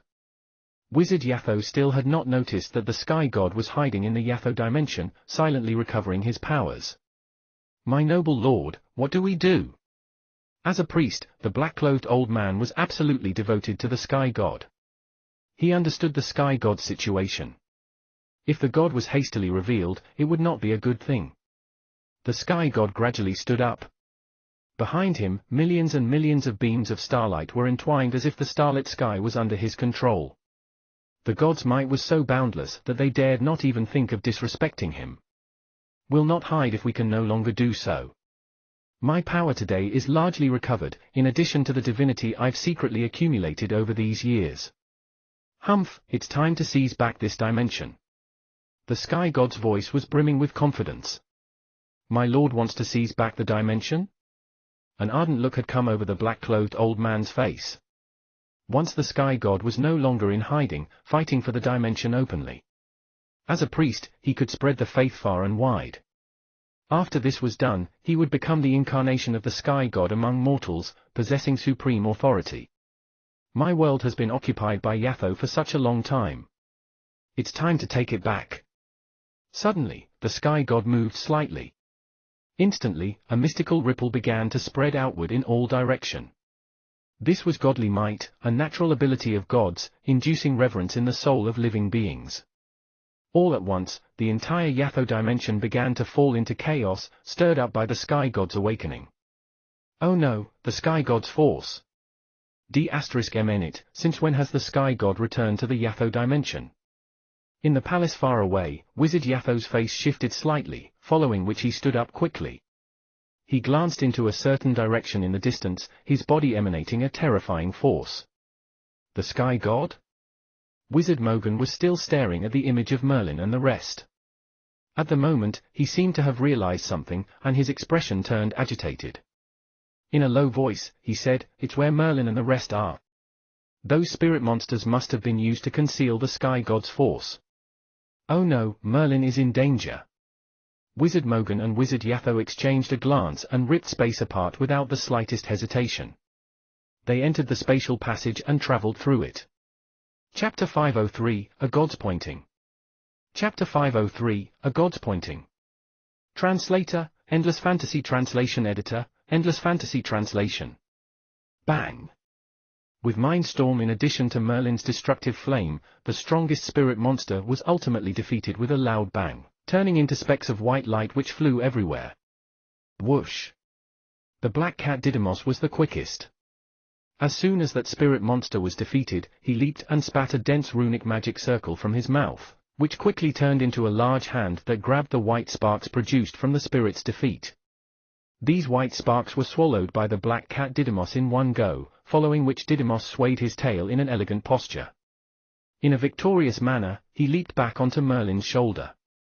Merlin shook his head helplessly and could only smile bitterly. The strongest spirit monster had been killed jointly by the three of them, but unexpectedly, the black cat Didymos had swooped in and gained the profits. Still, based on the black cat Didymos manner, he would not be able to digest this gigantic spirit in a short time. Perhaps when he had digested the spirit completely, he would truly undergo an essential change. Wizard Damsey, as for the remaining spirits, we'll use our own methods. Merlin smiled as he spoke. At the same time, his gaze turned toward the remaining spirits crowding the space. As long as he killed these spirits and absorbed their energy, his mind power would surely reach the peak of the 7th level. Rumble. Just then, the entire cave seemed to quake as if something fearsome was about to appear from below the cave. The ground began to split apart quickly, and a white glow emerged from beneath. What's happening?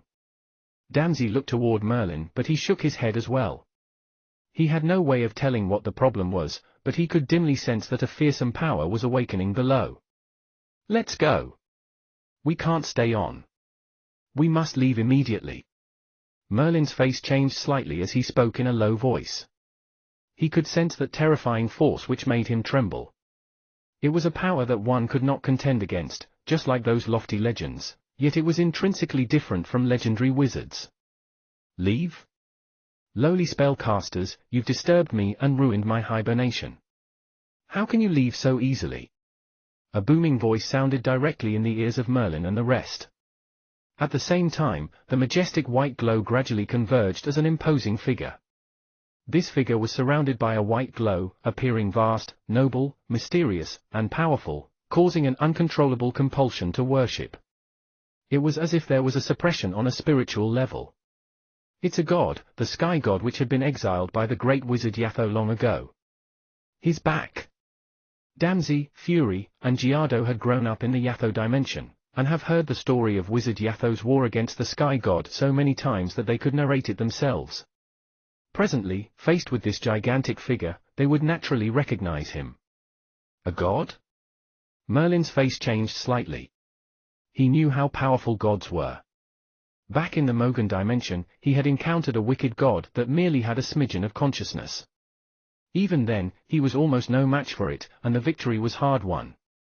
Now, this imposing figure was exuding a petrifying force that was as boundless as the starlit sky. Evidently, this was a god's true form, not just the awakening of a wisp of consciousness. Faced with this god that was comparable to a legend, all of Merlin's techniques were of no use at all. You've blasphemed against a god, and will receive the harshest punishment. The sky god's voice was booming and grandiose, falling upon them like thunder, reverberating unceasingly in their ears. At the same time, the white light surrounding the sky god gradually condensed into a finger. Whiz. It was a mere finger that pressed down slightly. It seemed to be slow, but in reality, it reached extreme speeds, practically traversing space with no regard for the distance. In a blink, it landed upon the heads of Merlin and the rest. A single gesture of the finger contained terrifying pressure that nearly suffocated Merlin and the rest. This was an attack of condensed divine energy by an actual god. No ordinary spellcaster would be able to withstand it, only a legendary wizard. We're done for. We're really done for. This time, it was not just Damsey, but even Merlin who was caught in despair. At this point, Merlin wanted to cast Traceless Wind, but he discovered that it was hard to even budge his body. He was completely bound, and this had happened without any sound or movement. A god's technique was truly enigmatic. All the energy within Merlin's body had been bound. Even the special Pandora demon ability Darkness Eye could only utter bursts of lamenting cries. Putting aside the fourth form, even the fifth form would have no way of breaking free from a god's binding. Moreover, he was unable to unleash the spell fusion which he was so proud of. These were Merlin's strongest offensive techniques. Presently, under the sky god's binding, he had no attacks left to speak of. Boom! The boundless divine energy crashed heavily onto Merlin. His enervating halo was shattered instantly. Besides Merlin, Damsey, Fury, and Giardo had not the slightest bit of resistance and were reduced to dust instantly. Hum! As if sensing this momentous threat, the Flame Maxim, Ice Maxim, and the Massive Thunder Maxim, all of which were not under Merlin's control, each released a little strength, enclosing Merlin within. The power of the three Maxims now combined in unparalleled harmony, pitting their strengths together to deal with this powerful gust of divine energy. Crack! At last, the power of the three Maxims was still unable to block the invasion of divine energy, but fortunately, they had protected Merlin's body. Furthermore, the divine energy entered through every opening and burrowed into Merlin's body, beginning to wreak damage without restraint. First of all, the spell models in his awareness shattered almost instantly. His awareness might even follow the collapse of the spell models and would be demolished with a bang. Merlin was now in a situation of extreme danger. Huh? Not yet dead? You've received a blow from me and haven't died? Seeing that Merlin's force was still strong, the sky god's voice was filled with astonishment. He knew very well that almost no one else, besides a legend, would be able to withstand that attack. So, what if it's a little strange? I'll just have to point again. The sky god slowly extended another finger and was about to move it when suddenly, a firm voice erupted from thin air. Sky god, I've banished you a few centuries ago, to think that you've infiltrated the Yatho dimension once again. Since that's the case, I'll demolish your divinity completely today, so that you'll never have a chance to awaken again. Accompanied by that booming voice was a deep spatial passage which appeared in mid-air. Following that, a figure gradually emerged and stood in the air, facing the god with hands clasped behind his back. Yatho, you've finally arrived. Upon seeing the figure in the air, a smile tugged at the corner of the sky god's mouth. However, he did not stop his attack and instead moved even faster, pressing forward with his finger. Boom! The wind and clouds surged. This gesture was even stronger than the previous one. Endless divine energy whistled as it swept toward Merlin. If Merlin came into contact with just a smidgen of it, he would be crushed to smithereens. Sky God, don't you dare! Seeing the sky god's action, a great change came over Wizard Yatho's face. Merlin was Wizard Mogan's most favored disciple, surpassing all his previous disciples. If something happened to him in this dimension, Wizard Yatho could not begin to imagine how mad Wizard Mogan would become. However, there was no way to block the Sky God's pointing. Even Wizard Yatho, who had reached here first, was still one step too late. This attack, condensed from boundless divine energy, landed heavily on Merlin once again. Chapter 504, The Mysterious Matrix. Chapter 504, The Mysterious Matrix. Translator, Endless Fantasy Translation Editor, Endless Fantasy Translation. Boom! Merlin's figure was consumed by the boundless divine energy.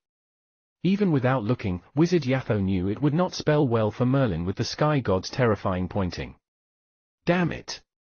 Sky God, you won't be able to escape today. Wizard Yatho's heart was filled with rage. Hundreds of years ago, he had struggled to exile this Sky God, but unexpectedly, the Sky God managed to sneak back quietly into the Yatho dimension, and even restored more than half of his abilities. This was a bitter pill to swallow for Wizard Yatho. Hoo! Strong winds began to billow and swept the Sky God into its folds. However, the Sky God merely laughed.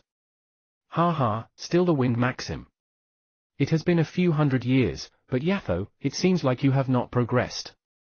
If this is all you can do, then I'm afraid it's going to be another 100 years of war. This time, however, I'll be exiling you out of my dimension. The Sky God was born in this dimension. So, strictly speaking, the spellcasters were the outsiders who came to this dimension to spread the spellcaster civilization. Nevertheless, the life forms in this dimension were all highly appreciative of the spellcaster civilization, and held no fondness toward the Sky God. This was because during the Sky God's era, all life forms were slave worshippers and had no iota of mind freedom. Everything was controlled by the Sky God. Cannot escape? If I want to leave, no one can stop me. Yatho, the 100-year war will soon begin. This dimension is ultimately mine. There'll be an immense group of believers to supply me with infinite power. This is just the beginning. The Sky God seemed like he did not want to continue engaging with Wizard Yatho here. Faced with the strong billowing winds, his body was covered with a concentrated layer of divinity. True enough, he had managed to break free of the binding of the wind Maxim, and prepared to leave by tearing the fabric of space. Although the strength of the wind Maxim was attacking, using it to bind the Sky God proved to be too challenging. Especially in the past few hundreds of years, Wizard Yatho had in fact failed to progress, and he had only consolidated this one Maxim. If he allowed the Sky God to leave now, then in the future, the Yatho dimension might really descend into a massive war. Back then, Wizard Yatho had only been lucky to be able to triumph over the Sky God. With that victory, he exiled the Sky God and occupied the dimension. However, now that the war was starting over, even Wizard Yatho was not quite confident that he could triumph over the Sky God again. Leaving? You've killed my disciple and want to leave just like that? Just as the Sky God opened a space passage, an icy voice resounded behind him. At the same time, the sky passage which he had opened was rapidly frozen with thick ice crystals. The space passage was completely frozen, and at the same time, even the place where the Sky God stood was frozen. The Sky God could only rely on his divinity to resist it. Another legend? Furthermore, he had consolidated an ice Maxim. The Sky God's face sunk, and a bad premonition flickered in his heart. He would not have imagined that at this moment, there would be two legends in the Yatho dimension. Faced against Wizard Yatho alone, the Sky God could handle him. Moreover, if the number of believers grew immensely, and equipped with endless power of faith, the Sky God was even confident that he would gradually be able to suppress Wizard Yatho. Faced against two legends, however, his confidence was completely stripped. He would not only suppress but severely harmed. Who are you? The Sky God used all his might to resist the freezing of the ice Maxim, and asked in a stern voice. Swish! In the air, another figure appeared. It was the slightly late Wizard Mogan, but when Wizard Mogan arrived, he could only watch the terrifying boundless divine power consuming Merlin. Sensing the formidable divine power, Wizard Mogan also knew that things looked grim for Merlin. Enraged, Wizard Mogan would pay any price to stop the Sky God from leaving and even kill him for good. Ha, Wizard Mogan, you're just in time. Seeing Wizard Mogan's arrival, Wizard Yatho was overjoyed. Especially when Wizard Mogan had used the Ice Maxim to bind the Sky God, he was ecstatic. On one hand was the Ice Maxim, and on the other hand was the Wind Maxim. The combination of these two maxims unleashed an unspeakable power.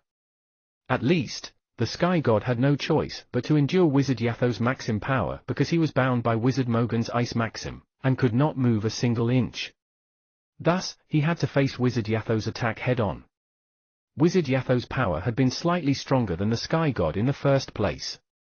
In addition, the Sky God had not fully regained his power, so after bearing the brunt a few times, the Sky God began to feel disheartened. It seemed like the exact scene from hundreds of years ago would be replayed once again. However, this time, he would end up in a worse situation compared to hundreds of years ago. Bang! After countless attacks, finally, the Sky God could not withstand anymore. His huge godly stature disintegrated with a bang. No. Yatho, I have divinity, so you'll never be able to kill me. This time, you win again, but I'll be back. As long as there are life forms that worship me, I'll definitely be back. Ha ha. The Sky God's divinity, which also encapsulated his consciousness, tore across the sky. Even Wizard Mogan could not stop it. After all, there was no way for him to confine divinity. Although the Sky God had managed to escape, he ended up worse off than before. It was a humiliated escape. Even his godly stature was gone, and all that was left was a strand of divinity. Previously, when Wizard Yatho had exiled the Sky God, he still possessed his godly stature. That was why he could sneak back into the Yatho dimension, and recovered most of his strength so quickly. On the other hand, without his godly stature, it would be almost impossible for the Sky God to sneak into the Yatho dimension again. Even if he tried, he would immediately be discovered by Wizard Yatho. Sieged by two legends, the Sky God was only left with a strand of divinity, and escaped in haste. Wizard Yatho was very pleased, but there was not a trace of a smile on Wizard Mogan's face. In fact, his body still exuded a heart-faltering murderous intention. Wizard Mogan's gaze was transfixed at the spot where divine energy was still swarming. There, Merlin had been directly pointed by the Sky God's finger and met with his ill fate. Wizard Mogan, I'm afraid that Merlin.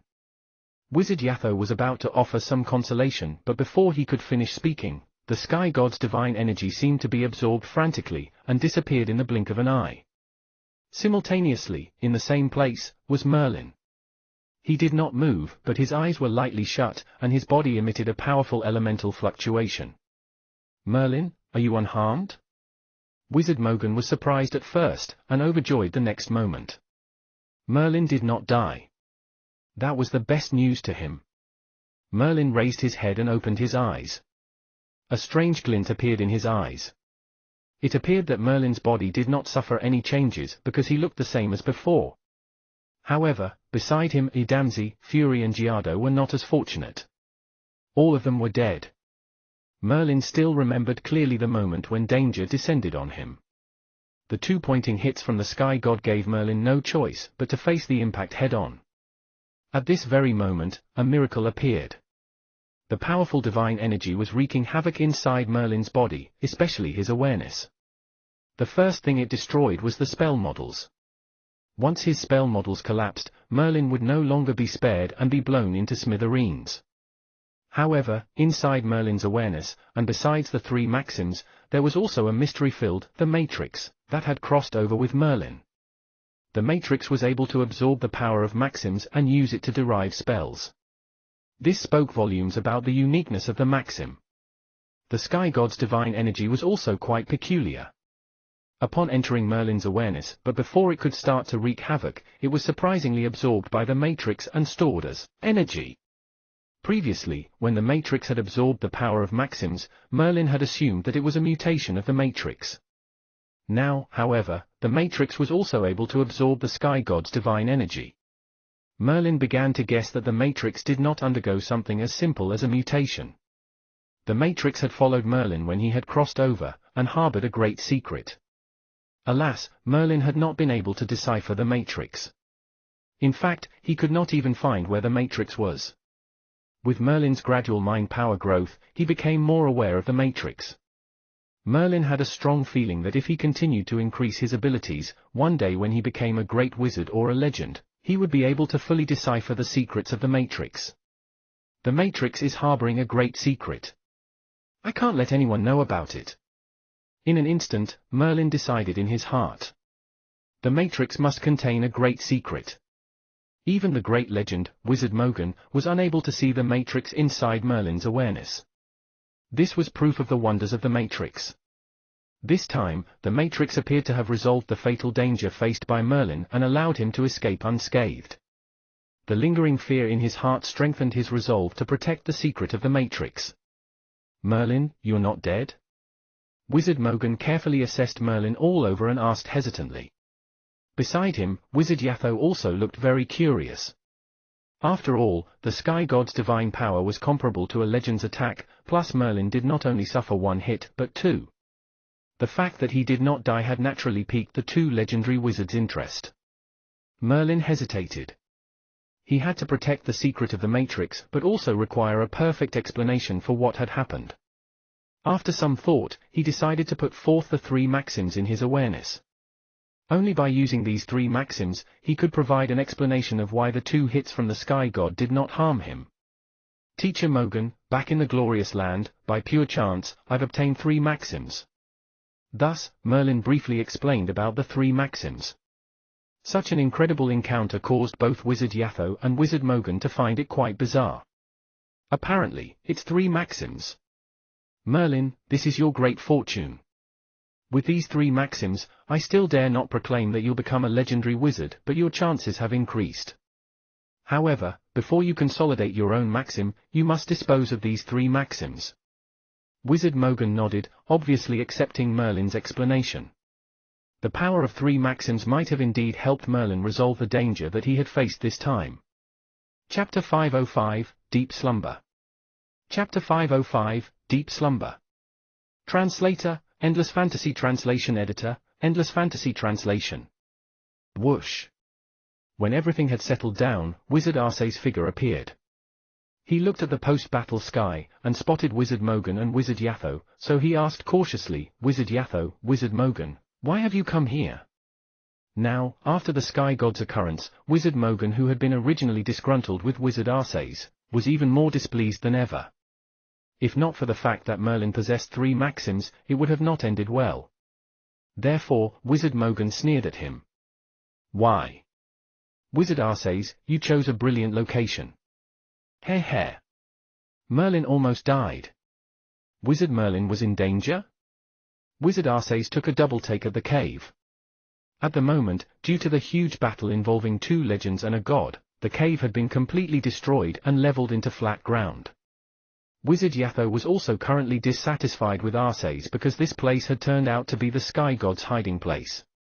Moreover, if not for Merlin's stroke of luck, Wizard Mogan would not have allowed this matter to rest. Arcee's, how did you choose a place like this? The Sky God had been hiding underneath the cave. The spirit monsters were deliberately arranged by the Sky God to mask his aura. How did you not discover it? Wizard Yatho reprimanded sternly. This time, he was indeed a little shaken. If Wizard Mogan had not coincidentally been in the Yatho dimension, it might have turned into a big trouble. In fact, it might have turned into another 100-years-long war. Arcee's did not speak. He took one glance at Merlin, and vaguely figured out what had happened before that. Arcee's noticed that with the Sky God's boundless, unrestrained, and terrifying aura, there might be trouble brewing for the Yatho dimension. However, he did not expect that the Sky God's appearance was linked to Merlin and the others, and in the exact cave that he had designated. He had almost caused a catastrophe. Great Wizard Yatho, I was too careless. Besides Wizard Merlin, what about Damsey and the others? Arcee's only saw Merlin, but he did not see Damsey and the others. As for Damsey and the others, Arcee's was quite satisfied with them as they had the potential to inherit his occult mind spells. It was precisely because of the potential he saw in Damsey and the two others that he gathered them together for the test. Although it appeared like a test on the surface, he was using the test as a method to enhance the mind-hearts of Damsey and the others. In fact, he was hoping that they could break through to achieve the 8th level mind-heart. Seeing that no one spoke, Arcee's face became grim. Finally, it was Merlin who whispered, Damsey, Fury, and Giardo were all killed by the Sky God.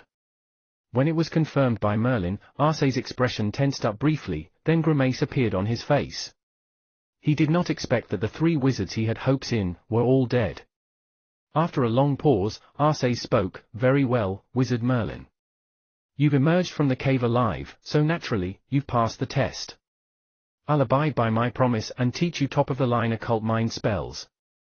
Upon Arcee's agreement to teach occult mind spells to Merlin, Wizard Mogan's expression began to warm slightly. Then, all of them stepped into a space passage and returned to Wizard Yatho's palace. Inside the brilliantly lit palace, Wizard Yatho and Wizard Mogan were seated high up on the throne. Their expressions were solemn, and their auras were as boundless as the sea. These 2 great legends were staring at Merlin, or more specifically, at the black cat Didymos on Merlin's shoulder. The black cat Didymos' current mental state was slightly listless and sleepy, an effect from swallowing too many spirits. Merlin. The first to speak was Wizard Mogan. "Merlin, do you know what it means when the half-spirit pet on your shoulder swallowed those spirit monsters, and gradually transforms into a living being?" Seeing the solemn expression on both great legends, several thoughts flashed in Merlin's head, but he shook his head and replied, "Teacher Mogan, Didymos was actually a spirit of a runic magic circle and only became a half-spirit by pure chance. He said that if he swallowed enough spirits, it'll speed up his transformation into a living being. Is there something wrong with that?" "Wrong? Ha ha, what can be wrong? Didymos is a half-spirit that wants to become a living being. It's a truly difficult process that goes against the natural order, but once he's successful, he'll possess unpredictable supernatural powers. Since he's only a cat and isn't naturally powerful, he might only have powers of an ordinary legend once he becomes a living being. If he's slightly more powerful, he can even rival those peak-level legends or even the great honored legends." It was Wizard Yatho who spoke. His tone revealed his excitement, because the transformation of a half-spirit into a living being was a phenomenon that could only be encountered, but not sought out. Throughout the vast dimension, only a small handful of spirits would have such luck and opportunity, so, it was extremely rare. TSSS. Merlin could not help but exhale a breath of cool air. As long as Didymos could reverse the spirits and become a living being, then he would immediately possess formidable powers that rivaled an ordinary legend. This was truly unbelievable. If it was someone else, Merlin might not believe it at all. However, these words were spoken by Wizard Mogan and Wizard Yatho, who were both great legendary wizards. Merlin looked at the black cat Didymos on his shoulder. He did not expect Didymos to have such potential. It was also an alignment of various coincidences that gave rise to such an opportune potential. However, simply swallowing this meager amount of spirits would never be enough. Didymos now desperately requires spirits. Even if he cannot absorb them now, he must still temporarily store the powers of the spirit. I'll give Didymos a leg up and let him swallow spirits until he reaches his limits. Then, once he has fully digested the powers of the spirits, he should be able to properly transform into a living being and possess incredible and powerful power. Being able to reverse the natural order and possess incredible power that rivals the powerful existence of a legend is also a huge fortune. Once Wizard Yatho had finished speaking, he mobilized the power of the dimension, and opened several space passages consecutively. Swish swish swish. From inside the space passage, Wizard Yatho caught one spirit after another from various places in his dimension. They were all caught and presented before the black cat Didymos. Some of the spirits were strong and some were weak, but they all seemed to have been bound by Wizard Yatho, and strewn in front of the black cat Didymos, allowing Didymos to swallow them. Presented with so many spirits, the black cat Didymos also swept aside his sleepy look. His 2 green eyes glowed brightly, and then he opened his mouth and inhaled. Swoosh! In an instant, countless spirits were swallowed by Didymos in a single gulp. Satisfied, the black cat Didymos leaped onto Merlin's shoulder and began to snore soundly. The black cat Didymos relied on the runic magic circle, so while he snored away, his body became completely concealed. Even Merlin, if he did not pay attention, would not notice him. Good, he has fallen into a deep slumber. This means that he has reached his limit. Once he has fully digested those powers, he may undergo a complete transformation as well as possess powers that rival a legend. A small smile appeared on Wizard Yatho's face when he saw the black cat Didymos' antics. Merlin hesitated for a moment and asked cautiously, "How long will this take?" 3 to 5 months at least, and perhaps even up to tens or hundreds of years. Wizard Yatho shook his head. Regarding the actual time frame, no one could tell for sure. If the black cat Didymos had truly changed forms, then it would be akin to an overnight success for him. Even Merlin could not provide any help to Didymos and could only wait quietly. "Well, Merlin, occult mind spells aren't something you can learn in just a day or two. Why don't you stay here for a while, so that you can seek guidance from Arceus at any time?" Wizard Yatho summoned a spellcaster to lead Merlin out. Merlin would be staying in the Yatho dimension for a while until he had fully mastered the occult mind spells. Chapter 506, Occult Mind Spells I. Chapter 506, Occult Mind Spells I. Translator, Endless Fantasy Translation Editor, Endless Fantasy Translation. Merlin had arrived at the accommodation arranged by Wizard Yatho, and began to calm down. What happened to the black cat Didymos was quite mind-blowing to him. Even now, he found it hard to believe. However, words spoken by Wizard Yatho and Wizard Mogan would not be untrue. Once the black cat Didymos woke up and changed its form into a living being, he would likely possess powers comparable to a legend. Nevertheless, no one knew how long it would take for the black cat Didymos to wake up. Then, Merlin thought about the Matrix. The Matrix was full of mysteries, and to date, Merlin was still uncertain about how the Matrix was able to derive new spells using the power of maxims. Previously, when the Sky God appeared, the Sky God tried to use boundless divine energy to kill Merlin with a single hit. However, the divine power was instead absorbed and stored by the Matrix. The Matrix, activate. Merlin activated the Matrix and began to examine it carefully. On the surface, there seemed to be no change, and it could still derive new spells. The only change was that there was some energy stored inside the Matrix. This energy was converted from absorbing the Sky God's divine energy. However, the amount of divine energy was too little, so the converted energy was approximately enough for 1 or 2 new 6th level spells only. Merlin did not use this energy immediately. He was currently a 5th level spellcaster and did not have to exert a lot of mind power to balance his spell models. Therefore, Merlin's mind power was at its highest threshold. Since Merlin had not yet learned occult mind spells, he did not know what kind of mind power requirements there would be. As such, he temporarily set aside the plan to derive new 6th level spells. At least, he would wait until he had cultivated occult mind spells. In a sense, occult mind spells seem to be a lot more powerful than spells of the same level. It's not surprising that it's considered to be in a class of its own. If not for the fact that mind power masters are unable to produce a powerful enough existence to rival the great legends, the mind power masters might be on par with the spellcaster system. Previously, from the bodies of Damsi and the others, Merlin had witnessed the power of occult mind spells. Thus, his desire to possess occult mind spells burned even greater than before. So, after a short rest, Merlin got up and flew toward Wizard Arceus' residence. The Yatho dimension was very vast. Although Arceus was one of the most efficient subordinates under Wizard Yatho, he also enjoyed a unique and high status.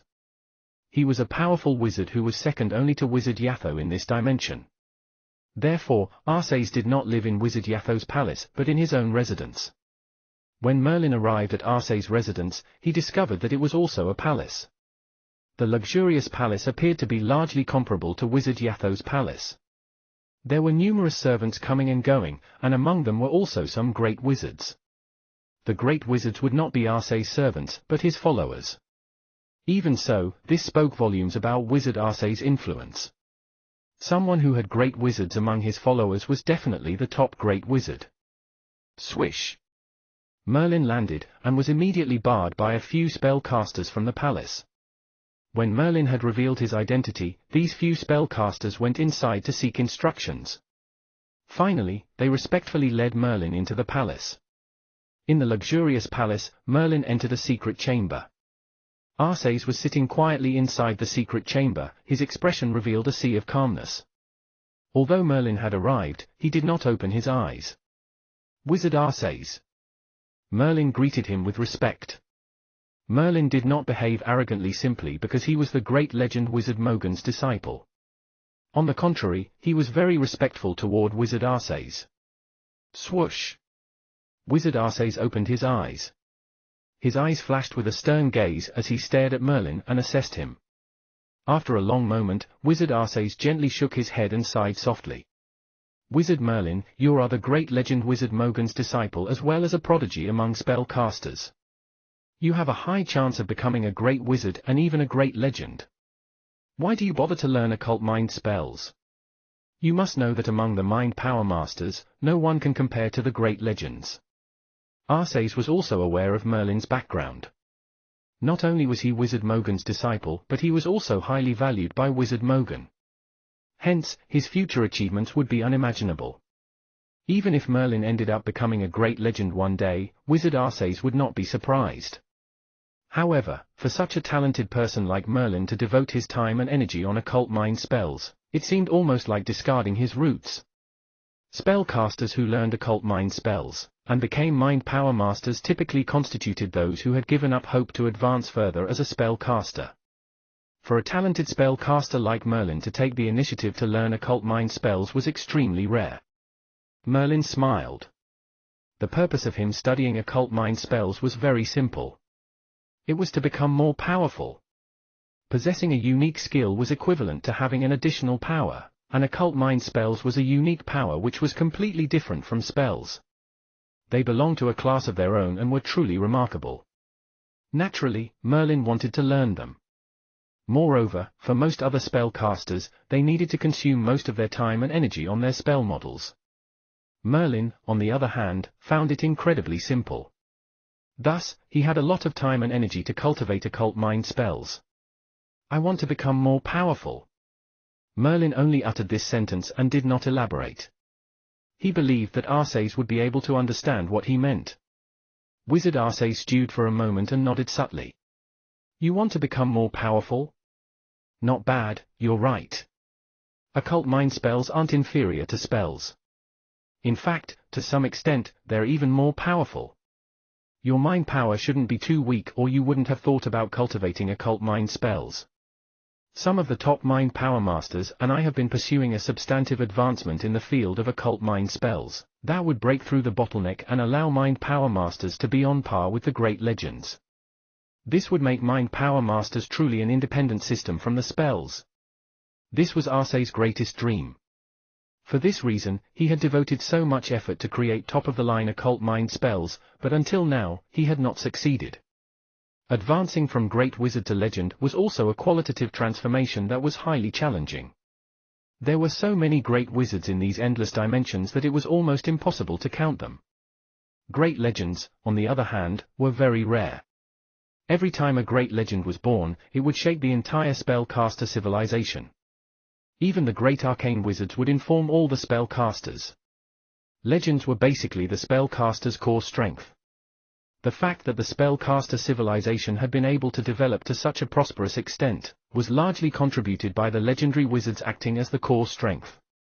At the very least, in any new dimension, as long as the elements existed, then a god would be born. Only the maxims consolidated by the legendary wizards were able to oppose the gods and conquer the dimension. The spellcaster civilization had been very well developed, but the appearance of mind power masters had not been too long ago. In fact, it was only after the spellcasters began to leave the glorious land, and headed into the hundreds and thousands of dimensions that the mind power masters came into existence. As soon as the mind power masters emerged, their development was extremely fast. They managed to create top occult mind spells, and the topmost mind power master was infinitely close to the great legends. However, it was very difficult to develop an independent and perfect system. Moreover, for this purpose, it was critical for them to produce a powerful mind power master on par with the great legends. Only when a powerful master who could rival a great legend was born, then would the mind power masters be recognized as a perfect and independent system, a part of the spellcasters. Wizard Merlin, regardless of your motivation to cultivate occult mind spells, I hope that you can devote some energy toward occult mind spells in the future. At least, you must break through the bottleneck and perfect the system of mind power masters to become a powerful mind power master who could rival the great legends. Arcés' only wish was to be able to see the birth of a great legend, an equivalent among the mind power masters. Looking at Arcés' expectant gaze, Merlin nodded faintly. However, he knew in his heart that perfecting the Mind Power Masters system was simply too difficult. Perhaps, the Mind Power Masters system was fundamentally unable to produce an existence on par with the great legends. Perhaps, having a peak great wizard's powers was the highest possible limit of the Mind Power Masters system. After Wizard Arceus had finished speaking, he took a deep breath and his expression turned solemn. With a dignified tone, he said, "Wizard Merlin, since you've passed my test, then I will not hold back and teach you my top mind occult spells. However, you must first let me know, how big is your mind power?" Since Arceus would be teaching occult mind spells to Merlin, understanding Merlin's mind power or the true situation of his mind heart was essential. Merlin nodded and immediately activated his mind heart. Whiz! Merlin's mind power changed from intangible to tangible and transformed into a large fist that violently thumped toward Arceus. Its sight and sound were magnificent, just like releasing a powerful spell. This was the most direct and rudimentary use of mind power, though its force was commendable. This time, Merlin did not hide anything and mobilized almost all his mind power, so the resulting impact was huge. Sensing such a sizable mind power, Arceus squinted and his heart filled with astonishment. Currently, Merlin's mind power had far exceeded an average 8th-level spellcaster's mind power, almost reaching an average 9th-level spellcaster. Merlin only had a 7th-level mind heart. Haha, not bad, your mind power is very powerful and have fulfilled the requirement to cultivate occult mind spells. Merlin, has your mind heart achieved the limit of 7th-level mind heart? Limit? There's still a little way to go, but it should almost be there. Soon, I'll try to break through to the 8th-level mind heart. The mind power that Merlin had accumulated was already sufficient enough. Merlin could also sense that he could no longer continue to compress the mind heart. Very soon, it would reach its limit.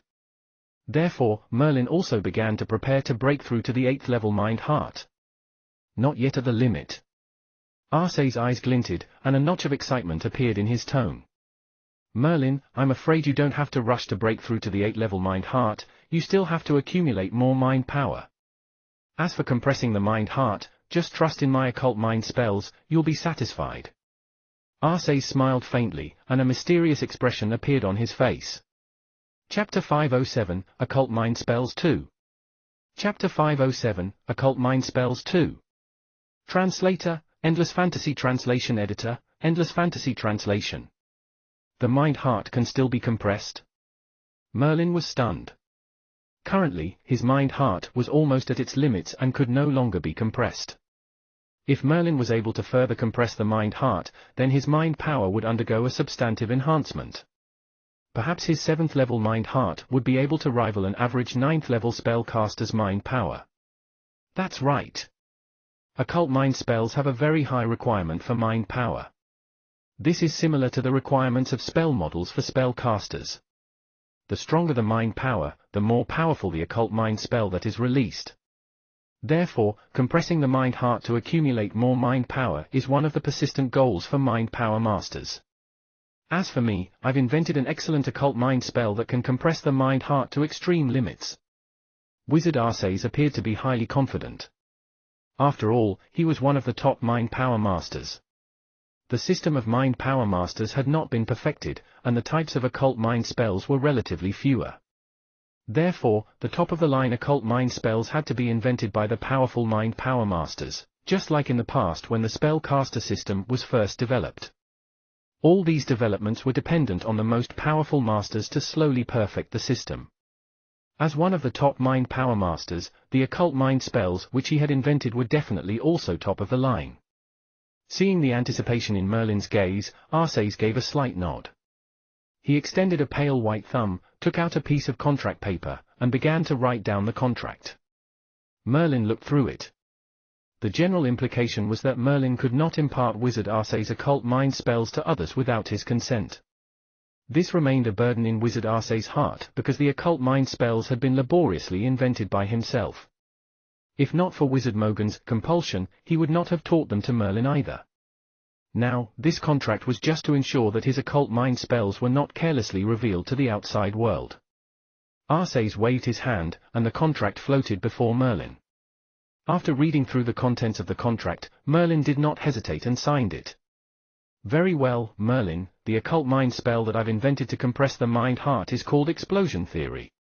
Strictly speaking, it's not an occult mind spell because it only compresses the mind-heart to allow it to reach every spellcaster's limits.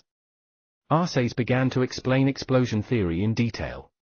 Basically, through the process of explosion and condensation, the mind-heart was compressed repeatedly in order to squeeze out every ounce of space inside the mind-heart. These little ounces of space were like bubbles inside the mind-heart, so through the process of explosion and condensation, they would be completed squeezed out. Thus, the mind-heart could be compressed to its true limit. This occult mind spell put a glint in Merlin's eyes, though he knew that it was easier said than done. Exploding the mind-heart was not an easy feat. If anything went wrong, it would not be able to be consolidated again. Therefore, only a powerful mind power master such as Arcés, who had reached a certain threshold of mind power, would dare to attempt such an occult mind spell without fear of unable to reconsolidate the mind-heart. Subsequently, Arcés highlighted some of the critical points in explosion theory, or rather the things to pay attention to, as well as some tips and tricks that would ensure that the mind-heart could be reconsolidated after the explosion. Merlin memorized these tips and tricks in his heart, and began to attempt his first mind-heart explosion. This was considered the top occult mind spell, one that Wizard Arcés had spent decades of effort to create as well as tested personally countless times before it finally took shape. At the same time, Merlin was the first spellcaster besides Wizard Arcés himself to cultivate explosion theory. Boom! Merlin followed Wizard Arcés' method and violently detonated the mind-heart. In the instant when the mind-heart exploded, Merlin's consciousness blanked out completely. Inside his awareness, a ferocious storm seemed to whip. Countless mind power was scattered around, which turned into waves of attacks that rippled in every direction. Merlin's consciousness recovered quickly. However, after recovering, Merlin's face turned pale with pain. He had to endure tremendous pain and reconsolidate the mind-heart according to Wizard Arcés' instructions. This was the most critical premise of explosion theory. Just plain explosion alone without the ability to reconsolidate the mind-heart was no different than suicide. Arcés was watching Merlin closely. Despite his confidence that the explosion theory was completely flawless and free of error, Merlin was still the first spellcaster besides himself to cultivate explosion theory. Thus, Merlin's success would indicate whether this explosion theory occult mind spell was matured enough. Soon, Merlin abided by Wizard Arcés' method and turned his mind power into a huge vortex. The vortex began to swirl wildly, and the previously scattered mind power swiftly entered the heart of the vortex. The gravitational force of the mind vortex that was formed from the mind power grew stronger, and Merlin could feel that his consciousness had become distorted. He could clearly sense his mind power consolidating repeatedly until the mind-heart was consolidated once again. Phew! Merlin heaved a breath of relief and opened his eyes. A strange glint appeared in his eyes. It's so amazing. I'm able to reconsolidate the mind-heart. Moreover, based on my senses, I can feel that the mind-heart has been condensed a little. Now, it can accommodate more mind power. Merlin was highly sensitive to his mind-heart because previously, he had sensed that his mind power was fast approaching the limit of the 7th level mind-heart, and could no longer be compressed. Right now, however, his mind power did not feel like it was at the limit. The mind-heart had indeed been compressed a little, and the effects were obvious. Furthermore, this was only Merlin's first practice of the explosion theory.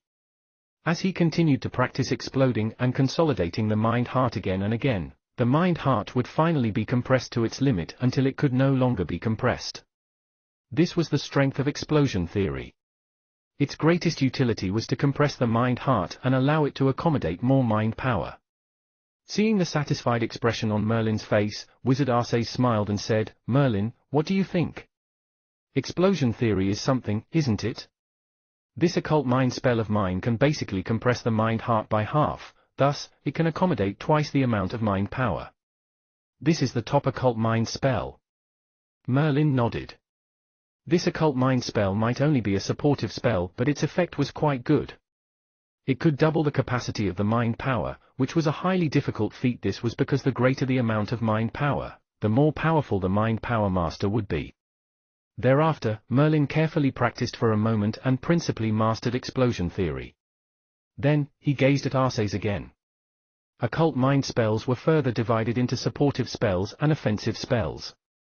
Back when Damsi, Fury, and Giardo jointly wielded the Mindstorm, it must have been an offensive occult mind spell. Since Merlin wanted to learn occult mind spells, naturally, he would not miss the opportunity to learn offensive occult mind spells.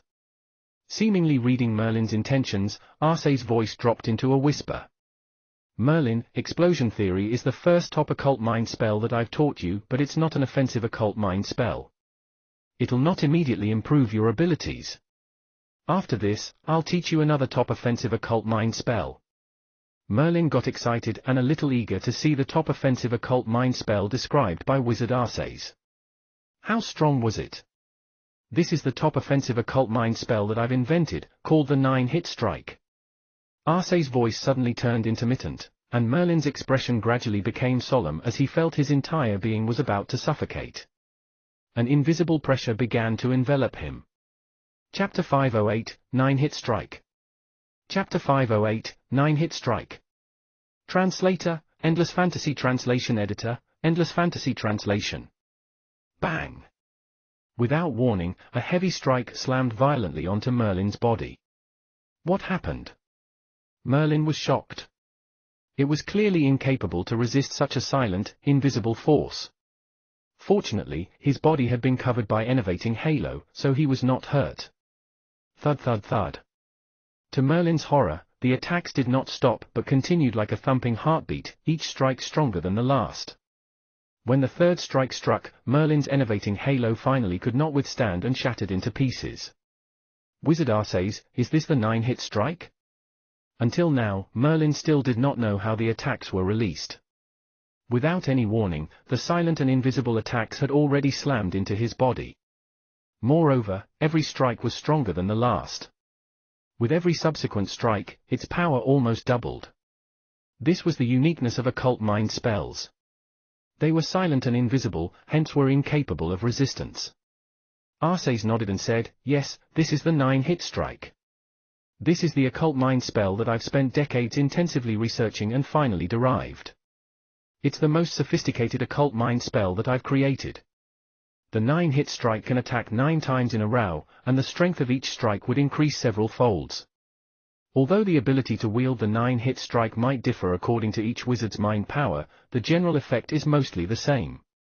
Following Wizard Arcee's explanation, Merlin gradually understood the greatness of 9-hit strike. Even if one only wielded a 7-hit strike instead of the 9-hit strike, the power was already enough to match a peak great wizard. Currently, Wizard Arcees could only wield the 7-hit strike. As for the 8-hit strike and 9-hit strike, they were the strongest attacks derived by Wizard Arcees. Based on his inference, upon achieving 8-hit strike and 9-hit strike, it would amount to powers that could rival a legend. Merlin listened to Wizard Arcee's explanation, and became even more eager to try the 9-hit strike. This was a true occult mind spell that was much more powerful than many other spells. Above all, there was only one requirement to cultivate the 9-hit strike, which was to possess a tremendous amount of mind power. This was the occult mind spell that Merlin had sought. It would directly enhance Merlin's abilities.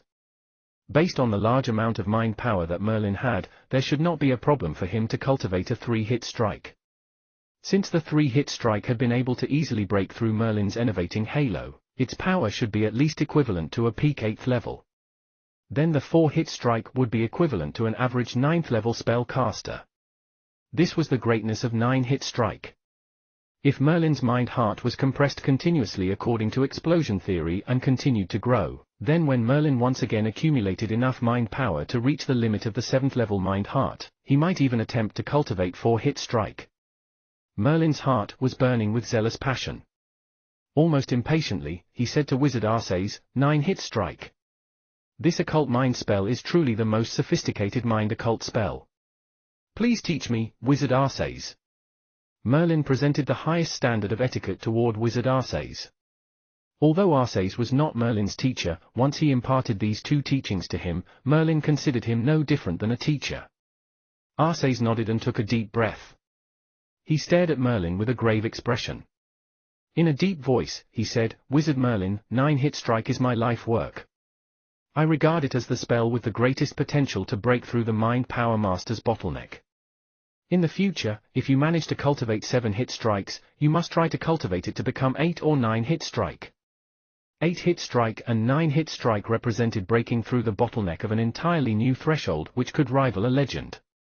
Even Wizard Arceus himself had not been able to cultivate 8 hit strike or 9 hit strike. Originally, this sophisticated 9 hit strike occult mind spell had already reached its limit at 7 hit strike. However, in order to break through the bottleneck and with the hope to give birth to an existence powerful enough to rival a legend, Wizard Arceus spent a lot of time refining 7 hit strike and managed to derive 8 hit strike and 9 hit strike. As for whether anyone would be able to successfully cultivate 8 hit strike and 9 hit strike, even Arceus would not dare to guarantee it. It was merely to provide some hope to mind power masters to break through their limits. Seeing the hopefulness in Arceus' eyes, Merlin knew that Arceus was very anxious to see the equivalent of a great legend arise from among the mind power masters. Therefore, he soberly nodded. Wizard Arceus, don't worry. If I can cultivate 7 hit strike one day, then I'll definitely not give up on cultivating 8 hit strike and 9 hit strike. Wizard Arceus heaved a breath of relief. He smiled. Well, these are the 2 most sophisticated occult mind spells that can mightily enhance your abilities. You can go back and practice them properly. Merlin now mastered the 2 most sophisticated occult mind spells, so he was quite eager to cultivate them. He bade Wizard Arceus his leave and returned to his accommodation to immerse himself in the cultivation.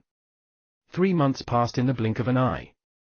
Wizard Mogan and Wizard Yatho were also exchanging their experiences of consolidating a maxim. Both of them were ordinary legends who only consolidated a single maxim. Wizard Mogan had begun to attempt consolidating a second maxim, but he had not been successful. There were no shortcuts to consolidating a maxim other than plundering the elemental origin of a dimension. Otherwise, the process required a long time and tireless effort to slowly consolidate the maxim bit by bit. This was a long, drawn-out process and was considered normal, spanning hundreds and thousands of years. After Wizard Mogan and Wizard Yatho were done exchanging their experiences in consolidating a maxim, they looked toward the direction Merlin was in. With some hesitation, Wizard Mogan said, "It has been 3 months, but there hasn't been any news from Merlin. I wonder if he has successfully cultivated the occult mind spells?" In the Yatho dimension, only Wizard Yatho could monitor every place. Wizard Yatho gently closed his eyes. Then, he shook his head. Still no change. Wait for a little while more. It has only been 3 months. 3 months is a long time. I'm going to bring Merlin to Arcane City. That's a place that a prodigy like him should be. Wizard Mogan squinted and said in a grave expression. On the other hand, Wizard Yatho sucked in a deep breath and his gaze turned uncertain. He murmured, "Mogan, you must think this through. Are you really going to use your one and only recommendation to send Merlin to Arcane City? Every legend had 1 quota to recommend a genius spellcaster to Arcane City. Hence, this recommendation was considered extremely precious. After so many years, Wizard Mogan had not used up this recommendation. Right now, he intended to use this quota to recommend Merlin into Arcane City, which spoke volumes of Wizard Mogan's esteem for Merlin. Wizard Mogan nodded unconcernedly. Having just a single recommendation is probably very important to others, but many legends don't even have the chance to use that single quota. That is because they've never met a talented spellcaster who's worthy of using that recommendation. Merlin is the most talented spellcaster that I've ever met. He has the potential to become a great legend. Sending him into Arcane City will greatly shorten the time frame to become a legend. This is also my final assistance to him as his teacher. Moreover, if met with a disciple like Merlin, which legend would be reluctant to use his recommendation? True, I'm quite envious that you found such a talented disciple like Merlin. Although I have very high esteem for Asher, he's still far from meeting my expectations, let alone for me to use my recommendation to send him to Arcane City.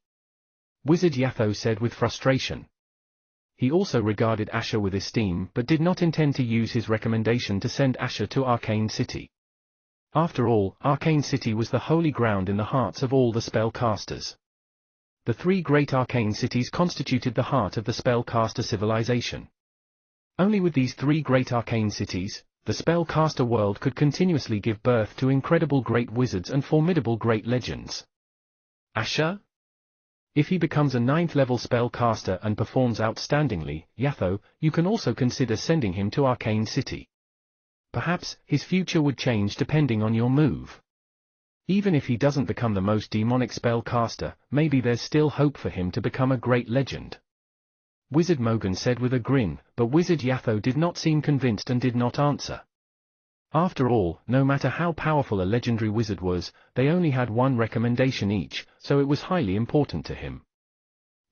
Wizard Mogan, you don't have to rush to use your recommendation. With Merlin's talent, sooner or later he'll shake the entire spellcaster civilization. Hence, there's a big chance that he would be voluntarily absorbed by Arcane City. After all, the purpose of the existence of Arcane City is to absorb the most talented prodigies in the spellcaster world. Wizard Mogan also knew that Arcane City would voluntarily absorb true geniuses. However, the chance of that happening was too minuscule, so he would not risk allowing Merlin to stumble around blindly. In addition, if Merlin was to be voluntarily absorbed by Arcane City, then obviously Wizard Mogan would not occupy an important position in Merlin's heart. On the other hand, if he offered the greatest help to Merlin when he was still weak, then in the future if Merlin had succeeded, he would return Wizard Mogan's favor. However, right now, there was still no change from Merlin, so Wizard Mogan could only continue to wait patiently. Boom! There was another explosion. In Merlin's awareness, the mind-heart underwent continuous explosion and consolidation. In fact, even Merlin himself did not know how many times it had exploded or consolidated. Nonetheless, every time he exploded and consolidated the mind-heart, he could clearly feel that the mind-heart was continuously being compressed. This time, however, after the explosion, the mind-heart did not produce any reaction. Finally, it's compressed to the limit. Merlin slowly opened his eyes, and his eyes sparkled with brilliance. After such a long period of meditation, he had finally compressed the 7th level mind-heart to its limit. Chapter 509, An Opportunity Not to be Missed. Chapter 509, An Opportunity Not to be Missed. Translator, Endless Fantasy Translation Editor, Endless Fantasy Translation. Currently, Merlin's mind-heart was at least half its size than before. Despite that, the mind-heart was able to accumulate more mind power, at least double its volume from before.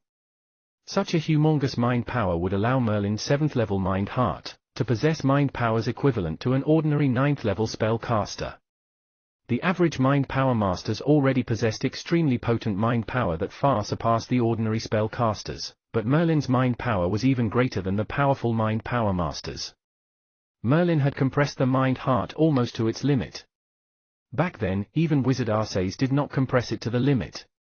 In some sense, Merlin's embarkation was much better than Wizard Arceus, so he should be able to cultivate 9-hit strike more smoothly compared to Wizard Arceus. In reality, that was also true. While Merlin continuously cultivated explosion theory and compressed the mind-heart, he would also cultivate 9-hit strike. The first 3 strikes of 9-hit strike were relatively easy. Although a large amount of mind power was still quintessential, Merlin's mind power was already sufficient.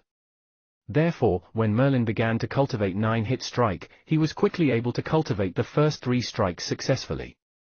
Let's try it out. Once Merlin had finally compressed the mind-heart to the limit, he surreptitiously wielded 9-hit strike. An invisible mind power slammed heavily onto a large boulder outside the house. Bang! A dull slam resounded. Mind power was shapeless and invisible, but upon breaking through to the 7th level, it had undergone a qualitative transformation.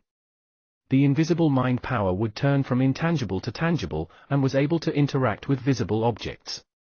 It was not only remarkable but also incapable of resistance. Upon the first strike, the large boulder only tremored slightly, seemingly impacted by a strong attack. This boulder was one of the toughest rocks, so even a 7th level spell would not be able to affect it. Since the boulder was difficult to break apart and had no use in alchemy, it was simply relegated as decoration. Right now, however, it could be used to assess the strength of Merlin's 9-hit strike. The first strike was unfruitful, so Merlin continued wielding 9-hit strike. Boom! Another dull thud resonated. The large boulder appeared to be impacted by an invisible multidirectional attacking force. It quaked steadily but did not seem close to shattering yet. 3-hit strike. An invisible fluctuation appeared on Merlin's body. This fluctuation was invisible to the naked eye, but Merlin could feel it clearly. A fearsome quiver, like ripples in the water, slammed violently onto the large boulder. Crack! This time, the large boulder was not spared. A powerful multidirectional force smashed into the large boulder and pummeled it into dust. Seeing the previously rock-solid boulder had turned into a pile of dust shocked even Merlin. The attack of an occult mind spell was unique, that it was sneaky, shapeless, invisible, and incapable of resistance. It was completely different compared to spellcaster's spell attack. Especially 9-hit strike, with each subsequent strike stronger than the last. Merlin's 3-hit strike was already comparable to the power of a peak 8th level spell, so very few 8th level wizards would be able to withstand it. The power of his spell even exceeded Wizard Arcee's 3-hit strike. The uniqueness of an occult mind spell like 9-hit strike laid in the fact that no matter who cast it or how powerful the mind power was, the same 3-hit strike would possess almost the same strength. However, for now, Merlin could only cultivate up to 3-hit strike. His mind power was still not enough for him to cultivate 4-hit strike. Generally, his mind heart would need to transform to an 8th level mind heart to be able to cultivate it. Nevertheless, Merlin's mind heart was very special because it had undergone continuous compression under another top occult mind spell, Explosion Theory. Coupled with the fact that Merlin's original mind heart had been greatly compressed, his mind heart had practically reached the utmost limit of compression. Therefore, perhaps when Merlin once again accumulated enough mind power to fill out the limit of the 7th level mind heart, he might be able to cultivate 4-hit strike. Phoo! Merlin exhaled lengthily. He could feel that he had not left this room for a few months, but the outcome had been fruitful, so Merlin was very satisfied. It's time to go out. Merlin stood up and flew toward Wizard Yatho's palace. In the palace, in the midst of Wizard Yatho and Wizard Mogan exchanging discoveries about their Maxim consolidation, Wizard Yatho suddenly paused. Then, he smiled at Wizard Mogan. Merlin is coming here. It looks like he has achieved quite a bit.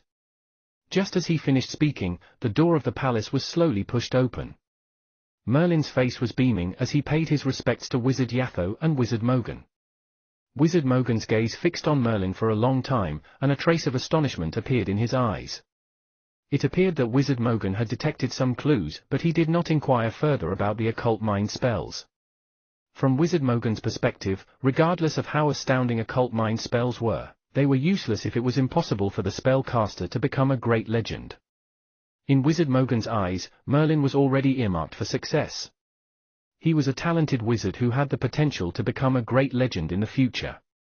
Hence, Merlin's efforts should be devoted to becoming a great wizard. Wizard Yatho, I wonder where's Wizard Arcees? I would like to express my gratitude to him in person. Merlin was ready to leave the Yatho dimension. The purpose that he came to the Yatho dimension for had been achieved, so naturally, he wanted to thank Arcees for the occult mind spells. However, Wizard Yatho shook his head dejectedly. Wizard Merlin, I'm afraid your wish cannot be fulfilled. About more than a month ago, Wizard Arcees had left the Yatho dimension to traverse the Void Zone. He wants to break through the shackles and perfect the Mind Power Masters system as well as become a legend. As he spoke, Wizard Yatho appeared rather gloomy. Of course, he was unwilling to let Wizard Arcees leave because he was one of the strongest great wizards in the Yatho dimension. With Wizard Arcees guarding the fort in the Yatho dimension, Wizard Yatho felt a lot more at ease. Moreover, Arcees' departure this time was obviously quite sorrowful. Even if Arcees did not manage to break through, he probably would not come back to the Yatho dimension again. Wizard Arcees has left? Inside Merlin's mind, Wizard Arcees' hopeful expression beckoned. Merlin knew that Arcees had spent his entire life perfecting the system of Mind Power Masters, but until now, he had not been able to achieve substantial progress. His only achievement was inventing explosion theory and 9-hit strike. Additionally, Arcees himself was only able to cultivate up to 7-hit strike. If he could surpass 7-hit strike and reach 8-hit strike or 9-hit strike, then, he might be able to rival a real legend and fulfill his lifelong dream. So, Arcees' departure this time was probably his final desperate attempt, hoping that somehow in the vast, endless void zone and the hundreds and thousands of dimensions, there would be an opportunity for him to cultivate 8-hit strike or 9-hit strike. Therefore, without achieving the desired outcome, Arceus would not come back. It's truly regretful. Merlin shook his head and shifted his gaze to Wizard Mogan. At this point of time, Wizard Mogan should be bidding their farewell to Wizard Yatho. However, for a moment, Wizard Mogan did not speak. Instead, he murmured in a low voice, "Merlin, I'm preparing to recommend you to Arcane City." Arcane City?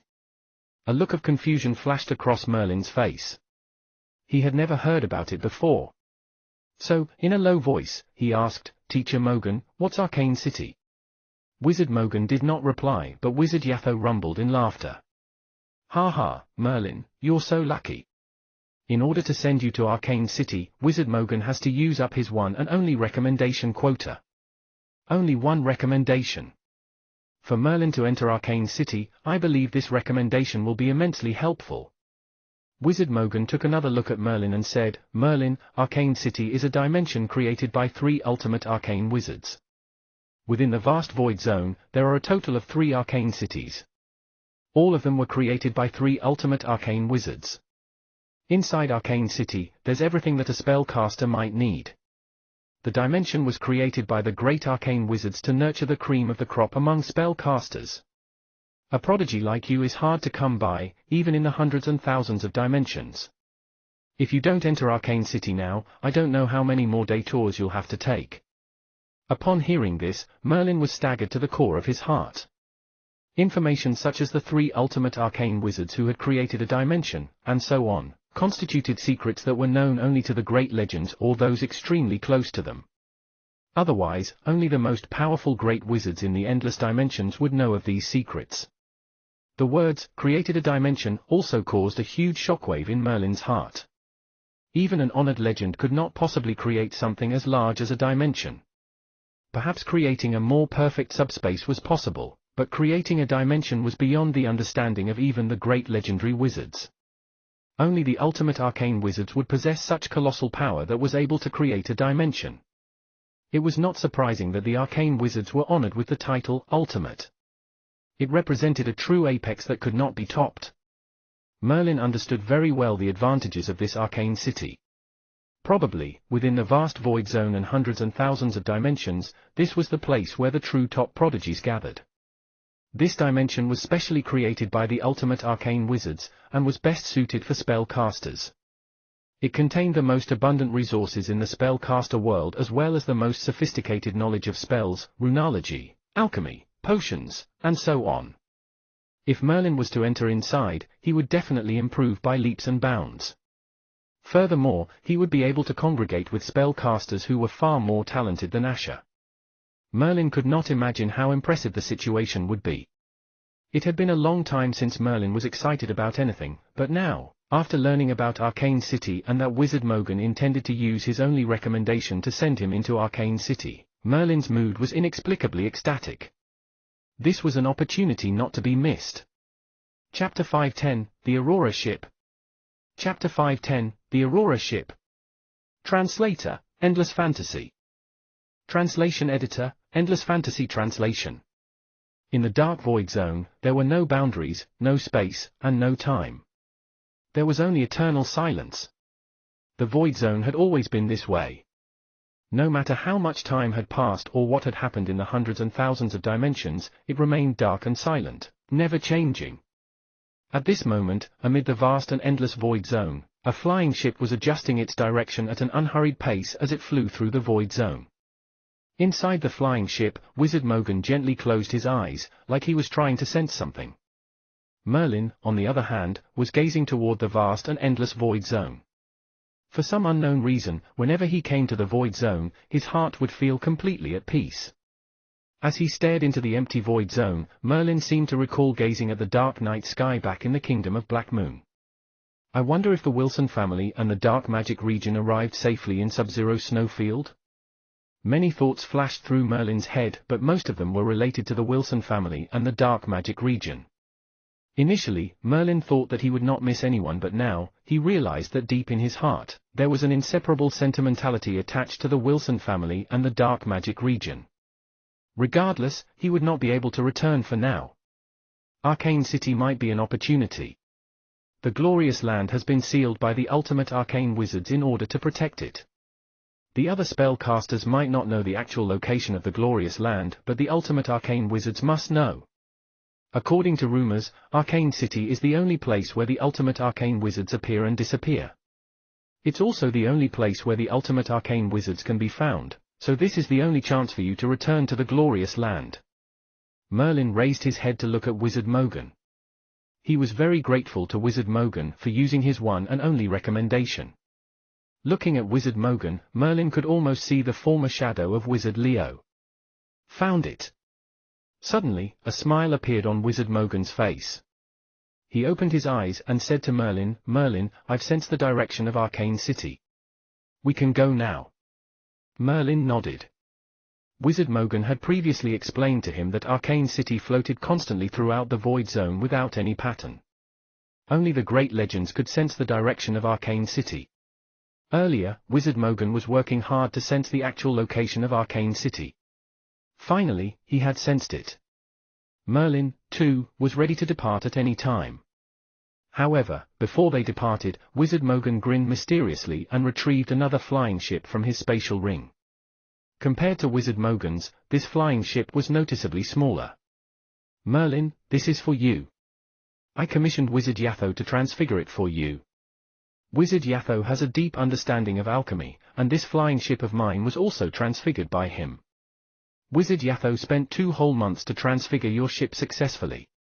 Its main feature is speed. In fact, all the other bells and whistles were foregone in exchange for speed." Wizard Mogan nodded at Merlin, indicating for him to come forward and admire this flying ship. It was a flying casting tool that focused only on speed. As for its function, it was obviously to ensure survival. Although Merlin had an arsenal of powerful techniques, they were all offensive in nature. He did not have any particularly powerful techniques geared for ensuring survival. The speed of this flying ship was so unbelievable, even Wizard Mogan's flying ship would not be able to compete with it. "Teacher Mogan, this treasure is too precious." Merlin was truly touched. He knew that transfiguring such a flying casting tool would have been very difficult. Despite the close relationship between Wizard Mogan and Wizard Yatho, he was sure that Wizard Mogan must have paid a great price. "Merlin." Wizard Mogan's expression turned grave. In a deep voice, he said, "Merlin, in this vast void zone, dimensions are aplenty. You'll encounter all sorts of unimaginable danger. Last time in Mogan Dimension, you had my protection, so you won't need this flying ship. However, this time, when you go to Arcane City, even I don't know what you'll encounter. In the future, you'll be carving your own path. You used to have 7 senior disciples, but now, only less than half of them remain. The others have encountered various dangers in the endless void zone and the dimensions, and died as a result." Merlin could sense that Wizard Mogan's emotion was downcast. Apparently, Wizard Mogan used to have so many disciples. Any spellcaster who was selected by a great legend would definitely have been a prodigy. They would have had a myriad of techniques, yet they too had fallen. This meant that the seemingly peaceful vast void zone contained unimaginable dangers. This flying ship forgoes all defensive and other features. Its main feature is speed. If you encounter any danger in the dimensions in the future, with your techniques, you can definitely hold on for a moment. As long as you're not killed at the first instant, you can use the unbelievable speed of this flying ship to escape. Now, why don't you try to control the flying ship?" Wizard Mogan placed the flying ship in the void zone where it floated steadily. Merlin climbed onto the flying ship and carefully examined it. This flying ship was small yet exquisite. There were no excessive patterns or decorations, and looked extremely plain and nondescript. Just as Wizard Mogan had said, the flying ship did not contain any defensive technique, not even a single runic magic circle. The sole purpose of foregoing all these features was simply to transfigure a casting tool that could fly as fast as possible. Merlin extended his mind power into the flying ship. This flying ship was an unclaimed item, so as long as he implanted a mind imprint, he would be able to control this flying ship and instantly become familiar with its operations. Soon, Merlin implanted his mind imprint inside the flying ship. The next moment, a bunch of flying ship operation skills appeared in his mind, thereby allowing a wizard without any knowledge of this type of casting tool to rapidly gain control of the flying ship. Try it. With a single command in Merlin's head, he channeled magic power into the flying ship. Whiz! The small exquisite flying ship transformed into a ray of golden light and shot toward the depths of the vast and endless void zone. In a few breaths, it had disappeared completely and could no longer be located even using mind power. After a moment Merlin operated the flying ship and flew back. "Merlin, how is it? Are you satisfied?" Wizard Mogan asked with a smile. Merlin leaped down from the flying ship. His face revealed a look of astonishment and was yet to recover. "It's fast, truly fast." After a moment, Merlin finally mumbled in a low voice, over and over again. He was truly astonished. The speed of the flying ship was so fast that he could not see it using his naked eye, so he could only steer it using his mind power. Seeing such a high-speed casting tool was a first for him. Based on speed alone, Merlin thought that very few would be able to catch up to him. Even a great legend, unable to travel via subspace, would not be able to catch up to him. Of course, all the legendary wizards capable of traveling via subspace were not considered to be in the same range as speed. Although Merlin's flying ship was fast, if he provoked a great legend, even upon arriving in the void zone, there was a distinct possibility that the great legends might own a casting tool faster than his flying ship. After all, despite the superiority of Wizard Yatho's alchemy transfigurations, he was still far from achieving the highest tier. In the field of alchemy, there were countless legendary wizards with a deeper understanding of alchemy than Wizard Yatho. Perhaps even some of the great wizards could be slightly more advanced than Wizard Yatho in the field of alchemy. Therefore, it would be ordinary for any spellcaster with a high grasp of alchemy to be able to transfigure a flying casting tool more sophisticated than Merlin's flying ship. Nevertheless, with this flying ship, should Merlin encounter any danger or undefeatable opponent in the future, his chance of escaping and survival would be increased greatly. "Merlin, give it a name." This flying ship would accompany for a very long time. Wizard Mogan saw that Merlin was extremely enamored with the flying ship, so he smiled, and asked Merlin to give it a name. Merlin pondered for a moment as countless ideas flashed through his head. Earlier when he tested the flying ship, he discovered that once it flew at full speed, the flying ship would transform into a ray of golden light, just like the aurora that he had seen in his previous life. Thus, he decided to name the flying ship, Aurora Ship. Aurora Ship? Wizard Mogan did not know what Aurora 1 was, but it must signify very fast speeds, which was an apt name for the ship. Very well. Merlin, for the next journey to Arcane City, you should use the Aurora Ship. Hence, two ships flew together in tandem across the vast void zone at high speeds. After approximately half a month in the vast void zone, Merlin's magic power had already been considerably diminished. Mobilizing the Aurora ship required a huge amount of magic power. Fortunately, Merlin had innumerable elemental crystal stones. He had a good mentor, in addition to the original riches he owned, so he was unconcerned about the elemental crystal stones that were consumed to drive the journey. Despite the high speed of the Aurora ship, after flying for half a month, Merlin still felt like he had not moved. Regardless of whichever direction of the void zone he looked, it remained unchanged. Boom boom.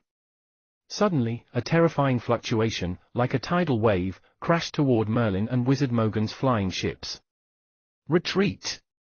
Merlin noticed the terrifying fluctuation, so he rapidly retreated and stood with Wizard Mogan as they stared into the distance.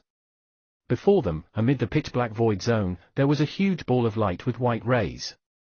This ball of light was like the sun, constantly emitting light. The huge ball of light moved extremely slow in the void zone, but there was an inexplicable feeling of awe. Merlin stared at this huge ball of light with astonishment because although he could see it with his eyes, he could not detect it using his mind power. It was clearly right in front of him, yet based on his mind power, there was nothing. It was extraordinary. Wizard Mogan put away his flying ship and gazed at the huge ball of light. He murmured, "Finally I found it. This is Arcane City, where all the spellcasters strive toward." Merlin's face could not conceal his look of disbelief. This huge ball of light like the sun was the legendary Arcane City. The invisible impact that it released would overwhelm even the great legends. Chapter 511, The Legend with Four Maxims. Chapter 511, The Legend with Four Maxims. Translator, Endless Fantasy Translation Editor, Endless Fantasy Translation. Looking at the huge ball of light, which was the legendary arcane city, a flicker of uncertainty appeared in Merlin's eyes. Just the overwhelming aura of Arcane City was enough to instill a feeling of reverence. Merlin, don't worry. Let's go in. Wizard Mogan smiled, and led Merlin to fly toward the huge ball of light. As the light rays became more and more blinding, Merlin's mind power was unable to detect anything other than a complete blank. Swish swish. Finally, the two of them were fully immersed by the blinding white light and disappeared without a trace.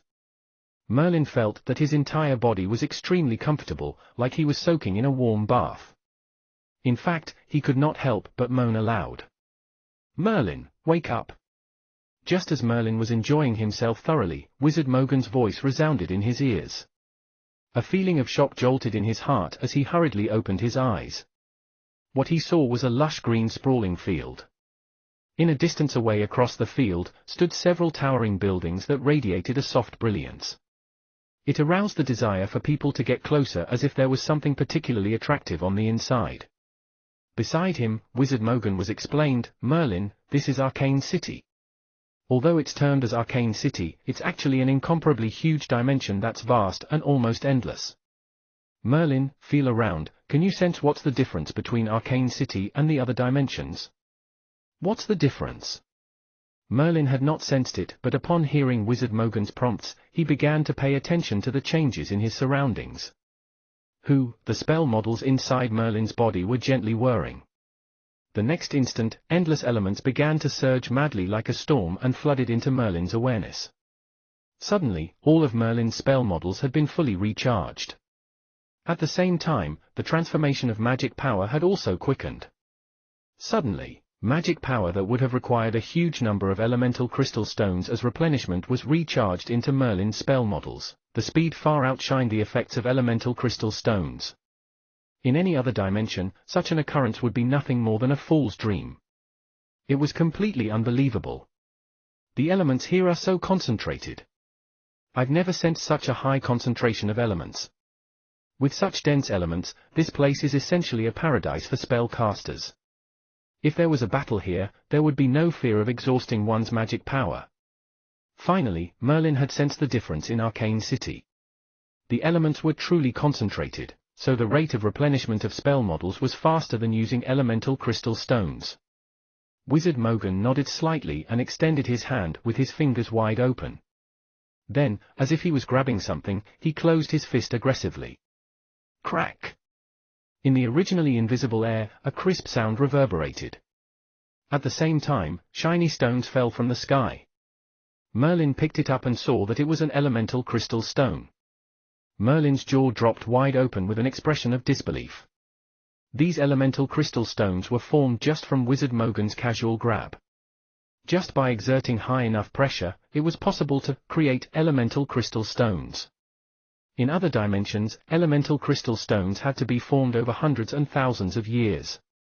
In addition, the location had to be suitable and had to fulfill some special requirements before elemental crystal stones could be slowly formed.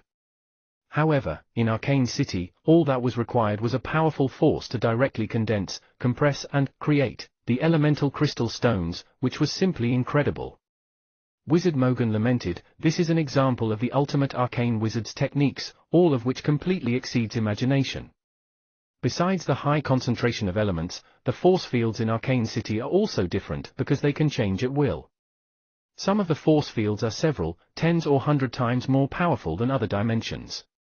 Under such a powerful force field, the puppets transfigured by the alchemists can be trained to become even stronger. Originally, a 7th level puppet would be the limit. However, in Arcane City, it's possible to transfigure an 8th level, 9th level or even Great Wizard equivalent puppet. Not only the force fields but even the sun, moon, stars, mountains, and rivers can be changed accordingly. Basically, the entire Arcane City is the best place for spellcasters to cultivate themselves. Wizard Mogan described the special characteristics of Arcane City in detail to Merlin with a look of excitement on his face. This was the reverence he held toward the ultimate arcane wizards. Let's go. It looks near but it's actually very far. We'll go via subspace. Wizard Mogan was referring to the majestic building in front of them. Although Arcane City now encompassed the entire dimension, the initial Arcane City created by the Arcane Wizards was a fully equipped and functional city. Due to the overshadowing brilliance of Arcane City, however, the entire dimension became known as Arcane City. Whoosh! Wizard Mogan immediately opened a space passage and led him into the space passage. Traveling via subspace took almost less than a moment. Merlin felt that the space passage vibrate gently, and then it was reopened by Wizard Mogan. Both of them walked out. Looking from a distance away, this was already a huge, sprawling city, but standing right before it blew Merlin's breath away. It was even more stunning than looking from afar. The towering buildings were one thing, but some of them were floating in the air as if they were completely weightless. There were no runic magic circles or whatsoever to stabilize them, yet they were exceptionally stable, which was beyond reasonable comprehension. Wizard Mogan seemed to see through Merlin's confusion, so he smiled. That's because of the change in force fields. Throughout Arcane City, everywhere is filled with wonder. The marvelous techniques possessed by the ultimate arcane wizards are unsurpassable even by the great honored legends. It was truly marvelous. As Merlin walked through Arcane City, he felt that he was surrounded by things that he did not understand or had never seen before.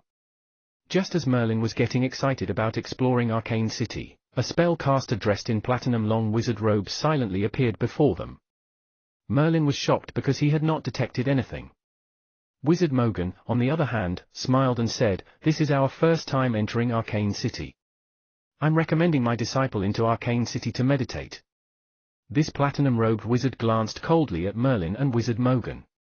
He nodded slowly and said, "Of course it's your first time to Arcane City. Even the legendary wizards, unless summoned by the ultimate arcane wizards, can only enter Arcane City once in their lifetime. That is, when they use their one and only recommendation to bring their disciple to Arcane City. Otherwise, it would not be possible to enter Arcane City." "Well, then, come with me." Merlin was just about to ask a question, but he saw Wizard Mogan gently shaking his head, seemingly wary of this platinum-robed spellcaster. "Who?" The platinum-robed spellcaster lightly waved his hand and walked on wind. His speed was incredible, perhaps not as fast as a flying casting tool, but not too far behind. Such a fast speed had truly astounded Merlin, to the point of disbelief.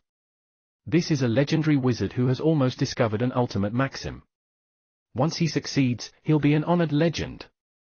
It was not surprising that Wizard Mogan was so respectful toward him. Apparently this plain-looking spellcaster was almost an honored legend.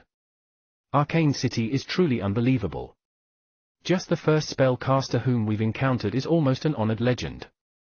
Merlin's gaze was fixed on the soon-to-be honored legend before them.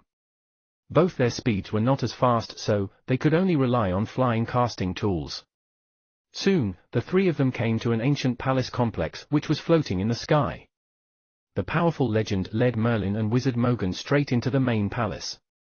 There were many spellcasters in the main palace. Their auras varied, but Merlin noticed that most of them were spellcasters of the 7th level or below. When these wizards saw Merlin and Wizard Mogan, they were uninterested and continued with what they were doing. Some of them were mingling around while some of them were practicing spells, so it was quite lively. The cold expression Great Legend bellowed loudly at them. "Who will guide them to apply for the newcomer's assessment into Arcane City? 10 adventure points. I'll go, I'll go." In an instant, many of the spellcasters shouted with enthusiasm. Among them, a fat wizard with a plump figure was the most enthusiastic of all. He rushed forward and even furrowed his brows at Merlin with a comical expression.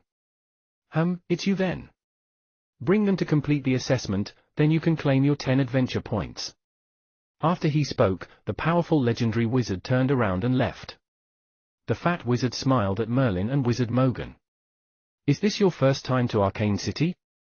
Wizard Mogan nodded and said, "Yes, this is our first time to Arcane City. It's to recommend Merlin to Arcane City."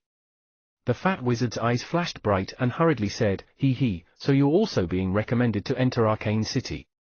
You're considered a newcomer in this 100 years period, so in the future, will be considered as the same batch of potential wizards.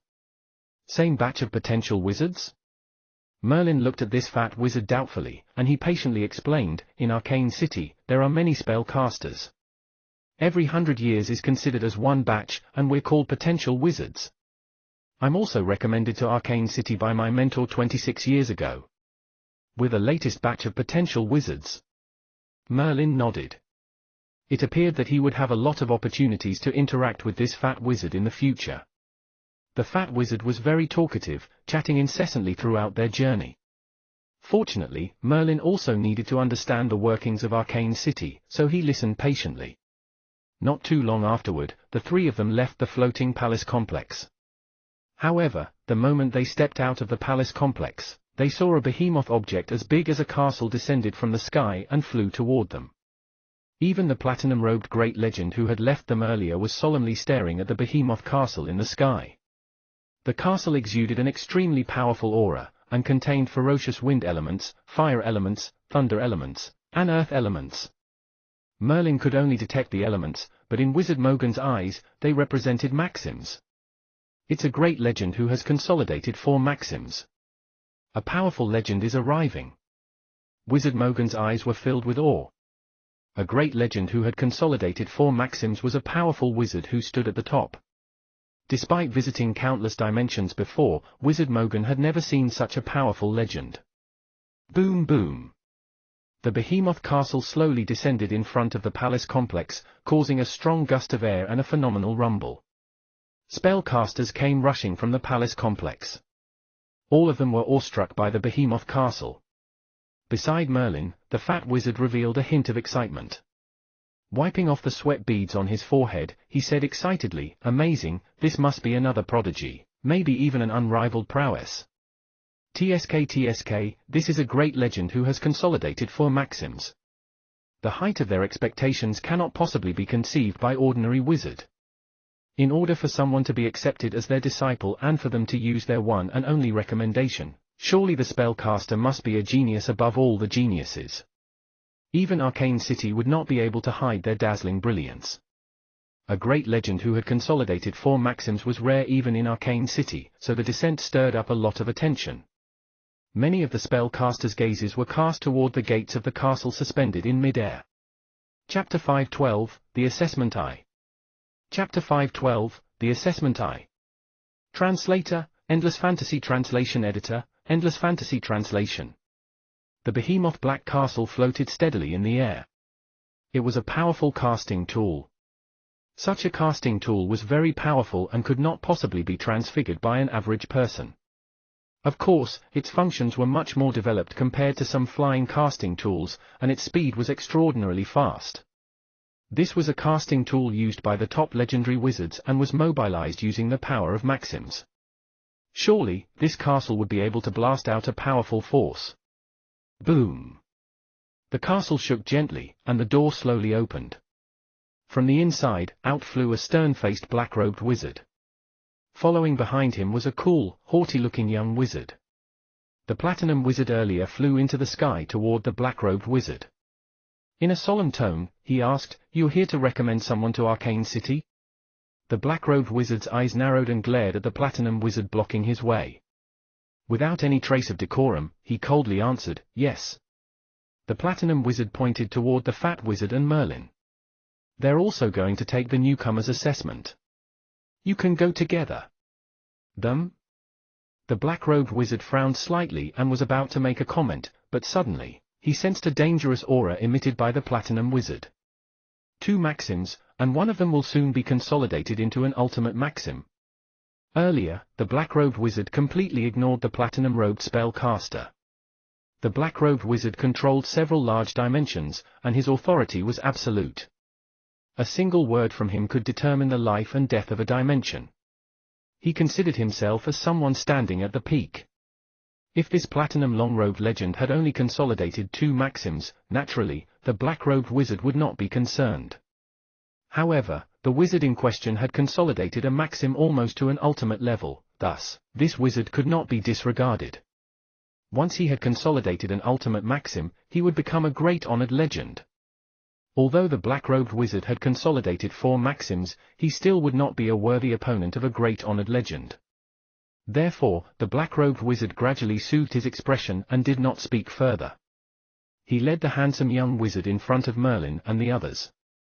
"Quickly, lead the way," the black-robed wizard said quite impatiently to the fat wizard.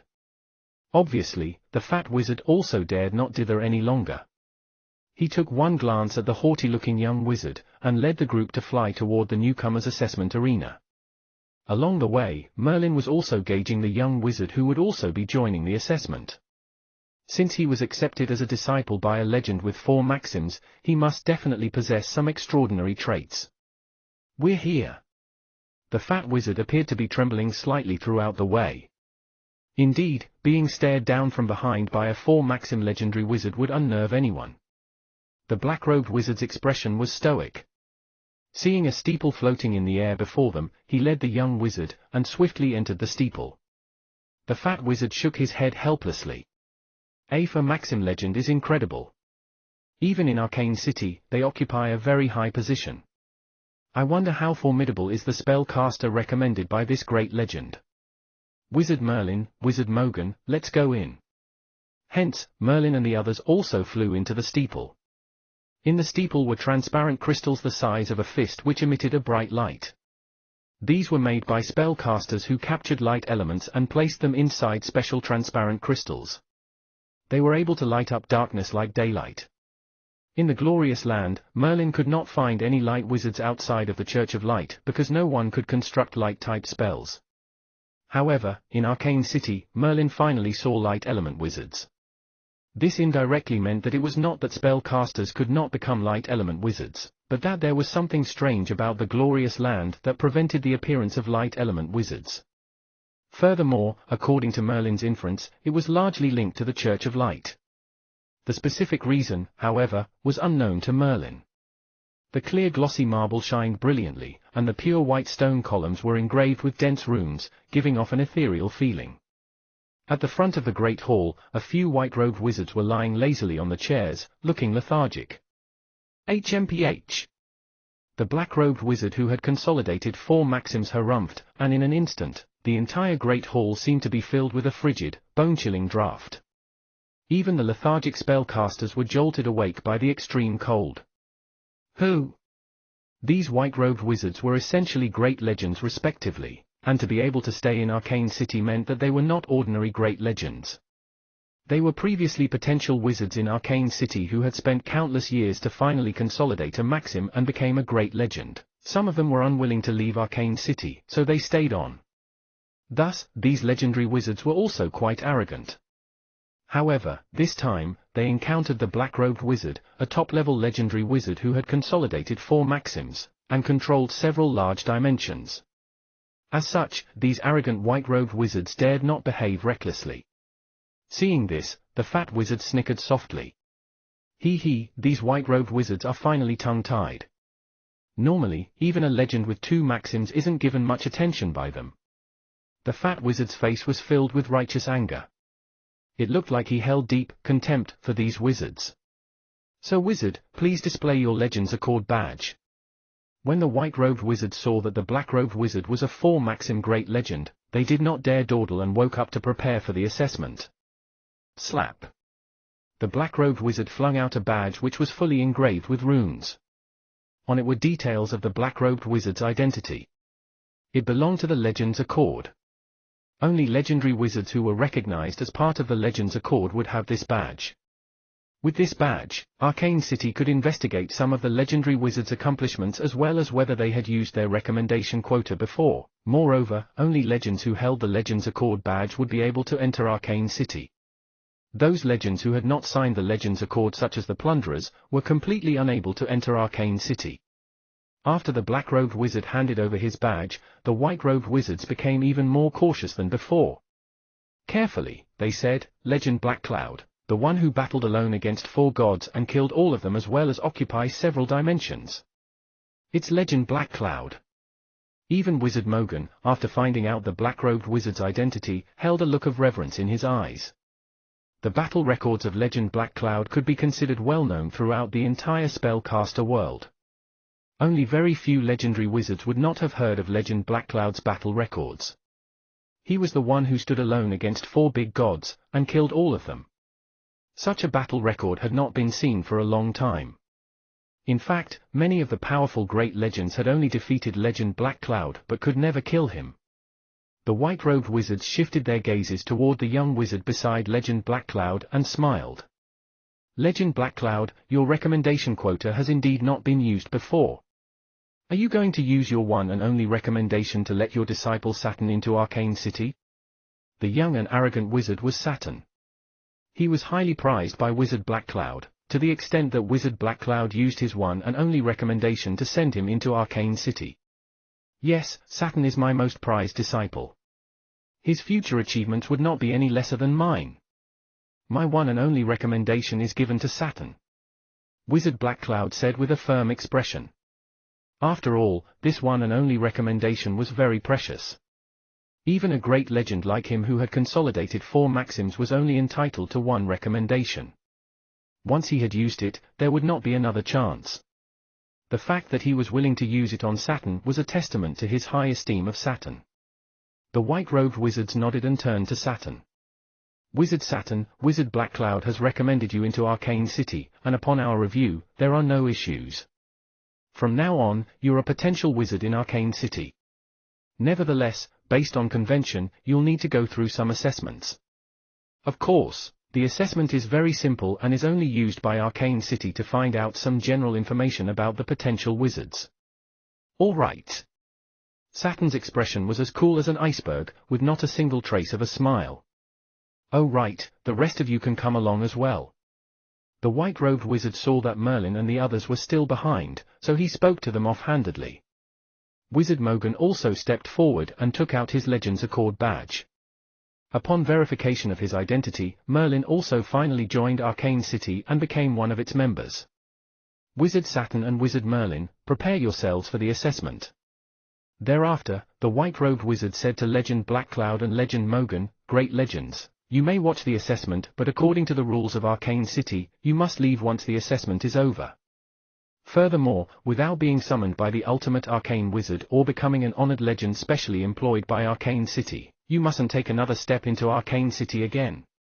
Although Wizard Black Cloud was arrogant, he also understood the rules of Arcane City, so he nodded. Then, his gaze landed on Saturn. As for this disciple, Wizard Black Cloud was very satisfied with him. Wizard Saturn, please prepare for the assessment. The white-robed wizard first requested Wizard Saturn to step forward to a huge crystal ball shimmering with colorful rays of light. Wizard Saturn did not hesitate. Following the white-robed wizard's request, he extended his hand on the crystal ball. Whir! The huge crystal hall immediately emitted a dazzling radiance. Colorful light rays were reflected across the entire great hall, almost like a dream state. The white-robed wizards, on the other hand, were staring closely at the huge crystal ball and began to count every single light ray because every light ray represented a type of spell. This was to test how many types of spells the spellcaster had constructed. 1, 2, 3. 6 types. There are 6 types.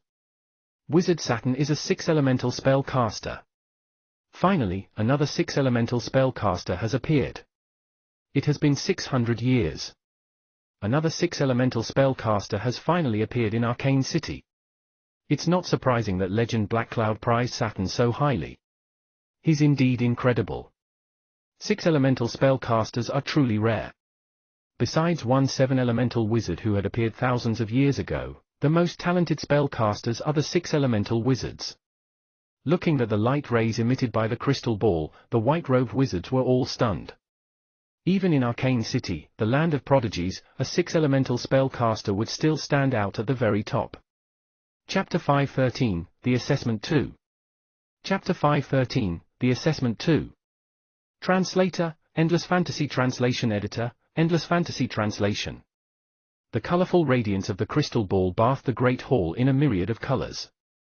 It was a very beautiful sight. The fat wizard's eyes shone brightly as he was surrounded by this colorful display. He praised in admiration, no wonder his Wizard Black Cloud's disciple.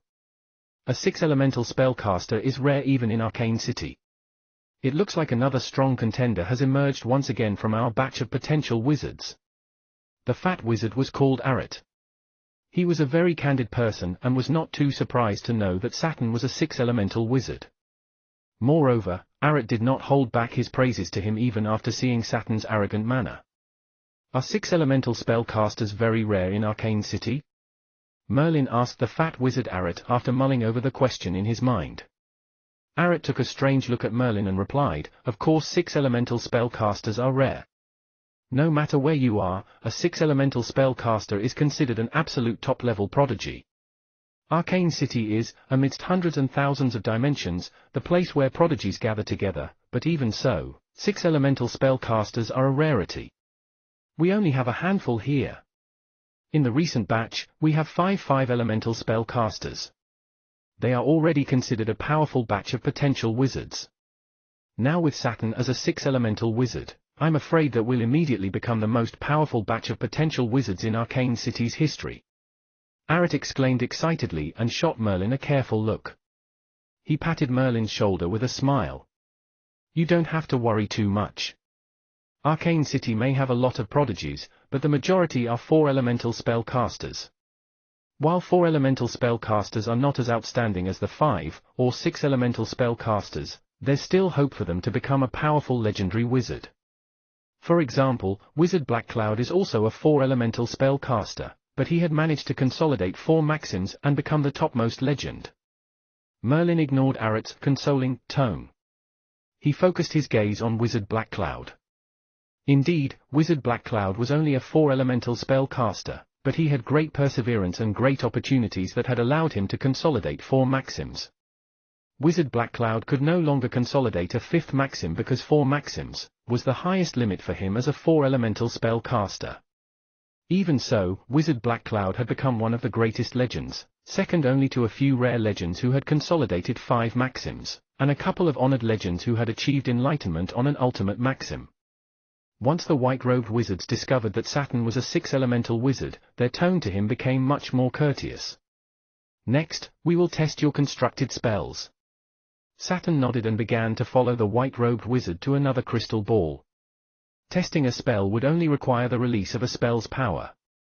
The grade of the spell would then be evaluated by the crystal ball. Start with a 0-level spell. Saturn released a spell soon after. Boom! A 0-level spell was released on the crystal ball. Subsequently, dazzling light was emitted by the crystal ball. The white-robed wizard deadpanned, above average. Most of Wizard Saturn's 0-level spells were tested as above average, and only one 0-level spell was rated as good. However, Wizard Saturn's spell grade began to climb steadily from 1st-level spells onwards. They were all good, and when he reached 4th-level spells, they became excellent. The fat wizard Arat's eyes bulged wide. His breath was becoming frantic as he trained eyes on Wizard Saturn's test. The progression from above average to good and then to excellent was unimaginable. Furthermore, his 4th-level spells and above were all excellent. Saturn's spell construction abilities were truly incredible. Nevertheless, the surprise was far from over. The crystal ball vibrated strongly just as they were testing Wizard Saturn's 7th-level spells. An unprecedented ray of light shot out of the crystal ball and illuminated the entire great hall. Those white-robed wizards could not help but stand up with a look of excitement and disbelief. This is perfect. A perfect spell. His 7th-level spells are all perfect. Finally, we can see perfect grade spells. Saturn is, at least in spell construction, the most talented spellcaster in the last hundreds of years. 7th-level spells were new spells that had to be self-derived, and Saturn's 7th-level spell was all perfect grade, which was shocking news even in Arcane City. Haha, Saturn, well done. Wizard Blackcloud was also very satisfied. Saturn's talents were the best he had ever seen. Otherwise, he would not have used up his one and only recommendation to send Saturn into Arcane City. "Wizard Saturn, please take a look. With these 6 perfect grade spells, you are temporarily occupying the 18th place in Arcane City's spells ranking." The white-robed wizard pointed at a white wall in the Great Hall. Dense writings began to appear on the wall. Saturn's name was ranked 18th with his 6 perfect grade spells. Oh. Are these people all the wizards in Arcane City? Saturn had taken the initiative to ask a question for the first time. He was very interested in this ranking. The white-robed wizard shook his head and said, almost all of them. It's because only spells below the level of great wizards can be tested. Once someone becomes a great wizard, their spells have all combined into one, so naturally, they cannot be evaluated. This ranking has not been disrupted for a long time. It's surprising that you've already managed to squeeze into the 18th place upon arrival. This is truly amazing. Perfect grade spells are not easy to construct, many talented spellcasters are unable to derive even a single perfect grade spell. Most of them can only derive excellent grade spells, which is already quite impressive. Saturn glanced at the top 20 wizards on the spells ranking and nodded internally. All the wizards up there had had a lot of perfect grade spells, so many that even he found the number to be a little bit impossible. He had personally derived the 7th level spells, so he naturally knew how difficult it was. He had spent several decades just to derive these 6 7th level spells. After continuous perseverance, he had finally built the 6 perfect grade spells. If he were to derive 8th level spells in the future, he was not confident that he would still be able to derive perfect grade spells. Incredible, truly incredible. Perfect grade spells, how did he derive it? Although I'm a 7th level spellcaster as well as a 5 elemental wizard, I only have 4 excellent grade spells. Arat shook his head slightly. His talents were actually considered good enough already. Having 4 excellent grade spells was considered not bad in Arcane City. He would be graded an average wizard. Anyone who had personally derived spells would know how difficult spell derivation was. Especially deriving powerful spells, which was essentially an uphill battle. Producing perfect grade spells no longer hinged on ability, but also luck. Wizard Merlin, it's your turn. You should undergo the assessment, but don't worry if you don't perform as well. These assessments are only a point of reference. It's a battleground for the true top-level prodigies but does not serve many purposes for us. Wizard Arat pushed Merlin gently forward and gestured for him to undertake the assessment. Wizard Mogan also came to the white-robed wizard and showed his Legends Accord badge. Upon verifying his identity, the white-robed wizard began to ask Merlin to put his hand on the crystal ball. Wizard Blackcloud and Wizard Saturn also did not leave because they had to wait until Merlin finished his assessment so they could leave together. Merlin stopped before the crystal ball and took a deep breath. Then, he put his hand on the crystal ball. The crystal ball began to emit colorful rays of light instantly. 1, 2, 3, 4. The crystal ball continued to emit beams of light. Up until the 4th beam of light, it did not attract the attention of the white-robed wizards. After all, Arcane City was the gathering place of prodigies among the hundreds and thousands of dimensions.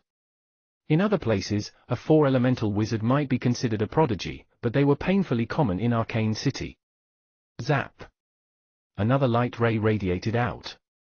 5 beams of light blended with one another, illuminating the entire Great Hall with a multitude of colors. It was truly beautiful. The white-robed wizard glanced at Merlin. 5 elemental wizards were considered much more outstanding in Arcane City. 5 elemental wizard. Just as the white-robed wizard was prepared to confirm Merlin's identity as a 5 elemental spellcaster, another ray of light suddenly emerged from the crystal ball. This rich light remained focused and did not disperse, shining straight up towards the highest point of the Great Hall. A 6th beam of light. Are there 6 elements? Another 6 elemental spellcaster? At this moment, not only the white-robed wizards but Arat, Wizard Blackcloud, and Wizard Saturn were also staring at Merlin in surprise. If people were not familiar with the situation inside Arcane City, they might have been mistaken and thought that 6 elemental wizards were found commonly in Arcane City. After all, 2 of them in a row were found to be 6 elemental wizards. The fat Wizard Arat looked at Wizard Mogan and stuttered, "Wizard Mogan, is Wizard Merlin really a 6 elemental spellcaster?" Wizard Mogan nodded with a satisfied expression. "How can this be fake? Incredible, truly incredible. Looks like Wizard Mogan must be truly skilled in mentoring disciples. After all, you're to be able to mold a 6 elemental spellcaster out of him." Naturally, Arat assumed that Merlin becoming a 6 elemental spellcaster was a result of Wizard Mogan's careful guidance. Wizard Mogan certainly would not try to explain himself out of this kind of a misunderstanding. Instead, he beamed. Although Wizard Black Cloud appeared to be very surprised, his expression remained calm. He muttered under his breath, "Arcane City truly is something. It would be difficult to encounter one 6-elemental wizard in tens or hundreds of dimensions. It's so unexpected to find that any one of the legend's ordinary disciple can be a 6-elemental spell caster. However, he's still not as good as you. He's only a 5th-level spell caster and still doesn't have the ability to derive spells. It might be relatively simple to become a 7th-level spell caster, but to derive perfect grade spells is not as easy." Wizard Black Cloud was still very confident about Saturn because Saturn he derived 6 perfect grade spells. Even the highly talented spellcasters could not be compared to him. Boom! Merlin began the spell testing. He immediately surprised everyone because the first 0-level spell was already an excellent spell. All 0-level spells, excellent. All 1st-level spells, excellent. All 2nd-level spells, excellent. All 3rd-level spells, excellent. A series of excellent made everyone's jaws dropped in shock. Such astonishment was almost comparable to when Wizard Saturn's spells were found to be perfect grade spells earlier. It should be noted that as long as a spell was not self-derived, it was impossible to have a perfect grade spell. This was because the spell was not derived according to the spellcaster's own body condition, so no matter how good the construction, there would always still be some tiny flaws that made it unable to achieve perfect grade. Even then, very few people would be able to construct all of these spells into excellent ones. The white-robed wizard inhaled deeply and looked at Merlin warily. "Wizard Merlin, please cast your 4th-level spell." Merlin's heart was thumping as he began to test his 4th-level spells. He had used the matrix to derive all the spells from the 4th level onwards. He did not know what grade would the spells derived by the matrix achieve. Even if it's not perfect, it should be able to achieve excellent. If not excellent, then at least good. These thoughts flashed in Merlin's mind. Then, he gently raised his hand and released the 4th-level spell. Chapter 514, Perfect Grade Spells. Chapter 514, Perfect Grade Spells. Translator, Endless Fantasy Translation Editor, Endless Fantasy Translation. Everyone held their breath as they stared at the huge crystal ball. Hum. Suddenly, strange noises were heard coming from the crystal ball, and it began vibrating around the same time as well. A dazzling ray of light shot out, illuminating the entire great hall. This transformation was identical as Wizard Saturn's perfect grade spell. Perfect grade spell. A perfect grade spell again. It's only a 4th-level spell. Does this mean that this Wizard Merlin began to derive spells from the 4th level onwards? Prodigy wizards who start to derive spells at the 4th level are not uncommon, but most of them can only derive above average or good spells. It's very rare for self-derived 4th-level spells to be graded as excellent. What a surprise that Wizard Merlin is actually able to derive a perfect grade 4th-level spell. Merlin's 4th-level spell was apparently perfect grade. It was almost certainly a piece of very shocking news to many people. This indirectly proved that Merlin was able to derive new spells from the 4th level onwards. However, the shocking events are far from over. Merlin began to release his second 4th-level spell. Perfect. Perfect. Also perfect. The huge crystal ball was emitting a brilliant radiance, making everyone dizzy and nauseated. Everyone's hearts were rattled underneath this dazzling light because it represented perfect grade spells. All of Merlin's 4th-level spells were perfect grade. All of his 5th-level spells were also perfect grade. This was simply incomprehensible. If Merlin had managed to derive, say, 1 or 2 4th or 5th-level perfect grade spells, it could be attributed to luck. However, all 12 of them were perfect grade spells, and they were completely new spells self-derived by Merlin. This was no longer a question of luck. Merlin truly possessed extraordinary talents for spell construction. The fat wizard Arat was dumbfounded as he stared at the dazzling light emitted by the crystal ball. His eyes were full of bewilderment. Demonic genius, this was a true demonic deviant. He originally thought that Wizard Black Cloud's disciple, Wizard Saturn, was already abnormally demonic enough and would become the most talented prodigy among this batch of potential wizards. He did not expect Merlin to turn up out of nowhere and proved himself to be even more talented. Not only was he a 6th elemental spell caster, but his 4th level spells onwards were also all perfect grade. Arat stared steadfastly at Merlin's figure and said to Wizard Mogan, who was beside him, "Wizard Mogan, you have really taken in an outstanding disciple. A highly talented person like Wizard Merlin can almost catch up to the undisputed #1 genius since 1,000 years ago, the 7th level Wizard Neela. If Wizard Merlin continues to construct perfect spells, then he might be able to push Neela down. His #1 spot on the spell ranking had not changed in 1,000 years. Neela? At this moment, not only Wizard Mogan but Merlin, Saturn, and the 4 Maxim Wizard Blackcloud all turned to look at the white wall. On the clean white wall, there was a list of spells ranking. Saturn was now temporarily ranked at 18th place with his 6 perfect grade spells just now. This was already a very admirable ranking because the spells ranking had existed since Arcane City was built, and countless prodigies have left their names on it. However, Merlin's ranking was even higher. With 12 perfect grade spells, he had been ranked at the 13th place.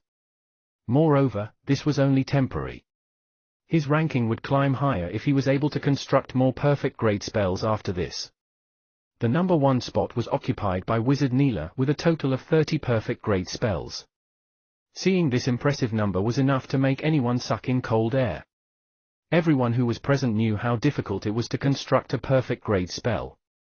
The fact that someone actually managed to construct 30 perfect grade spells was truly inconceivable. Perfect level spells had always been very powerful. Once they were fully combined together, then its power would escalate to a terrifying level. Neela. His #1 on the spells ranking. No one has surpassed him in 1,000 years. Back then, Neela was a rare 7th level wizard. He also began to derive spells from the 4th level onwards, and amongst his 4th level spells, 2 of them were perfect grade spells. After that, Neela continued to improve on his spells. At the 5th level, he had constructed 3 perfect grade, and at the 6th level, he had constructed 4 perfect grade spells. Then from 7th level onwards, all his spells were perfect grade. Thus, combined together, Neela had constructed a total of 30 impressive perfect grade spells.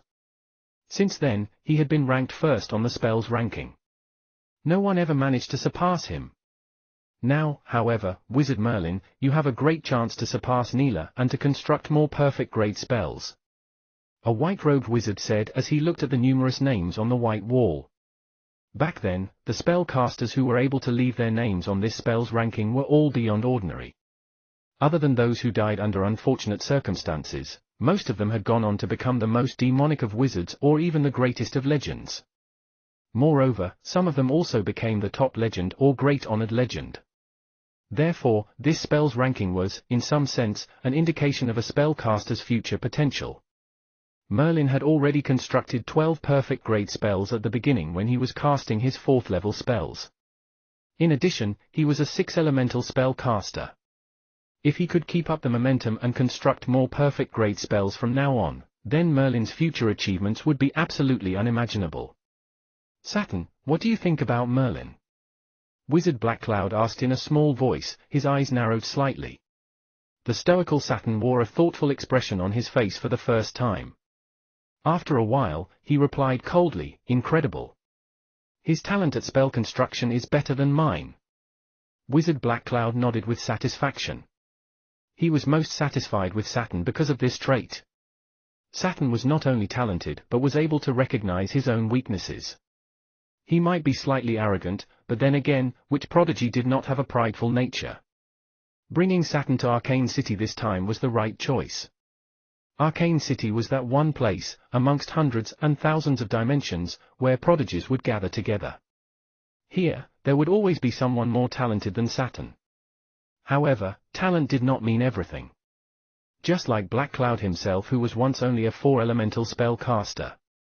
Who would have thought that he would be able to become a top legend with 4 maxims and control several dimensions? Teacher, I'll stand firm in Arcane City. Talent is nothing but a key. A key to access higher levels that are to come. I won't rely too much on this key. Saturn understood Wizard Blackcloud's meaning. That was why he said those reassuring words to Wizard Blackcloud after a moment of hesitation. Wizard Blackcloud nodded while Saturn headed straight towards Merlin. he said with his gaze fastened tightly on Merlin, "I'm Saturn." Merlin looked at the arrogant Saturn and replied, "I'm Merlin." Saturn appeared to lower his head to recite the name. He then raised his head, took another long gaze at Merlin, and left. He did not even spare a glance at the fat wizard Arat standing beside them. Arat pouted and muttered under his breath, "He truly is really arrogant. Nevertheless, if I were to have Saturn's talents and a mentor with 4 maxims, I would be arrogant as well." Arat did not mind. The one thing that Arcane City would never run out of were arrogant wizards. After all, people who were able to enter Arcane City were all prodigies in their own right, so it would be impossible not to be proud. Even Arat himself carried with him an air of arrogance when he first came to Arcane City. However, all his arrogance had dissipated after spending some time in the city. How would one be able to stay arrogant when they were faced against a group of spellcasters who were much more powerful and more talented than them? "Wizard Merlin, let's go. I'll bring you to the residence and introduce you to the newcomers in our batch. I believe there will bound to be a huge commotion when they are told that both you and Saturn II prodigies will be joining them." Arat was full of enthusiasm, but Merlin was not in a rush to leave with Arat yet. Instead, he bade goodbye to Wizard Mogan. Although Merlin was able to stay in Arcane City, Wizard Mogan would not be able to do so. Even the 4 Maxim Wizard Black Cloud would have to leave Arcane City immediately. "Merlin, I should get going. If you are to leave Arcane City one day, you can come back to the Mogan dimension." Wizard Mogan gave the dimension coordinates to Merlin. He would be able to find the Mogan dimension easily with the dimension coordinates. Regardless, no one knew how long it would be until the next time they met again. After watching Wizard Mogan leave, Merlin and Arat left the steeple. This is the living area, and that is the force field area. You can change the force field as you like. There is the testing ground. Even if a great legend were to test the power of their maxims inside, none of the force will leak out. The fat wizard Arat led Merlin and Wizard Saturn around to familiarize themselves with the entire Arcane City. All along the way, Arat chattered incessantly while Merlin occasionally interrupted him with a question or two. Saturn maintained his stoic expression and did not ask any questions. Merlin's gaze would occasionally land on Saturn. Although his number of perfect grade spells was more than Saturn, Merlin would not be so egotistical as to think that he was more powerful than Saturn. Saturn had constructed 7th level spells that were all perfect. He was also a 6 elemental spell caster like Merlin. Additionally, his level was higher than Merlin's, and he had Wizard Black Cloud as his mentor. Surely, his fusion demon abilities would not be dreadful.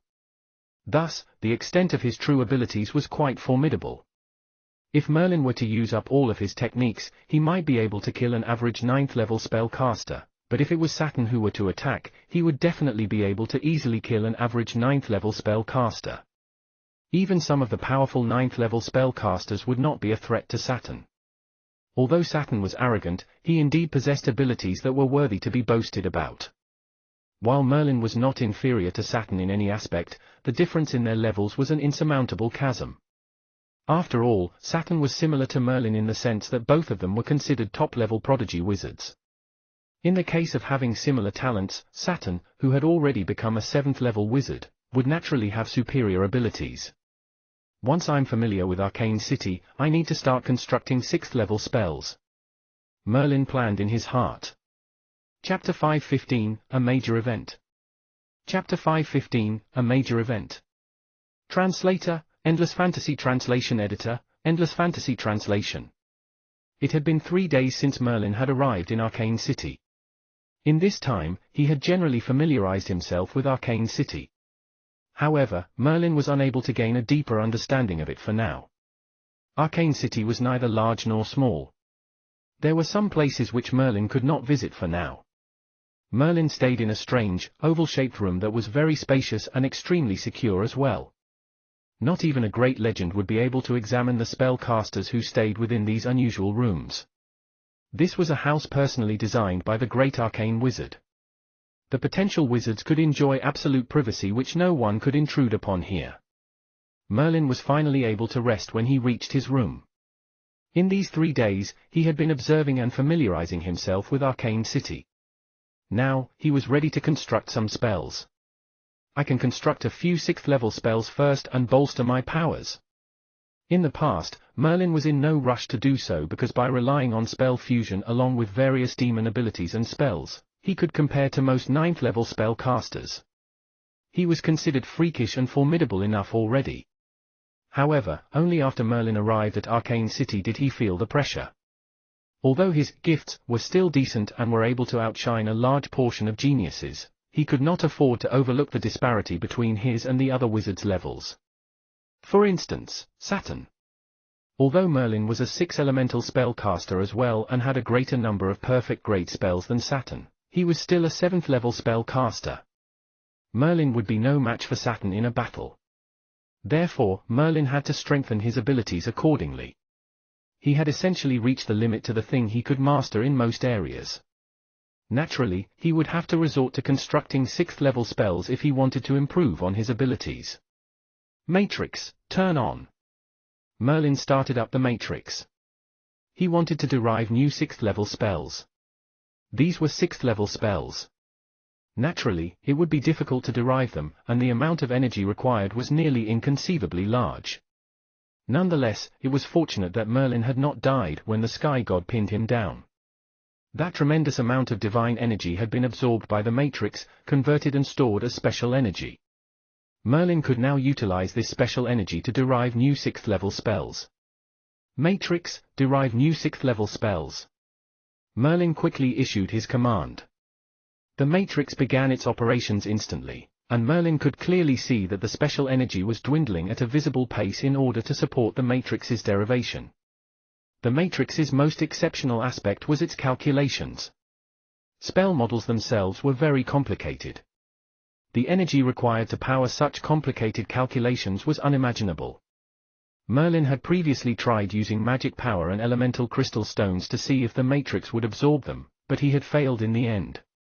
The matrix would not absorb any other forms of energy for now besides the divine energy of gods and the maxims of legendary wizards.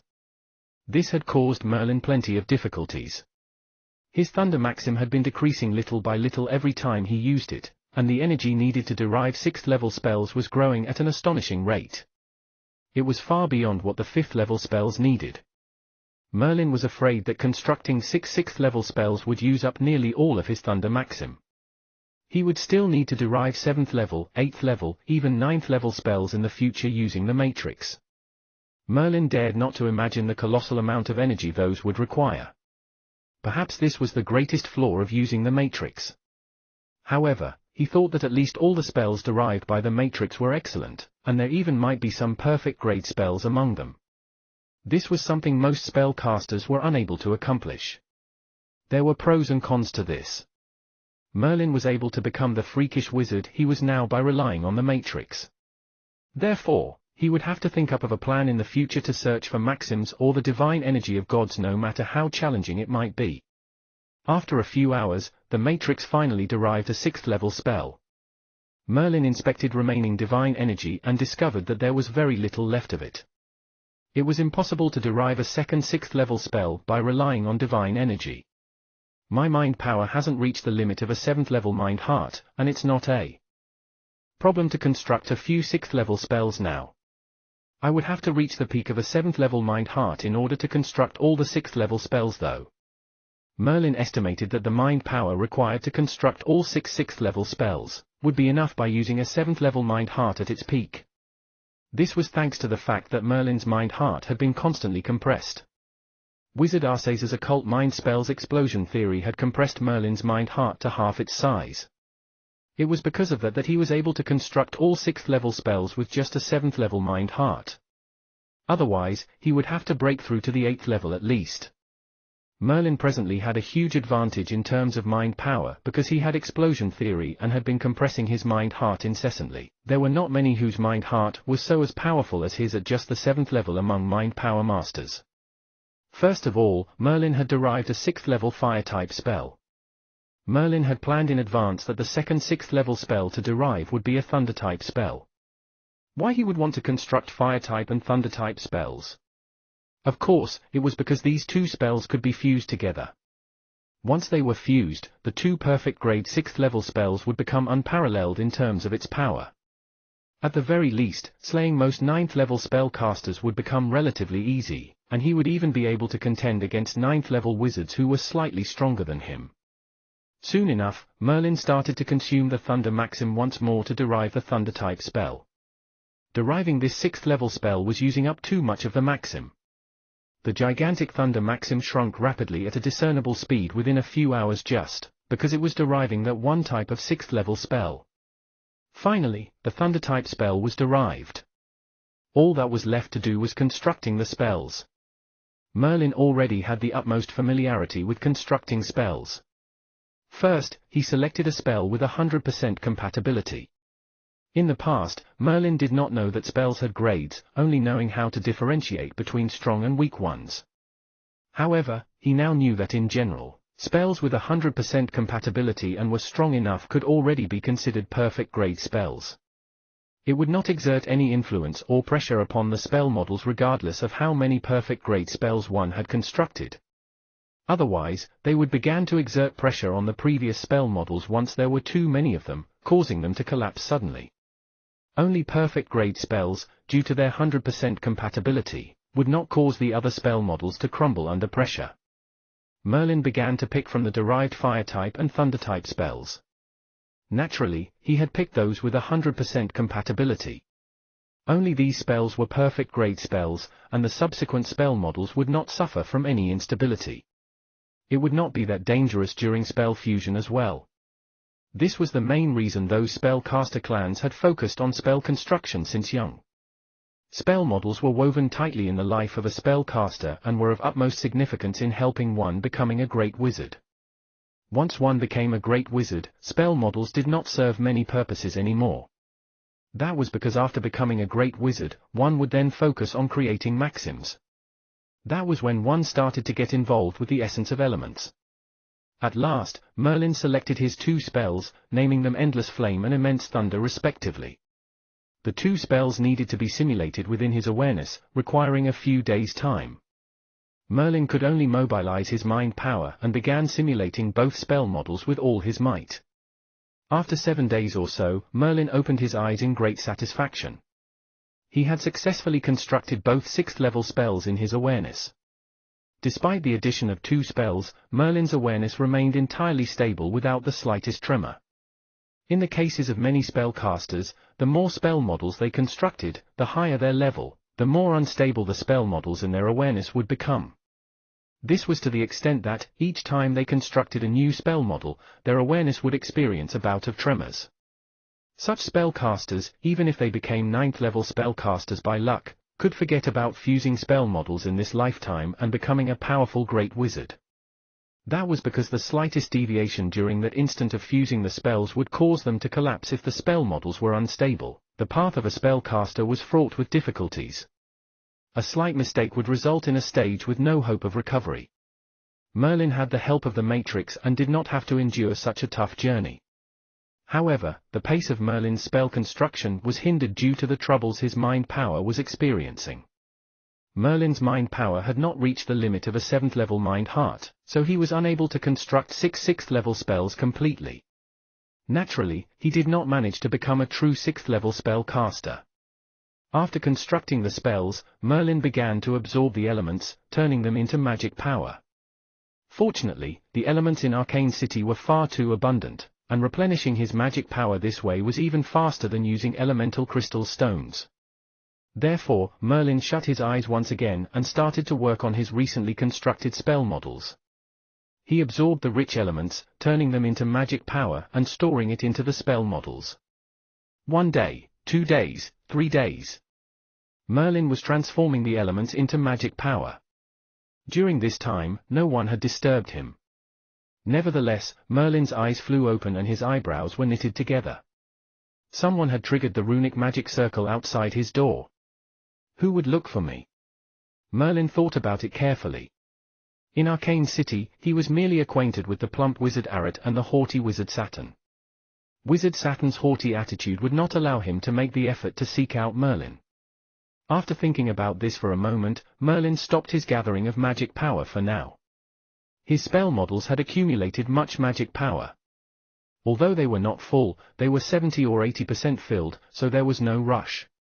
Therefore, Merlin stood up and opened the door. A fat, swollen body stood at the door. Merlin did not have to see the face to know who it was. "Merlin, follow me quickly. Something major had happened. We can't do without you this time. Saturn has gone ahead, and it should be you next."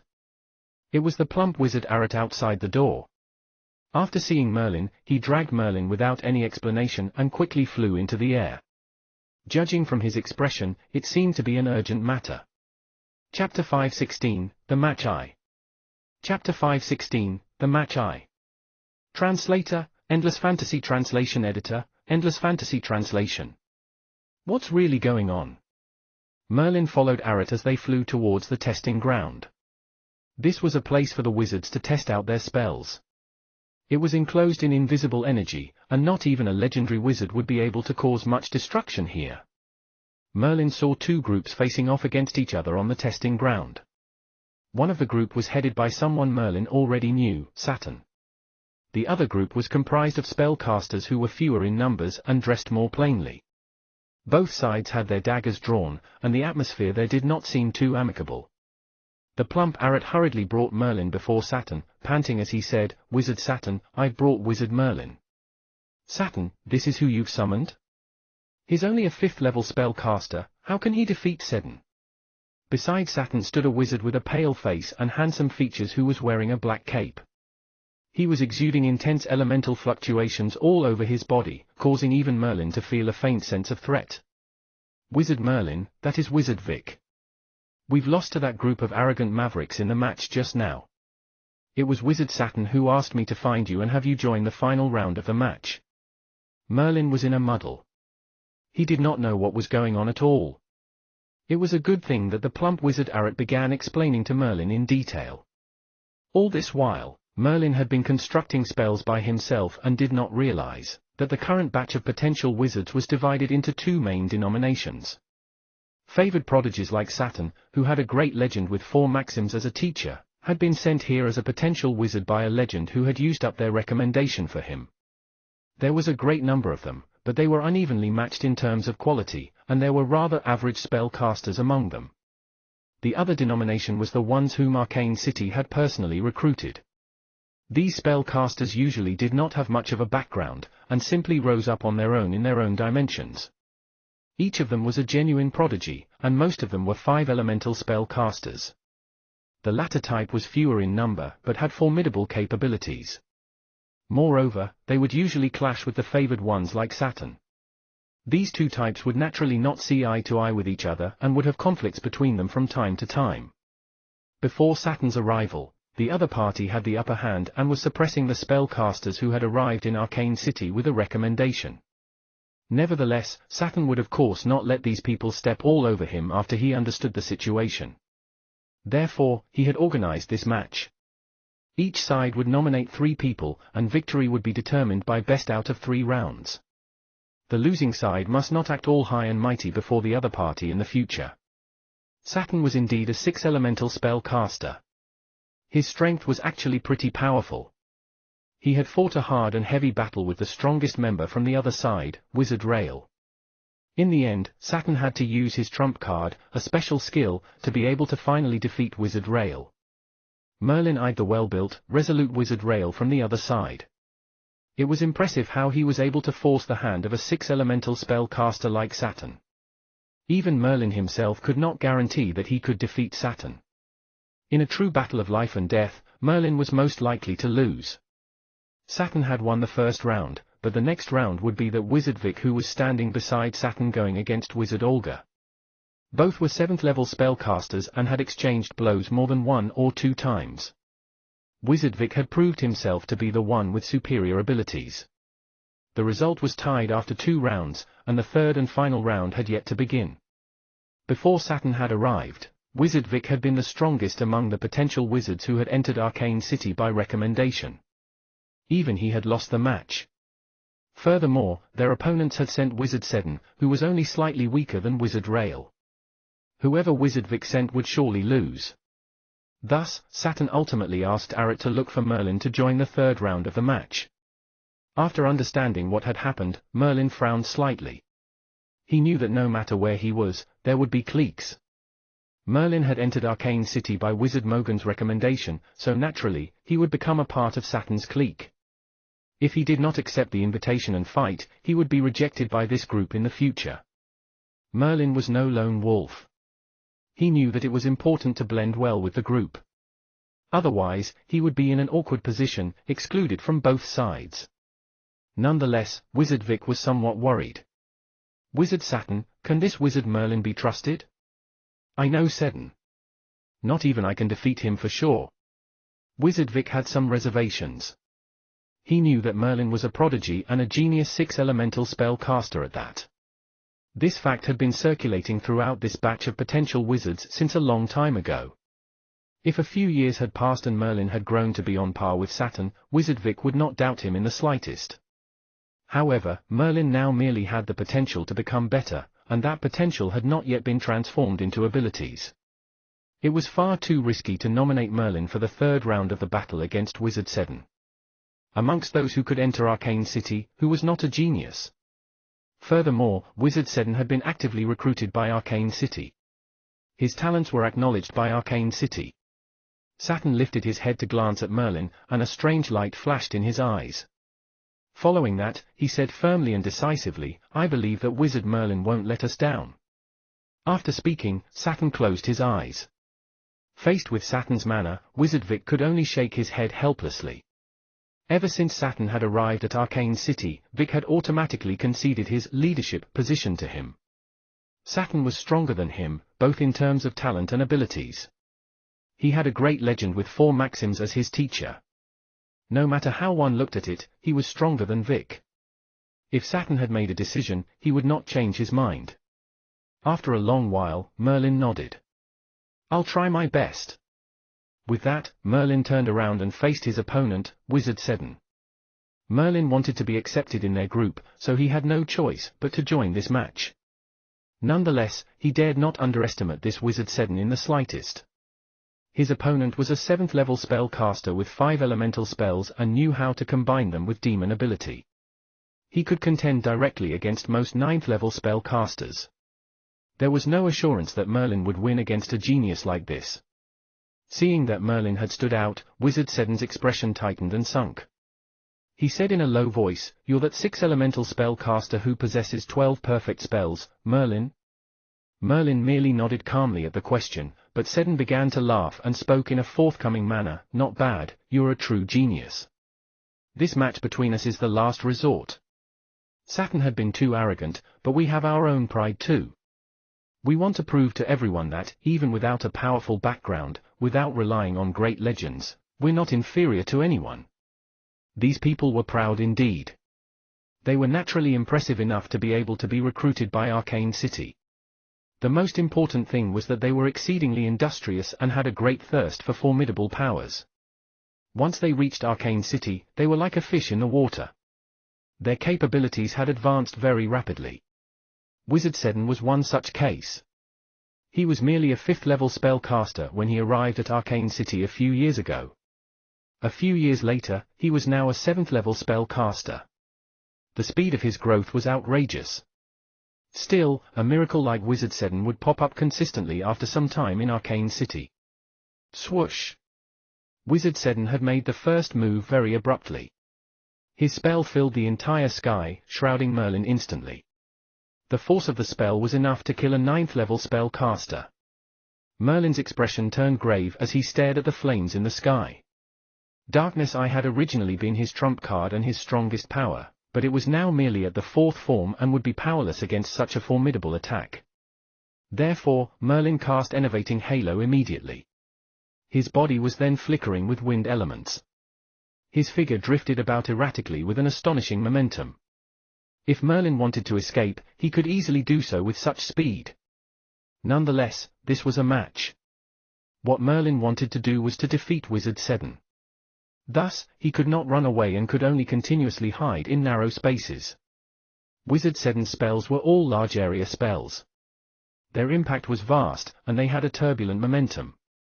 Their power was overwhelming and earth-shattering. Merlin almost could not find a good place to dodge. Merlin was already at a disadvantage when he made the first move. The situation right now was critical. Wizard Vic shook his head lightly. The difference between their levels is too much. Seddon is not an average wizard. He's a spellcaster second only to Wizard Rail, and not even I can be sure of defeating him. I'm afraid that this is too dangerous for Wizard Merlin. What if he surrenders now? Wizard Merlin would not surrender. Saturn immediately interrupted Vic. On some level, Saturn held Merlin at the highest regard, even to the extent that Saturn thought of Merlin as his competitor. Saturn would not surrender, and Merlin was less likely to do so because they bore the pride of geniuses, of 6 elemental spellcasters. Merlin was in a tough situation indeed. He evaded constantly, but space was getting smaller and smaller. He was almost forced into a dead end by Wizard Seddon. Wizard Seddon's experience in battle was not inferior to Merlin. Indeed, he had started from the bottom and ascended step by himself. He was noticed by Arcane City after he had revealed his outstanding talents. A person like this was difficult to deal with because one wrong step would lead to more mistakes to be made. It was hard for Merlin to regain his opportunity. Up until now, Merlin did not even have the chance to strike and could only dodge incessantly. This won't do. I must regain my opportunity and buy some time to unleash my spell fusion. Merlin was caught in peril and was in desperate times. He did not even have the time to cast his spell fusion. He would lose if this were to go on. This was the first time he had been in such a hazardous situation when facing a 7th level wizard. With this in mind, Merlin's face suddenly flushed red and his enormous mind power was mobilized all at once. Since he could not cast a spell, he would use the Occult Mind spell, which was invisible and impossible to guard against. Occult Mind spell, 9-hit strike. With that thought of his, Merlin unleashed an Occult Mind spell for the first time in a battle, and it was the most advanced one, 9-hit strike. Chapter 517, The Match 2. Chapter 517, The Match 2. Translator, Endless Fantasy Translation Editor, Endless Fantasy Translation. Boom. The Occult Mind spell 9-hit strike had no shadow nor shape and was impossible to defend against. Merlin was able to retaliate even when he was constantly evading. He could attack in one wave after another and have managed to give out 3 heavy blows altogether. Merlin's 3-hit strike could even break down 8th level spells at their peaks. Seddon had great strength, but being attacked so suddenly had caused him to panic, and his attacks naturally stopped. Moreover, he had to deal with the attack from Merlin's Occult Mind spell. Merlin drew in a deep breath, seizing this window of time. A ball of flames and a bolt of thunder appeared on each of his palms respectively. These were the 6th level spells Merlin had just constructed, Endless Flame and Immense Thunder. Just the forces they emanated were enough to cause one's heart to go cold. These spells could be compared to those 8th level spells that were at their peaks. Occult Mind spell? Wizard Seddon finally weathered through Merlin's 9-hit strike. If Merlin was able to cultivate 4-hit strike, perhaps then he would be able to defeat Wizard Seddon. However, he had only cultivated 3-hit strike successfully. At most, he could create some trouble for Wizard Seddon but was incapable of causing him any serious harm. Wizard Seddon stopped his attacks and continued, "You're actually a mind power master, but this bit of mind power doesn't pose any threat to me." Naturally, Wizard Seddon had also noticed the spells in Merlin's hands. He could sense that those were 6th level spells. No matter how powerful Merlin's spells were, Wizard Seddon was still confident that these 2 spells would not cause much harm against him even if they were to be fused with demon ability. It was not just Wizard Seddon. Even Wizard Saturn, who had his eyes shut, now opened them to look at the flames and thunder in Merlin's hands. Merlin had not constructed these 2 spells when he first entered Arcane City. This meant that Merlin had already constructed 2 spells in his short time in Arcane City. Judging from the aura of the spells, they were very powerful ones. At the very least, they were excellent grade spells and could even be perfect ones. Such terrifying talent at spell construction! Saturn was impressed once more. For the first time, he felt that he could not compare to Merlin in terms of constructing spells. Nonetheless, these 2 6th level spells were far too inadequate to defeat Wizard Seddon. Wizard Seddon was not an ordinary 7th level spellcaster but a prodigious wizard who was on par with those 9th level spellcasters. "Surrender! Your occult mind spell can't handle me, and your spells are not of any use as well. Wizard Seddon spoke with narrowed eyes. Can't handle you? Then I'll try this. A furtive smile flitted over Merlin's lips. Everyone watched as he quickly brought together the flames and thunder in his hands, gradually merging them. Go! Merlin pushed his palms forward and the new spells fused from the flames and thunderbolt instantly locked onto Wizard Seddon. It shot in his direction. Spell fusion! Wizard Seddon's face changed all of a sudden. He felt an intense threat and could think of nothing else now. A shield with a lustrous metal surface appeared in his hand and floated in the air, shielding his whole body as he turned and ran away from Merlin. Boom! The spells exploded with a bang, and the terrifying shockwave immediately ripped apart the hovering shield. The aftershocks landed viciously on Wizard Seddon, sending him flying. After the smoke and dust dispersed, Wizard Seddon's face was rather pale. He was not injured this time, but it was because he had spent over 100 adventure points to obtain a runic shield from Arcane City. It was transfigured by a great legend who was a great alchemist and was initially intended to be used by Wizard Seddon when he was out on his adventures. He did not expect that it would be used up in this battle. This was a colossal loss. It was not that easy to obtain over 100 adventure points. If he did not have this shield, Wizard Seddon found it hard to imagine what would have happened. Perhaps he would have been gravely injured. When he looked at Merlin again, it was with a desolate expression. I've lost. With that, Wizard Seddon did not plan to linger and immediately turned to leave. The other spellcasters there were still in a daze, astounded by the spell fusion Merlin had just unleashed. Only the powerful wizards among the 9th level spellcasters would try their hand at spell fusion by merging all of their spell models together. Merlin was clearly not a 9th level spellcaster and could not possibly fuse spell models.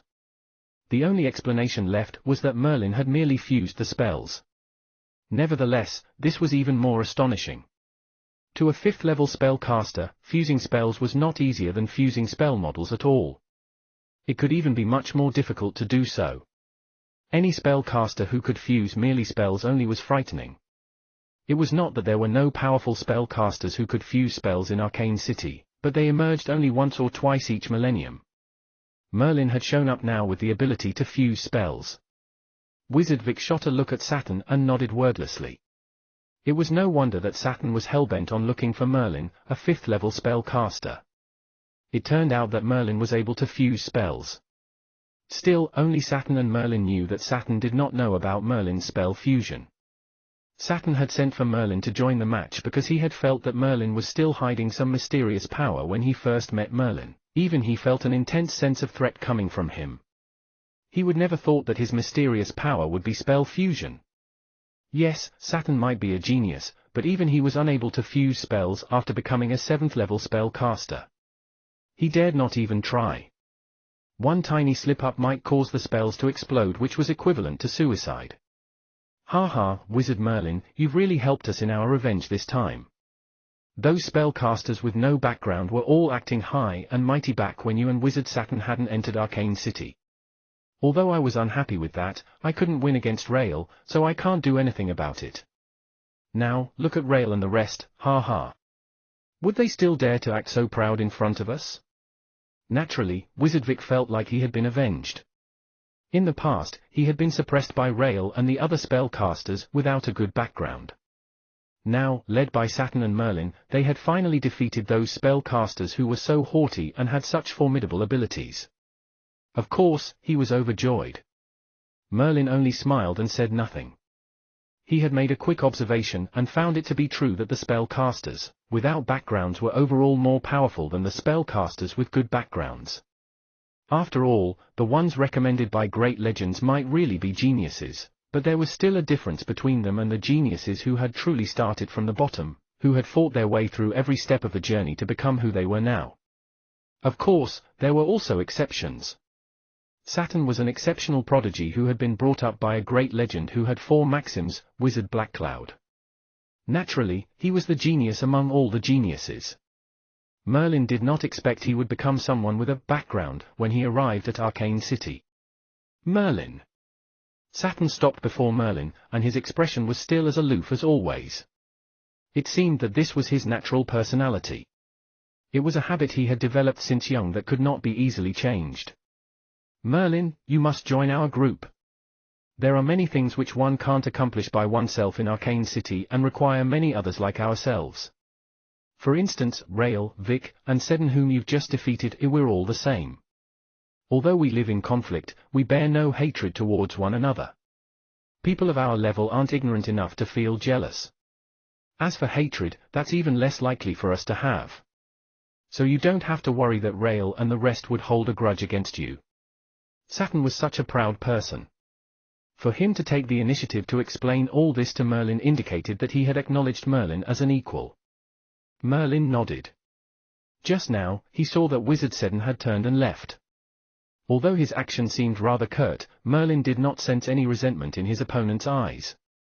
What he saw instead was Seddon's tenacity. Seddon would surely work even harder to try and surpass Merlin once he left.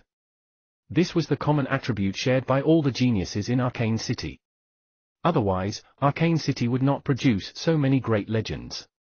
Following that, Saturn left. One could see that he was stunned by Merlin's spell fusion too. He would definitely work even harder after this. However, Saturn was walking a very different path. He only had to work on constructing more spells and becoming a 9th level spellcaster as soon as possible. After that, he would begin fusing spell models, and his power would fly off the charts in no time. Saturn's mind power is not bad as well. How does he train it? Merlin now suffered from a lack of mind power. His mind power was in fact very powerful, and his mind heart had been compressed according to his liking so that it would be able to take in more mind power. Nonetheless, his 7th level mind heart would have to reach its limits at least for him to be able to construct 6 6th level spells. Wizard Saturn? When he came to Arcane City, he had attempted the mind tower as soon as he can. Beside Merlin, Wizard Arat overheard Merlin's mumble and replied softly. Huh, what's the mind tower? Merlin inquired curiously. The mind tower was personally erected by the ultimate arcane wizard. It has 18 floors in total, and each floor has a challenge aimed at the spellcaster's mind power. Once you've completed the tower, your mind power would be honed and increased quickly. This is faster than meditation, but each attempt to challenge the tower requires 100 adventure points. Adventure points? How many of those do I have now? Merlin asked Arat. He assumed that adventure points were not that different from the Dark Magic region's contribution points, but Arcane City was obviously more generous and open by giving the potential wizards access to almost everything it had. It just depended on whether those potential wizards could obtain the sufficient adventure points to gain access to them. So how many points do I have now? Merlin was estimating that he should have been awarded at least some adventure points what with his exceptional talents, and 12 perfect graded spells. However, Arat smirked. Potential wizards who've just arrived at Arcane City have no adventure points.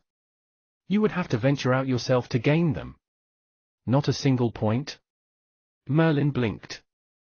It seemed that he had misunderstood the meaning of these adventure points. Chapter 518, Honing Mind Power I. Chapter 518, Honing Mind Power I. Translator, Endless Fantasy Translation Editor, Endless Fantasy Translation. If you train in Arcane City, you'll find that we have an endless supply of resources. Regardless of whether it's spell construction, alchemy, runology, puppets, or the rest, you would progress much faster if you train in Arcane City. Still, Arcane City won't provide access to these resources so freely. You'll need something called adventure points. To get adventure points, you would have to help Arcane City solve some problems that may or may not be dangerous. Only then can you be awarded a small sum of adventure points. There's no other alternative to this. Arcane City won't ever just give them out as a reward to any spellcaster. Arat gave a detailed explanation of the ways to gain adventure points. One could only go on adventures outside. An example would be when a great legend in a certain dimension felt that there was insufficient manpower, and they would need a few powerful spellcasters to control the dimension. One would also be awarded adventure points by killing some powerful foreign tribes. However, one would get the most adventure points by discovering a dimension with no master, as long as it was not a barren dimension and elements still exist there. One did not have to control the dimension but merely provide its specific coordinates to obtain a large sum of adventure points. At that point, Arcane City would automatically send a great legend to take over that dimension with no master. In short, one would have to venture outside to gain adventure points, and there would always certain risks one would have to take. Of course, one would receive tremendous benefits in Arcane City with adventure points. This was a cultivation environment admired by even the great honored legends. It existed only in Arcane City. Merlin had no adventure points at all. He heard Arit mention that the Mind Tower was very useful for honing one's mind power, but he had no adventure points and could not enter the Mind Tower. That's right, has Wizard Saturn really gone on adventures already? Otherwise, how would he have adventure points to enter the Mind Tower? Merlin and Saturn had entered Arcane City at the same time, but Saturn had already attempted the Mind Tower and had surely gained some significant benefits. Merlin began to feel invigorated, wishing to venture outside and gain some adventure points right now. However, Arit hurriedly shook his head. Wizard Saturn hasn't gone out on any adventures. He was able to enter the Mind Tower because it's open for free to spellcasters who are attempting it for the first time. No adventure points are needed. Merlin was slightly taken aback.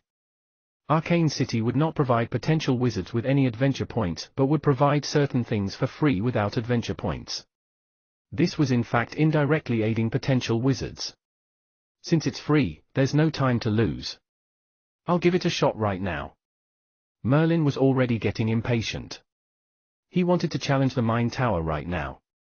Arit hesitated before finally saying, "Wizard Merlin, you should think about this carefully. You only have one free chance to attempt the Mind Tower, and the stronger your mind power is, the more benefits you will reap from entering the Mind Tower. Many potential wizards would wait until their mind power has reached a capable stage before using this free chance to attempt the Mind Tower. Haha, there's no need to wait for so long. If it's effective, I'll just get some adventure points in the future." At the moment, Merlin needed his mind power to grow. How could he wait patiently? Therefore, he quickly flew towards the Mind Tower with Arit's guidance. Swish! Merlin and Arit landed before the Mind Tower. This Mind Tower only had 16 floors but each floor took up a great height. With 16 floors in total, one could not even see the top clearly when one looked up. "Arit, you've attempted the Mind Tower before, right? What floor did you reach?" Merlin turned and asked Arit while he was looking at the Mind Tower soaring into the clouds. Arit scratched his head slightly. He thought about it for a while before finally saying, "I've attempted it indeed, but I only reached the 8th floor." The 8th floor? What about Wizard Saturn? Merlin was curious about which floor Saturn had reached in his challenge. After all, Wizard Saturn was a 6th elemental spellcaster as well, and the amount of mind power he needed was similar to Merlin's. As a 7th level spellcaster, Wizard Saturn's mind power must at least be on par with 9th level spellcasters.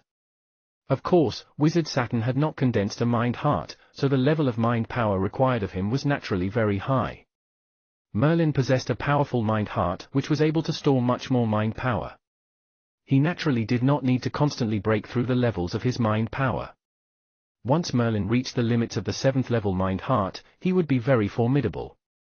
If only he could fill his mind heart to the brim, he would be able to construct 6 6th level spells all in one go then. If that were to happen, he could have become a 6th level spellcaster in just a short period of time. Wizard Arit considered the matter before saying in a soft voice at last, "Wizard Saturn is impressive indeed.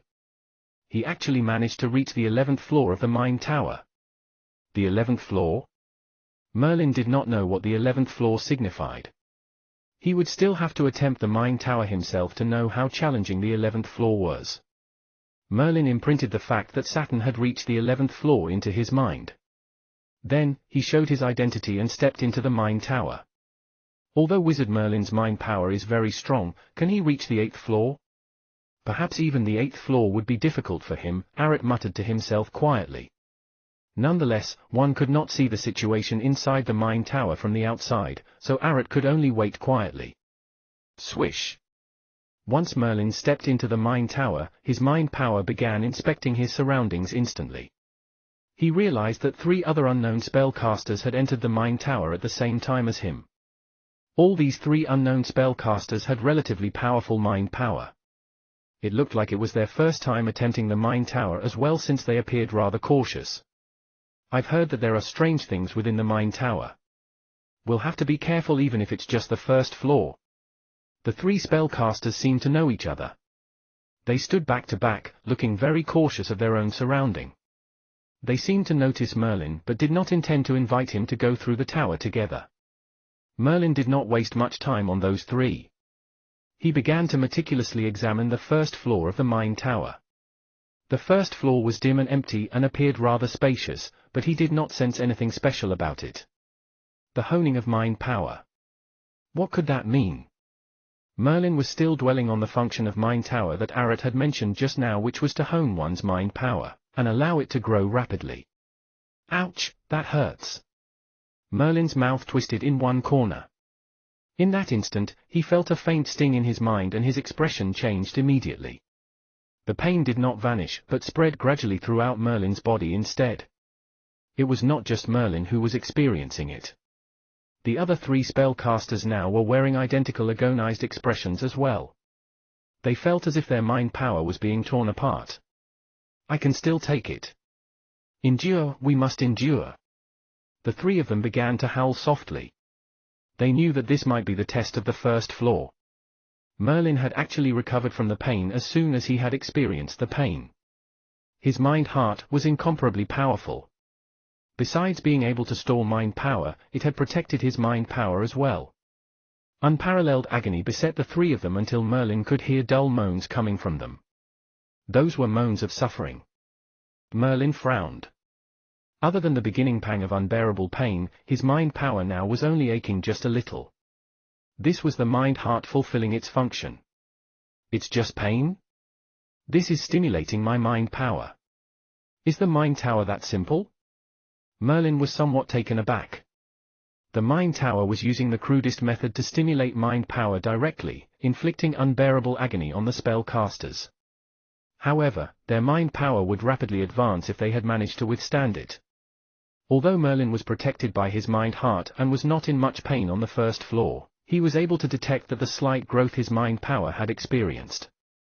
Merlin was not in a hurry to enter the second floor of the mine tower and waited instead for the other three to gradually recover. Their expressions were that of relief and glee after that. It's increased. My mind power's really increased. The mine tower is so wonderful. The three of them were in high spirits. Their mind power had grown a great deal on the first floor of the mine tower.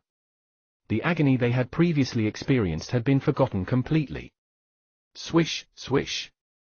After that, the three of them went to the second floor, with Merlin following close behind. On the second floor, they quickly felt an acute sensation. This time, it was agony as well, but it was many times worse than what they had felt on the first floor.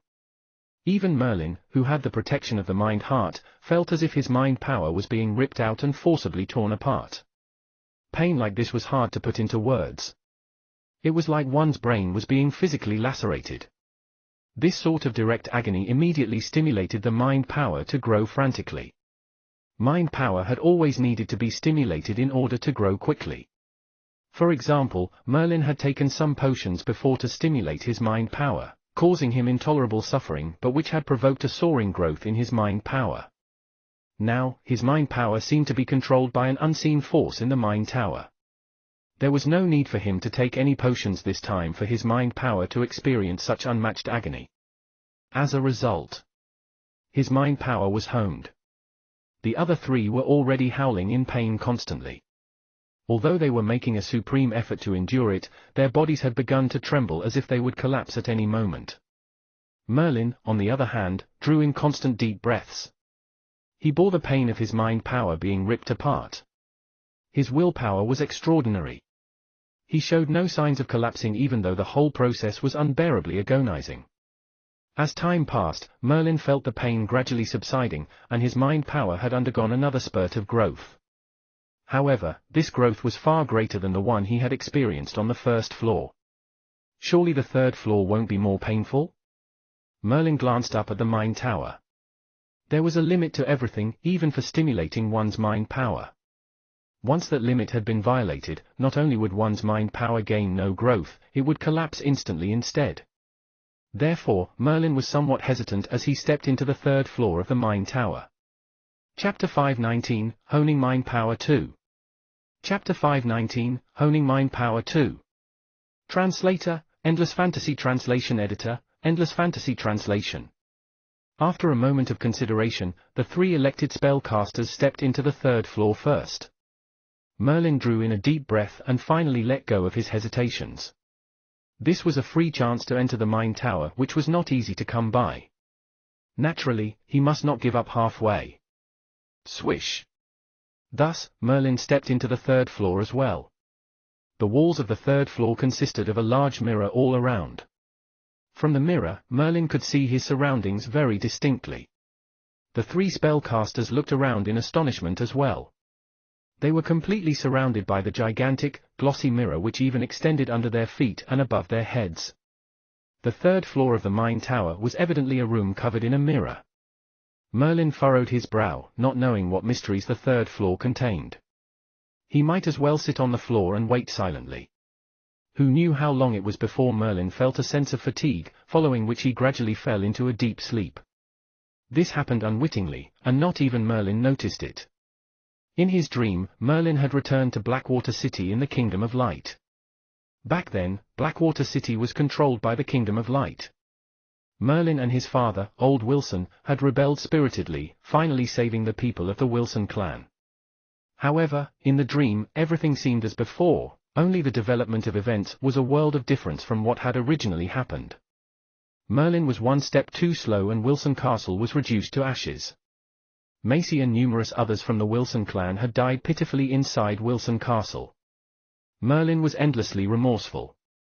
Thereafter, he even saw his father, Old Wilson, collapse before his own eyes. He was powerless to redeem the situation, powerless to save the entire Wilson clan. This dream was like reality, clawing at the depths of Merlin's heart. A swell of indescribable sorrow rose up within Merlin, and without realizing it, 2 streams of tears had run down Merlin's cheeks. No, this is all an illusion. It's false, for I've transformed the Wilson clan. Merlin trembled inside. He had unconsciously fallen into an illusion. Ever since he had Darkness Heart, in addition to powerful mind power, it was hard for him to be trapped in an illusion. However, he was caught in an illusion this time without noticing it. Moreover, there was no sense of incongruity as if everything was real. Merlin glanced at his self in the mirror. His face was still streaked with tears. It was the first time Merlin had seen himself crying. Everything in the dream is another outcome. Merlin carefully recalled his entire dream. It was strange that even the tiniest details in the entire sweep of things could be brought to mind distinctly. Now that he replayed it in his head, he felt a sense of misery. Suddenly, Merlin noticed that his mind power had grown by some amount. He immediately thought of another possibility. Could it be that the third floor of the mind tower uses sorrow to stimulate mind power, increasing mind power in that manner? Most people, when experiencing great joy or sorrow, would cause their mind power to fluctuate immensely. However, this was only for most people. Even if one became a spellcaster, elation and grief would still increase mind power, only it was too negligible. Merlin did not expect that such a basic concept would be magnified countless times over in the mind tower. It followed that his mind power would grow by a huge amount. Merlin looked toward the 3 spellcasters once again. They still had not awakened, and their faces gripped by incomparable sorrow since long ago. They must have surely fallen into deep grief. Under such circumstances, their mind power would greatly increase when they awoke. Merlin lowered his head in a pensive manner. He had gained a general understanding of the function of the mind tower. It was marvelous indeed. At first, it used the most direct stimulation of pain, after which was emotional stimulation. Although these were the most rudimentary ways of stimulating mind power, they were magnified without limit in the mind tower. Of course, the effects were much better. Merlin, for instance, had mind power and willpower which were too strong. Conversely, he was not suited to boost his mind power in the mind tower. In here, one should sink absolutely into the illusion, and experience unmatched sorrow, to increase mind power. Merlin drew in a deep breath. The grief of his dream, now that he thought about it, was still aching faintly. He really did not wish to face that level of sadness once more. However, for the sake of his mind power, Merlin could only choose to fall into the dream completely. Therefore, he closed his eyes lightly and immersed himself totally into the dream, experiencing that heavy misery. His mind power began to slowly, steadily expand. The third floor, the fourth floor, the fifth floor. Merlin slowly and steadily ascended throughout his journey. The 3 spellcasters who had attempted the mine tower with Merlin had reached the 7th floor long ago, but were unable to hold on at the 7th floor. At last, they left the mine tower. As for Merlin, he was still 1 step behind. On each floor, he would engage completely in the dream with no efforts of resisting, allowing the mine tower to shape his dreams. In the dream, Merlin went through all sorts of ecstasies and griefs, all of which were very realistic, based on everything that Merlin had experienced in the past. Only then would Merlin feel as if it really happened. Of course, there were many benefits to this. The most direct advantage was that Merlin's mind power was rising sharply, all the way to the 8th floor. The 8th floor was where the plump wizard Arat had reached. Merlin looked around curiously. It seemed to be a plain room with nothing special. I wonder what kind of dream it will be this time. Merlin was slightly looking forward to another dream. His current attempt to complete the mine tower had allowed his mind power to flourish rapidly. It was nearly at its limits. After a few more floors, it might reach the limits of the 7th level mind heart.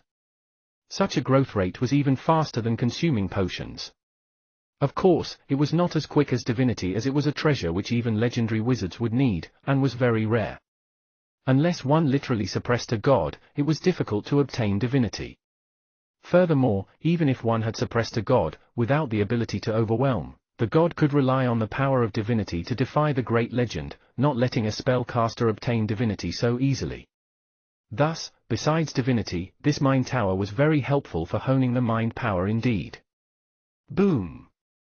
Suddenly, as Merlin was waiting to fall into a dream, he felt his mind quake as if a huge explosion had occurred. Following that, Merlin felt that his mind power seemed to be forcibly sucked out by countless tentacles. This sensation was incomparably unendurable.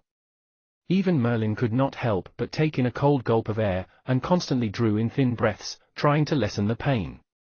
Nonetheless, this pain only grew in intensity, which was difficult for Merlin to bear. What was even more dismaying was that Merlin was unable to perceive what was this mysterious energy, draining his mind power just like when the 7th floor of the mine tower had pulled him into a dream. No wonder that Arat was unable to take it and could only make it to the 8th floor. Merlin broke out into a bitter smile involuntarily. This method of directly draining one's mind power was far too excruciating. All at once, he had lost his mind power, and Merlin's entire person became incomparably fragile. Mind power was a crucial part of a spellcaster. Even when Merlin had used his mind power excessively in the past, his mind power had never been completely sucked out like how it was now. The effects of his mind power being vacated were evident. Merlin was now unable to wield an occult mind spell or cast spells by stimulating his spell models with mind power. In short, Merlin currently had many powerful but worthless techniques which he was unable to utilize. Once mind power was gone, the resulting effects were rather terrifying. Currently, Merlin was filled with a lingering fear. He could think of nothing else but to begin meditating. Although this was slow-paced, he was able to recover some mind power. As expected, after some time had passed, Merlin's mind power was gradually replenished, but as soon as that happened, the mysterious energy sucked out his mind power once again. Again and again, in torturous cycles, Merlin stayed on the 8th floor of the mine tower for 3 days. Each time his mind power was vacated, his mind power would increase significantly once it was recovered.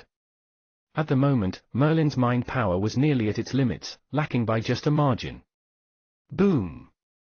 When Merlin's mind power was sucked out once again, he could even distinctly feel a fulfilling sensation. Yes, a fulfilling sensation. His mind power was slowly recovering as if a tiny stream had appeared in a dried-up riverbed, which would quickly turn into a surging river, overflowing to the heavens. At last, when Merlin's mind power was recovered, it had already reached the limit. Merlin felt that no matter what, as long as his mind-heart remained at the 7th level, he could not possibly add more mind power. The 8th floor no longer served Merlin any purpose. Without any hesitation, Merlin immediately went up to the 9th floor. On the 9th floor, Merlin closed his eyes slightly, wordlessly enjoying the fulfilling sensation of the mind-heart. This time, his mind power was exuding gradually in invisible fluctuations. For hit strike. Merlin's eyes flew open as if automatically. Merlin's offensive occult mind spell could finally wield for hit strike after his mind power had reached the limit of the 7th level mind-heart. Once his occult mind spell had attained the 4-hit strike, Merlin had another technique in his arsenal which was on par with 9th level spell casters. This was the only powerful technique, subsequent to spell fusion, which was comparable to 9th level spell casters. As for the rest, like Glacier Country, perfect grade spells, Fusion Pandora Demon ability, and even the 4th form of Darkness Eye, they were only at the stage of peak 8th level. They had no way of holding up against 9th level spell casters and did not pose a large threat to such spell casters. The Mind Tower is truly a great place. Merlin was somewhat unwilling to leave the Mind Tower. This place was essentially the finest place to cultivate mind power. I wonder what method the 9th floor of the Mind Tower would use to hone mind power. Merlin began to turn his attention toward the 9th floor. Up until now, he had not seemed to notice anything out of the ordinary on the 9th floor. However, out of vigilance against the Mind Tower, Merlin was still very cautious, not daring to let his guard down in the slightest. Chapter 520, Prophet. Chapter 520, Prophet. Translator, Endless Fantasy Translation Editor, Endless Fantasy Translation. Swoosh. Just when Merlin was bored stiff, something finally happened on the 9th floor of the Mind Tower. An old man dressed in black appeared suddenly. Merlin immediately became nervous. He could sense from the elemental fluctuations of the old man that this person was a powerful spell caster. In the Mind Tower, other than the other challengers, Merlin had never encountered other spell casters. This old man was obviously not another challenger. Challenger, you've entered the 9th floor of the Mind Tower, so we'll go by the rules of the 9th floor. Your mind power is formidable, and your mind heart has reached the limits of the 7th level. Moreover, you're a mind power master. Merlin felt a jolt of surprise. He did not think that the old man in black would be able to learn of his attributes in just a glance. The old man in black shook his head, and said with a detached expression, "There's no need to look at me like that. It's not I who can discern your secrets, but the Mind Tower which was built by the great ultimate arcane wizard. In here, no one can hide anything." It turned out it was the ultimate arcane wizard who had ascertained everything. Merlin sensed that although this old man made Merlin feel extremely intimidated, he himself was not that powerful of a wizard, and should be merely at the 9th level. You are. Merlin was somewhat unsure about what was odd about this 9th level spell caster. The old man in black fixed his gaze on Merlin and said immediately, "Other than a spell caster, I have another identity. Like you, I'm a mind power master." It must be said that mind power masters are most authorized to speak about the honing of mind power, for we're the ones with the most incisive understanding of mind power. The ultimate arcane wizard placed us in the Mind Tower to hone the mind power of potential wizards like you. Merlin's heart leaped. He did not expect to meet another mind power master. The level of threat this old man posed was clearly not as intense as Wizard Arcee's, and his abilities were surely not as strong as Arcee's, but his achievements in mind power were surely impressive too. "How will you hone mind power?" Merlin asked meekly. "It's simple. I'll retain my mind power to the level of most 9th level spellcasters and battle with you. It'll be a battle purely of mind power skill. Spell and occult mind spells aren't allowed to be used." The words of the old man in black caused Merlin some doubts. A challenge purely of mind power skill, what did this have to do with expanding mind power? As if he sensed Merlin's misgivings, the old man laughed coldly. "After the challenge, you'll know." With that, the old man made the first move by mobilizing his mind power, which quickly turned into a formless sledgehammer, smashing toward Merlin ruthlessly. Merlin, who was highly sensitive to mind power, was naturally able to tell that the old man in black had made his move. His opponent was wielding a mind power attack that was formed on the basis of the average 9th level spellcaster's mind power. Merlin's current mind heart had reached the limits of the 7th level, coming infinitely close to most 9th-level spellcasters in terms of mind power. Therefore, he activated his mind power instantly, which turned into an unseen mind power net. Layer by layer, he tried to entangle his opponent's mind power sledgehammer. Kai! The old man's mind power rapidly transformed into a sharp dagger that slashed open Merlin's net. Following that, his mind power crashed heavily into Merlin at the highest speed. Bang! Merlin's body was immediately sent flying and he fell painfully onto the ground. The old man in black shook his head slightly, saying in disappointment, "This won't do. You're not flexible in the slightest. Utilizing mind power isn't that simple. This is already the first time, and you only have 3 chances on the 9th floor of the mine tower. Once I defeated you 3 times, you'll be sent out from the mine tower." Merlin stood up slowly. In that previous hit, he had secretly cast Enervating Halo, so the old man's attack did not cause him considerable damage. As for the lack of flexibility that the old man mentioned, Merlin understood clearly. Merlin's use of mind power was clumsy indeed. Even when he had looked for Arceus, it was to learn occult mind spells. In the present, once he was not allowed to use occult mind spells, Merlin was practically at the level of a rookie, in terms of using mind power. If it's solely mind power skill, what use does it have toward increasing mind power?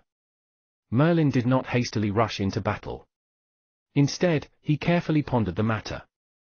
This was the mind tower, and its most vital function was to hone mind power, inducing remarkable advancements in mind power. Thus, this was definitely not just a mere battle of mind power skill. There must be another objective that Merlin had not noticed. Therefore, Merlin began to think back to every movement of the old man in black. Every gesture and every word that he said were now incessantly flashing across Merlin's mind. Again. Merlin thought about this for a long time, then suddenly stood up. Without further explanation, he mobilized his mind power. Invisible mind power arrows filled the air, coming from all directions, racing wildly toward the old man in black. Moreover, there was no angle of escape, and it would be difficult for the old man to evade. Mind power can also turn into a storm. The old man's mind power, by quickly whirling at an unimaginable speed, took shape as a windstorm in an instant, whistling as it scattered Merlin's mind power arrows all at once. As for Merlin, he was defeated once again. It was the same mind power as before with hardly any differences. Although Merlin had the advantage of the first strike, he was still unable to be of any threat to the old man in black. His opponent's storm was not an occult mind spell but simply a pure use of mind power skill. "You have one last attempt." After saying this to Merlin, the old man in black quietly closed his eyes. He was left with only one chance, but Merlin was wild with joy. He finally knew the old man's intentions. Using mind power in such a direct manner as an arm would move a finger, could only be done by completely fusing mind power into one's consciousness. At a single thought, mind power can be wielded as if by instinct. Merlin finally grasped that his mind power must be merged with his instincts, becoming instinct itself. In that manner, his mind power would flourish greatly. Once again. Finally, Merlin understood the secret of the 9th floor. Thus, he challenged the old man in black once again. This time, he industriously fused his mind power with his instincts, but this was not something that could be accomplished in a day. Bang! Merlin's body was sent flying once more, but a smile had dawned upon the old man's face. "Not bad, you've realized this so quickly. Still, you failed 3 times and must leave the mine tower. I'll look forward to your next visit." Whoosh! As soon as the old man in black spoke, Merlin felt his entire being shimmer once, following which he appeared outside of the mine tower. Arat, who had been waiting outside for a long while, asked in exhilaration, "Wizard Merlin, you've made it to the 9th floor." Merlin glanced at the mine tower. It was a wonderful place indeed. The 9th floor of the mine tower had taught him a method to increase mind power. Nonetheless, his mind power was truly inferior to Wizard Saturn's by some degree, as he had only made it to the 9th floor. "I've only made it to the 9th floor. However, this time I've profited greatly. Let's go, I'll come again next time." Merlin looked up at the mine tower, which had 16 floors in total. He had only made it to the 9th floor with 7th floors left to go. Those would surely be amazingly beneficial toward the honing of mind power. Therefore, Merlin was already eager to attempt the mind tower once more. However, before doing so, he would have to obtain a huge sum of adventure points.